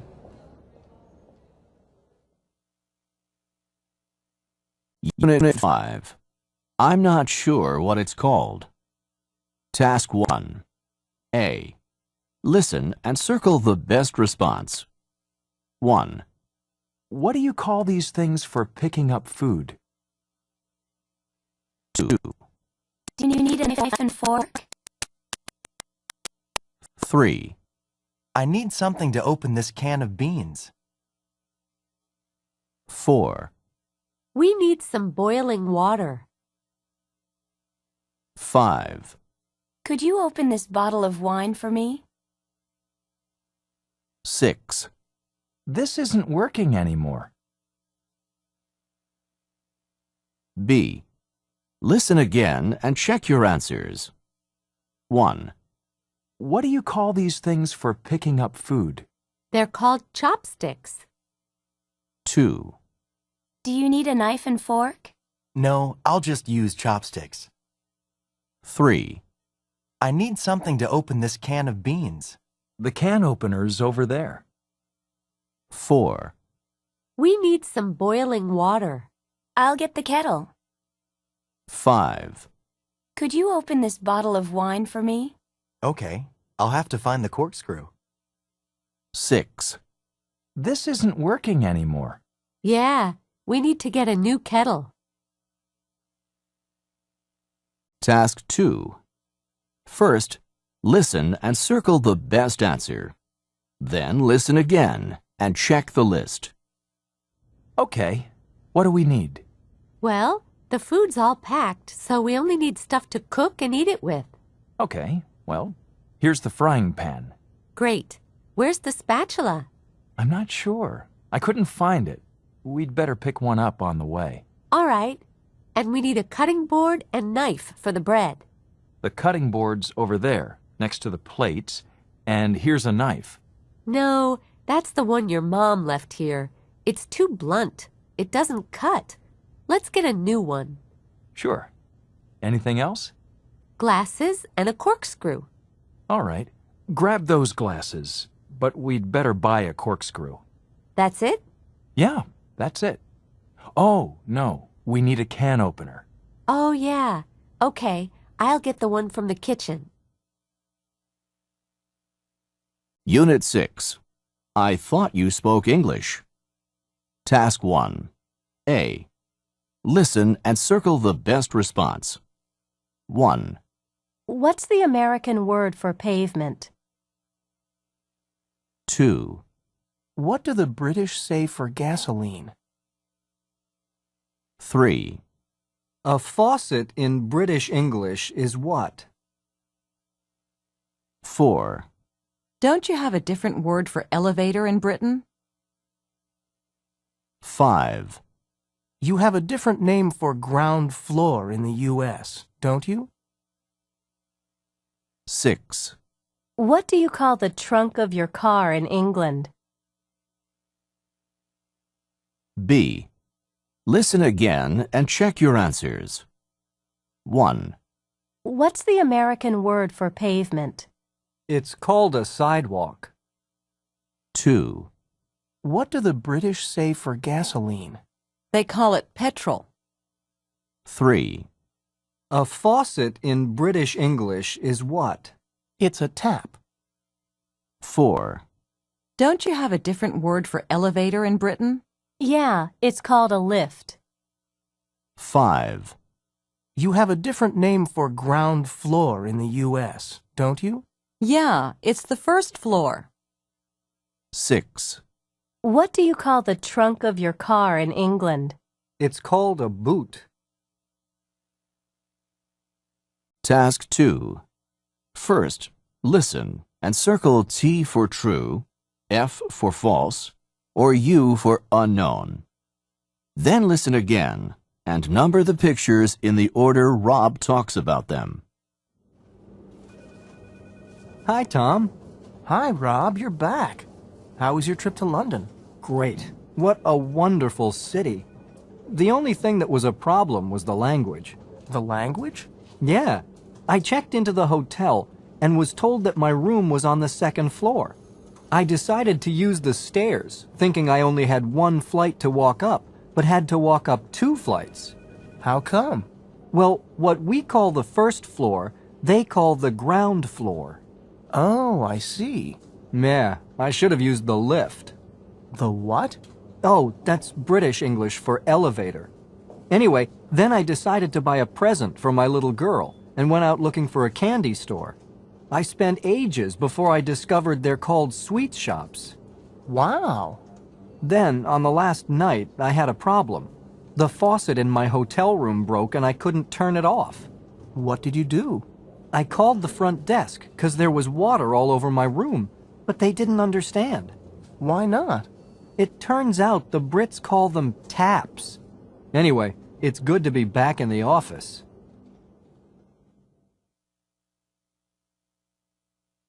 Unit 7. You'll buy anything. Task 1. A. Listen and circle the best response. 1. Let's buy this stair exerciser.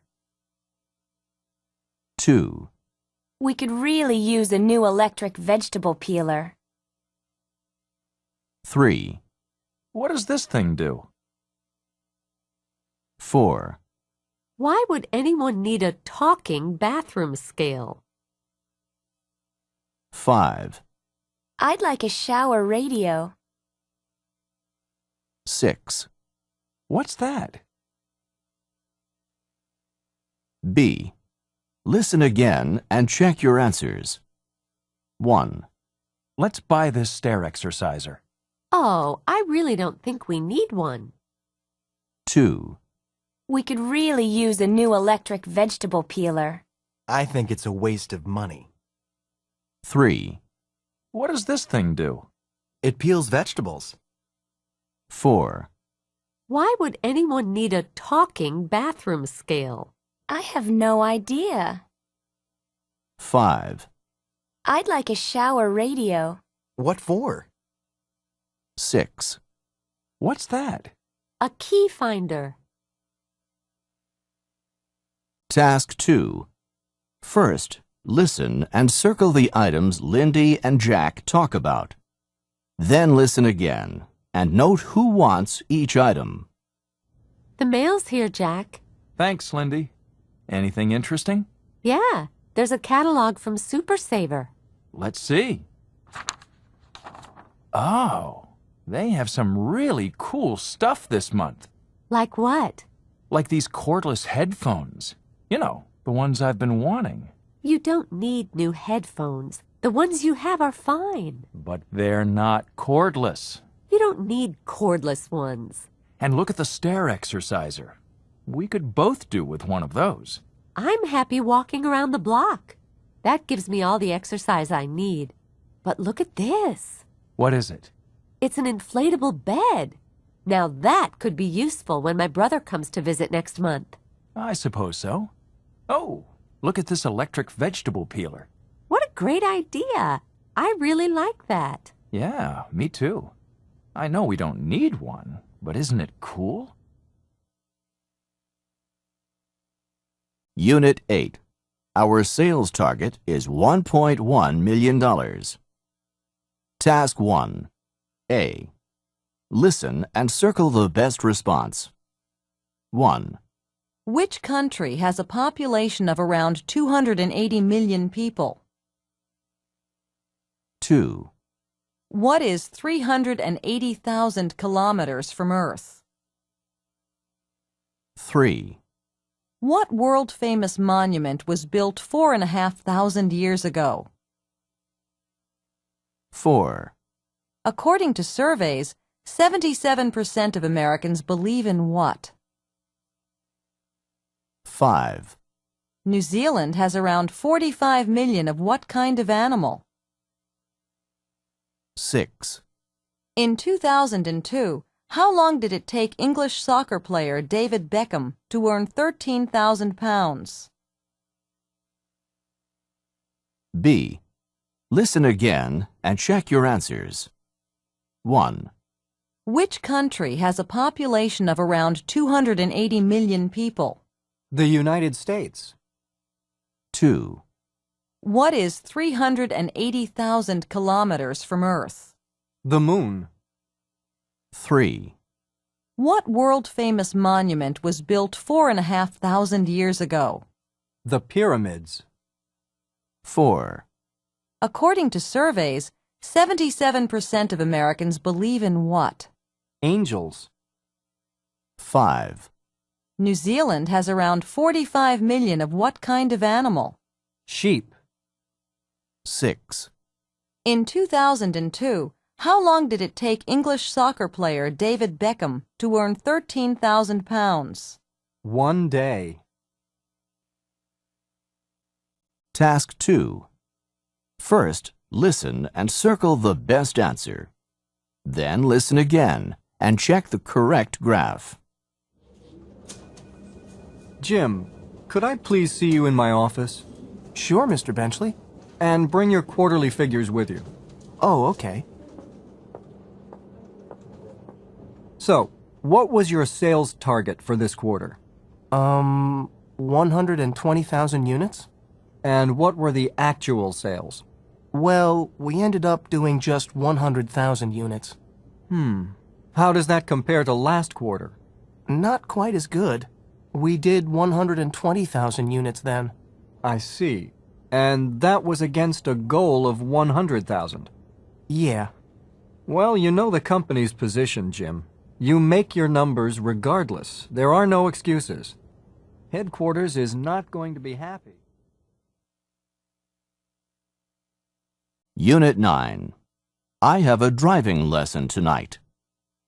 Task 1. A. Listen and circle the best response. 1. Hi, I wanted to get some information on driving lessons. 2. I just wanted to find out when my next lesson is. 3. I'm afraid I need to reschedule my lesson. 4. I'm sorry, but I'm gonna have to cancel tomorrow's lesson. 5. I heard you scraped your car. How is it? 6. Is it true you crashed into a bus? B. Listen again and check your answers. 1. Hi, I wanted to get some information on driving lessons. Sure. Could I have your name and address? 2. I just wanted to find out when my next lesson is. Tomorrow at 3. 3. I'm afraid I need to reschedule my lesson. Sure. For what time? 4. I'm sorry, but I'm gonna have to cancel tomorrow's lesson. Okay, how about the day after? 5. I heard you scraped your car. How is it? Not too bad. 6. Is it true you crashed into a bus? No, it was a truck.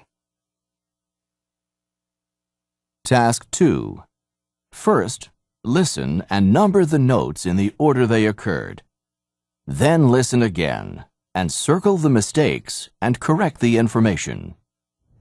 How was the driving test, Jackie? Terrible. Terrible? How come? Well, Ron, the regular examiner, was off sick, and I had this new guy, Pete, and he made me nervous. He did? Yeah. He kept giving me instructions in this loud voice. So what happened? Well, first of all, as I was backing out of the parking lot, I hit a tree. Really? Yes, I just didn't see it. Then I scraped the side of the car on a garbage can. That made me so nervous and upset that I turned the wrong way down a one-way street. Oh, no. Was anything coming the other way? No, luckily there wasn't. But I almost ran over an old woman crossing the street. And then, when I got to the end of the street, a police officer was waiting for me, and I got a ticket. That's too bad. You must be the first person I've ever known who got a ticket before they even got their license. That's what the instructor said. Unit 10. She wants a seat to Miami. Task 1. A. Listen and circle the best response. 1. Could I reconfirm the reservation I made last week? 2. When do you leave for Chicago? 3. Are you thinking of flying business class? 4. I don't want to arrive in Singapore too late. 5. Are you waiting for a flight? 6. Are you flying to Miami?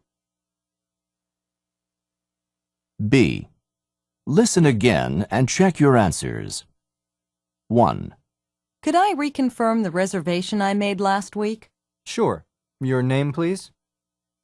2. When do you leave for Chicago? Next week. 3. Are you thinking of flying business class? No, economy. 4. I don't want to arrive in Singapore too late. Is 6 okay? 5. Are you waiting for a flight? Yeah, I am. 6. Are you flying to Miami? Yeah, that's right. Task 2. First, listen and circle the best answer. Then listen again and fill in the reservation form.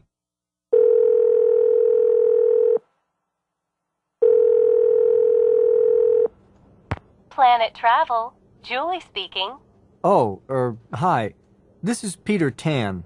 I have an account with... Oh, hi, Mr. Tan. How can I help you? Well, I'd like to make a round-trip reservation to the United States. Sure. Business class? That would be nice, but no, not this trip.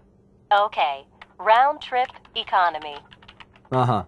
I need to be in Chicago on the 20th. Okay. Let me just take this down. May 20th, Chicago. I can get you a non-stop flight if you'd like. Great. And from Chicago? To Miami. Nice. A business meeting? No, I have a wedding. My niece. And when is that? That's on the 23rd. Do you want to fly in early? That would be nice.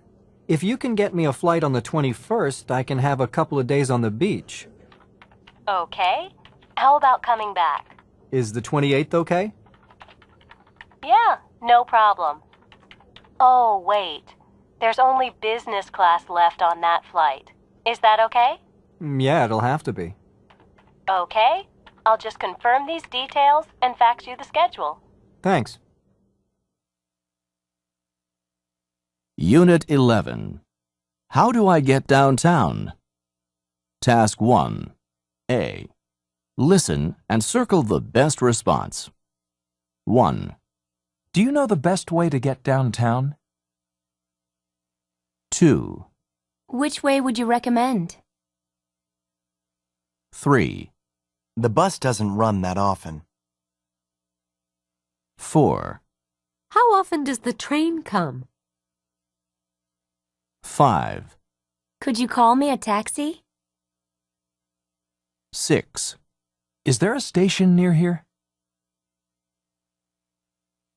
B. Listen again and check your answers. 1. Do you know the best way to get downtown? Well, you've got a couple of options. 2. Which way would you recommend? A taxi would probably be fastest. 3. The bus doesn't run that often. In that case, I'll drive.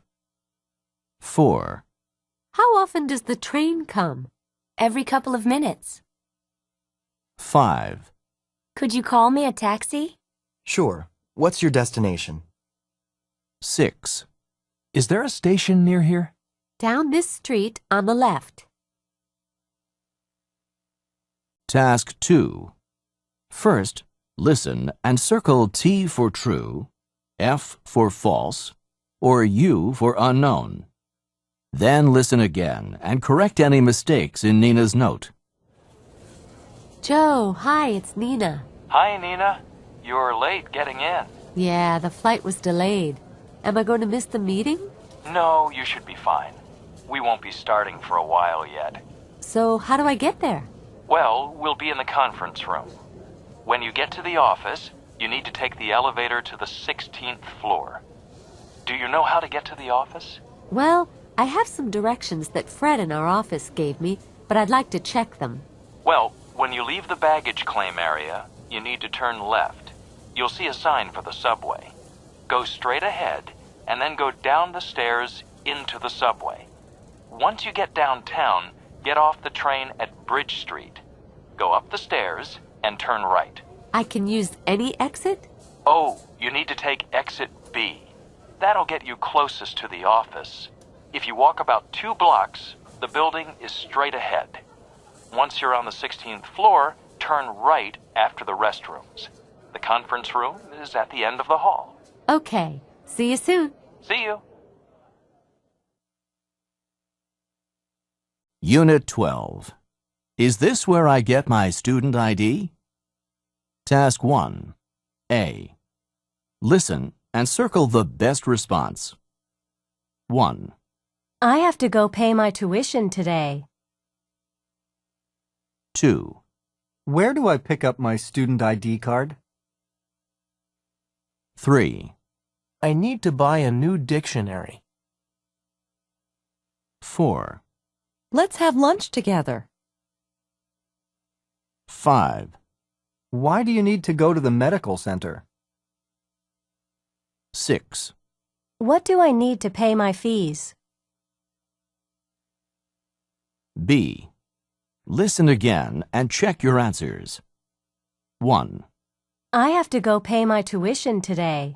Oh, you need to go to the finance office. 2, Where do I pick up my student ID card? At the Student Affairs office. 3, I need to buy a new dictionary. The student bookstore is over there. 4, Let's have lunch together. Okay, where's the cafeteria? 5, Why do you need to go to the medical center? I need to get something for my headache. 6, What do I need to pay my fees? A check or credit card.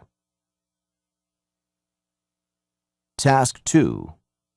First, listen and circle the best answer. Then listen again and complete the chart. I'm starving. Is dinner ready yet? In a few minutes. So, did you get everything done? Most things, I guess. You paid your tuition? Uh-huh. Good. I was worried you might lose that check I gave you. You know what you're like. Oh, come on. What else did you do? Did you get your student ID? Well, that was a bit of a hassle. How come? Well, everyone wanted their cards, naturally. I was in line for ages and was just about the next in line when there was a fire alarm. They had to evacuate the Student Affairs office. So you have to go back tomorrow. How about your class registration? That was a bit of a problem, too. When I got to the auditorium, it was closed. Another fire alarm? No, it closes at 4. I got there at 4:30. Oh, Richard, sometimes I wonder about you. So what did you do after that? Well, I got my schedule, and then I went to the campus bookstore and bought my books for class. Then I went... Unit 13. It's a really cool site. Task 1. A. Listen and circle the best response. 1, How often do you use the internet? 2, Why are you so hooked on the internet? 3, How do you use the internet to practice speaking? 4, Did you get that restaurant information? 5, What are you looking at? 6, What's your favorite site? B. Listen again and check your answers. 1, How often do you use the internet? Hardly ever. 2, Why are you so hooked on the internet? It helps me keep in touch with people. 3, How do you use the internet to practice speaking? I don't. 4, Did you get that restaurant information? No, the server was down. 5, What are you looking at? My friend's website. 6, What's your favorite site? I have quite a few. Task 2. First, listen and check the websites Bernie visited today. Then listen again and note what he did at each site. Bernie, I'm home. Hi, Mimi. So, what have you been doing today? Oh, I just messed around on the internet. But you always just mess around on the internet. So what did you do? Well, I used to talk about this old friend from school, Brian. Yeah? Well, I found him on the internet. There's a cool new site where you can find people. So I put in his name, and there he was. Great. What else? Well, then I checked out a CD site and got a bit carried away. What do you mean, carried away? Well, I kind of spent about $150 on new CDs. but wait till you hear them. They're great. Then what? Well, then I checked out our bank balance. Oh, that's good. Well, not when you see the balance. Oh. But don't worry, I'll get my paycheck next week. Oh, and I read the news online and caught up on all the sports results. I had to. You took the newspaper to work with you this morning. Oops. Sorry, dear. Unit 14. That's a good question. Task 1. A. Listen and circle the best response. 1. What's the most interesting aspect of your job? 2. How did you get into this career? 3. What advice do you have for people being interviewed? 4. Do you think it's good for children to watch a lot of TV? 5. How do you feel about interviewing famous people? 6. What topics are viewers most interested in? B. Listen again and check your answers. 1. What's the most interesting aspect of your job? Meeting famous people. 2. How did you get into this career? I saw an ad in the paper. 3. What advice do you have for people being interviewed? Listen carefully to the interviewer's questions. 4. Do you think it's good for children to watch a lot of TV? No, I think reading is better for them. 5. How do you feel about interviewing famous people? It makes me nervous. 6. What topics are viewers most interested in? Celebrities, definitely.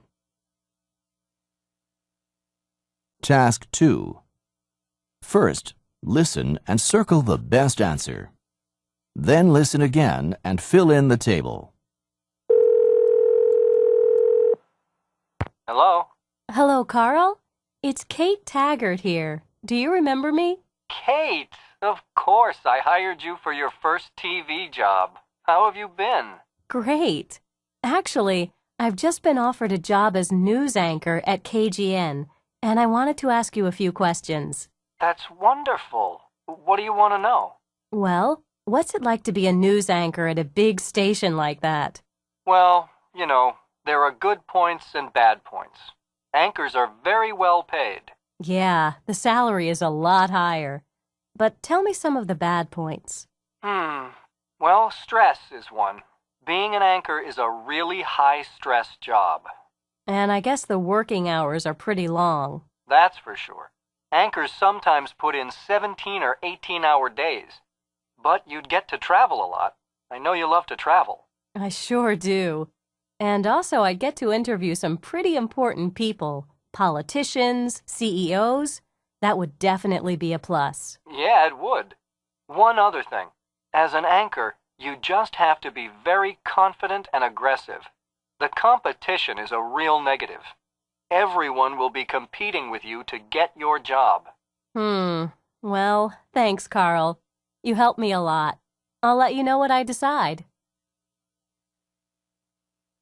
Unit 15. Do you have a pet peeve? Task 1. A. Listen and circle the best response. 1. Do you have a pet peeve? 2. Do you have any phobias? 3. What do you think of smokers? 4. I hate people who use their cell phones in public. 5. How do you feel about going to the dentist? 6. What's your greatest phobia? B. Listen again and check your answers. 1. Do you have a pet peeve? Yeah, smoking in restaurants. 2. Do you have any phobias? I hate snakes. 3. What do you think of smokers? They don't bother me. 4, I hate people who use their cell phones in public. It doesn't bother me. 5, How do you feel about going to the dentist? I have a real phobia about it. 6, What's your greatest phobia? Heights, definitely. Task 2. First, listen and circle the best answer. Then listen again and fill in the chart. Hi, Allison. Ready for another exciting week? Oh, yeah, June. It's great to be back in the office. Did you do anything interesting over the weekend? Not really. Just hung around at home.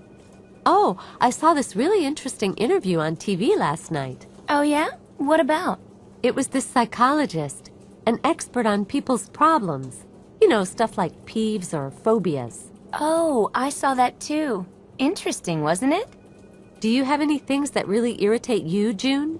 Well, I do, actually. There's one thing that really gets me going. What's that? Well, it's about my husband, Ben, actually. Oh, Ben. But he's such a sweetie. What does he do that annoys you? He snores in his sleep. I don't know what to do. And it's getting worse. My husband used to snore, but I cured him. How did you do that? I taped a tennis ball to his back. Every time he turned on his back, it woke him up, and he stopped snoring. The main thing that bothers me at the moment is people who speed. I almost had 3 accidents last week because of speeding drivers. I know what you mean. These days, every time I see someone speeding, I take their license number and report them to the police. Unit 16. That sounds dangerous. Task 1. A. Listen and circle the best response. 1, Have you ever been bungee jumping? 2, How would you like to go caving? 3, Were you scared when you went rafting? 4, I went scuba diving last weekend. 5, That rainforest tour sounds tough. 6, What do you think of this rock climbing trip? B. Listen again and check your answers. 1, Have you ever been bungee jumping? Are you kidding? No way. 2, How would you like to go caving? Sounds too scary for me. 3, Were you scared when you went rafting? Terrified. 4, I went scuba diving last weekend. I'm so jealous. 5, That rainforest tour sounds tough. Yeah, but rewarding. 6, What do you think of this rock climbing trip? I'm terrified of heights. Task 2. First, listen and circle T for true, F for false, or U for unknown. Then listen again and check the activities Sarah did on vacation. Hi, Sarah. I guess you're back from your adventure vacation. Hey, Mike. Yeah, I got back last night. I wish I didn't have to work today. I bet. How was it? Amazing. It was on this tropical island, and the beaches were great. So there were all kinds of water sports, and Yeah? there was a rainforest and a mountain in the center of the island where you could go rock climbing. Wow. Did you go climbing? Well, I wanted to. We went to the bottom of the cliff, which involved a 4-hour hike through a jungle. But then I realized I was scared of heights, so I just stood at the bottom and watched the others. I don't blame you. So what else did you do? Oh, I spent a lot of time on the beach. I even tried surfing and scuba diving. Yeah? How was that? Great. I loved being underwater. Oh, yeah, and I saw a dolphin when I was windsurfing. Wow. Did you go bungee jumping? I wanted to, but there was some problem with the instructor for that, so they had to cancel it. I was a bit disappointed. Same with the parasailing. The engine was broken on the boat, so they had to call it off. That's a shame. So what was the highlight of the trip? Probably exploring the old caves. I'd never done it before and thought it was amazing. Unit 17. It has good points and bad points. Task 1. A. Listen and circle the best response. 1. Did you hear about the new resort they're going to build? 2. I think the new resort will ruin the environment. 3.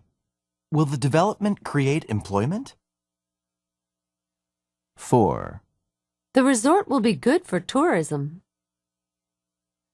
5. Do you support the proposal to build a new resort? 6. I guess new tourists will come, won't they? B. Listen again and check your answers. 1. Did you hear about the new resort they're going to build? I did. It's terrible. 2. I think the new resort will ruin the environment. I think you're right. 3. Will the development create employment? Yes, it should. 4. The resort will be good for tourism. You think so? 5. Do you support the proposal to build a new resort? No, not really. 6.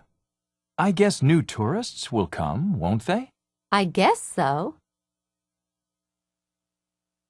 Task 2. First, listen and circle T for true, F for false, or U for unknown. Then listen again and complete the table. Hey, Donna, did you hear about the plan to build an amusement park at Discovery Bay? No, I didn't. How did you hear about it? Look, it's all here in the newspaper. Oh, no. This will really destroy the environment. Oh, I don't know. Sure, there'll be a bit more pollution and crowds, but tourists will be good for the economy, don't you think? I guess so. But Discovery Bay is such a quiet and peaceful place right now, and lots of families with small kids live there. Well, the locals should enjoy the new place as much as the tourists. I think it's a pretty boring place right now, actually. Well, I don't know. And it says here that they're going to fill in part of the bay. What will happen to the dolphins? I don't know. They'll be wiped out, I bet. Do you think so? Yes, I do. They're a rare species, you know, and the bay is their habitat. Well, you can't stop progress. Unfortunately, that's probably true. Unit 18. I was so embarrassed. Task 1. A. Listen and circle the best response. 1. It was terrible. Everyone was laughing at me. 2. He sounded apologetic. 3. How did you feel when he left you waiting for an hour? 4. A funny thing happened to me the other day. 5. You can imagine how I felt. 6. I've been trying for hours, but I just can't make this work. B. Listen again and check your answers. 1. It was terrible. Everyone was laughing at me. You must have been really embarrassed. 2. He sounded apologetic. Did he say sorry? 3. How did you feel when he left you waiting for an hour? I was so annoyed. 4. A funny thing happened to me the other day. Yeah? What? 5. You can imagine how I felt. Yeah, you poor thing. 6. I've been trying for hours, but I just can't make this work. Oh, how frustrating. Task 2. First, listen and circle T for true, F for false, or U for unknown. Then listen again and complete Kate's letter. You don't look too happy.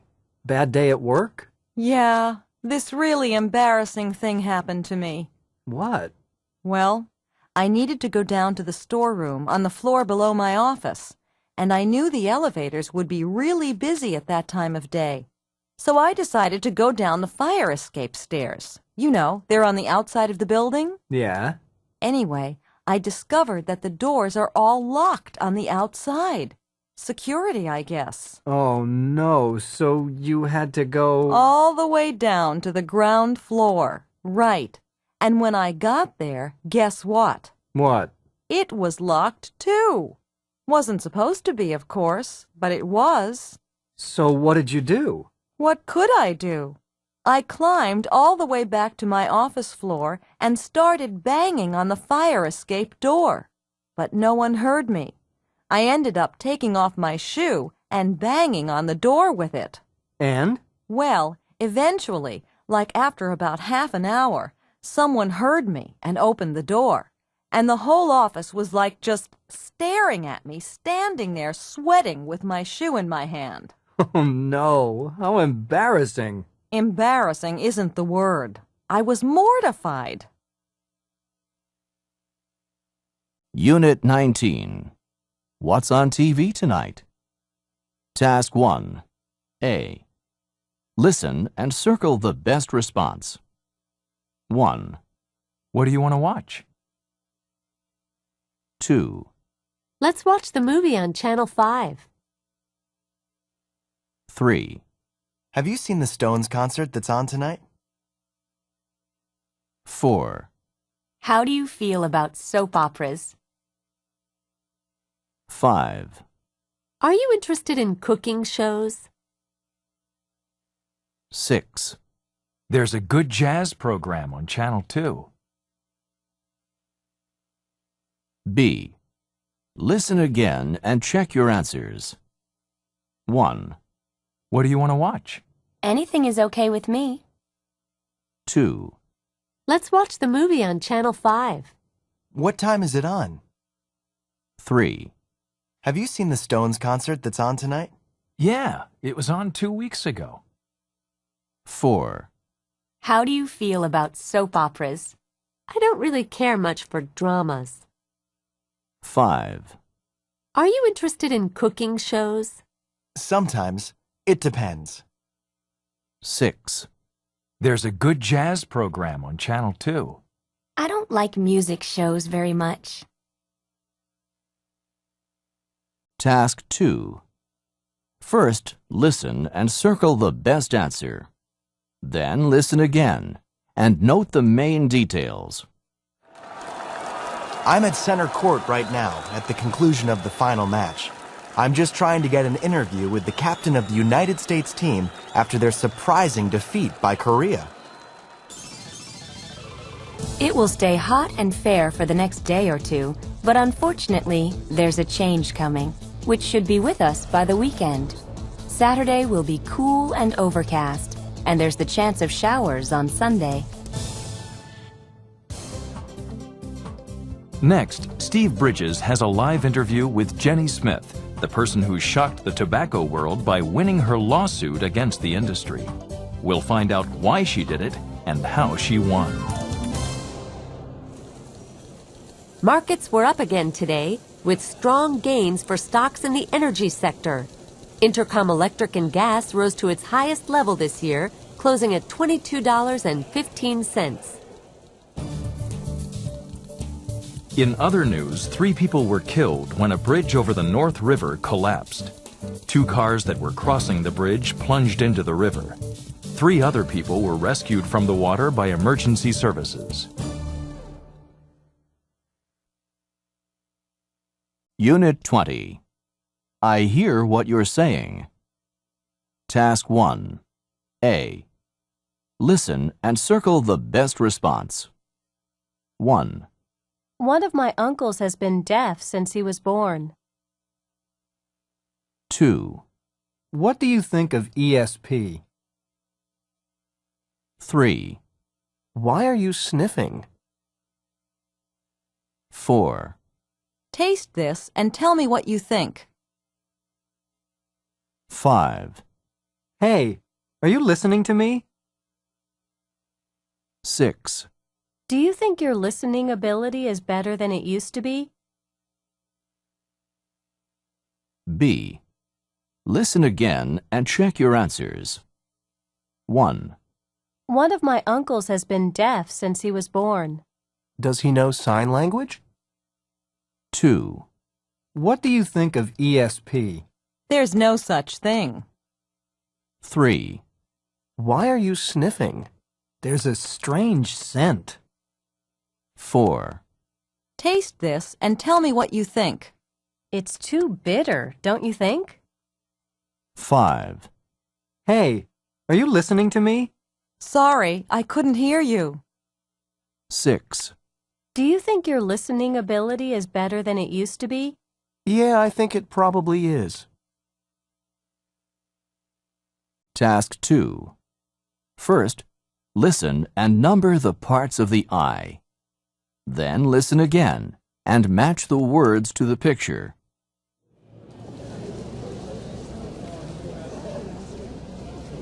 Good morning. Good morning.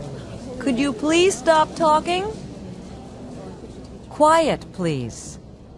Thank you. Okay, today I'm going to be talking about how the human eye works. To start with, I'll go over the parts of the eye and what they do. Okay, so if you'll open your books and look at the diagram there. Is everybody looking at it? Good. Okay, so what happens first is light passes through the front of the eye, through the cornea. The cornea is a clear window over the front of the eye that lets light through. Then, after going through the cornea, light passes through the pupil. The pupil is the black hole in the front of your eye, which becomes bigger or smaller to let more or less light through. Can you see it? Okay, around the pupil is the iris, the colored part of your eye. Anyway, after passing through the pupil, light then goes through the lens, a small transparent ball the size of a pea, which focuses light on the back of the eye, where it hits the retina. The retina is a flat layer of nerves at the back of the eye, which catches the light and turns it into nerve signals. These signals then go from the eye to the brain along the optic nerve. Does anyone have any questions about any of that? All right then, let's move along. This is the end of the audio program. Thank you for listening.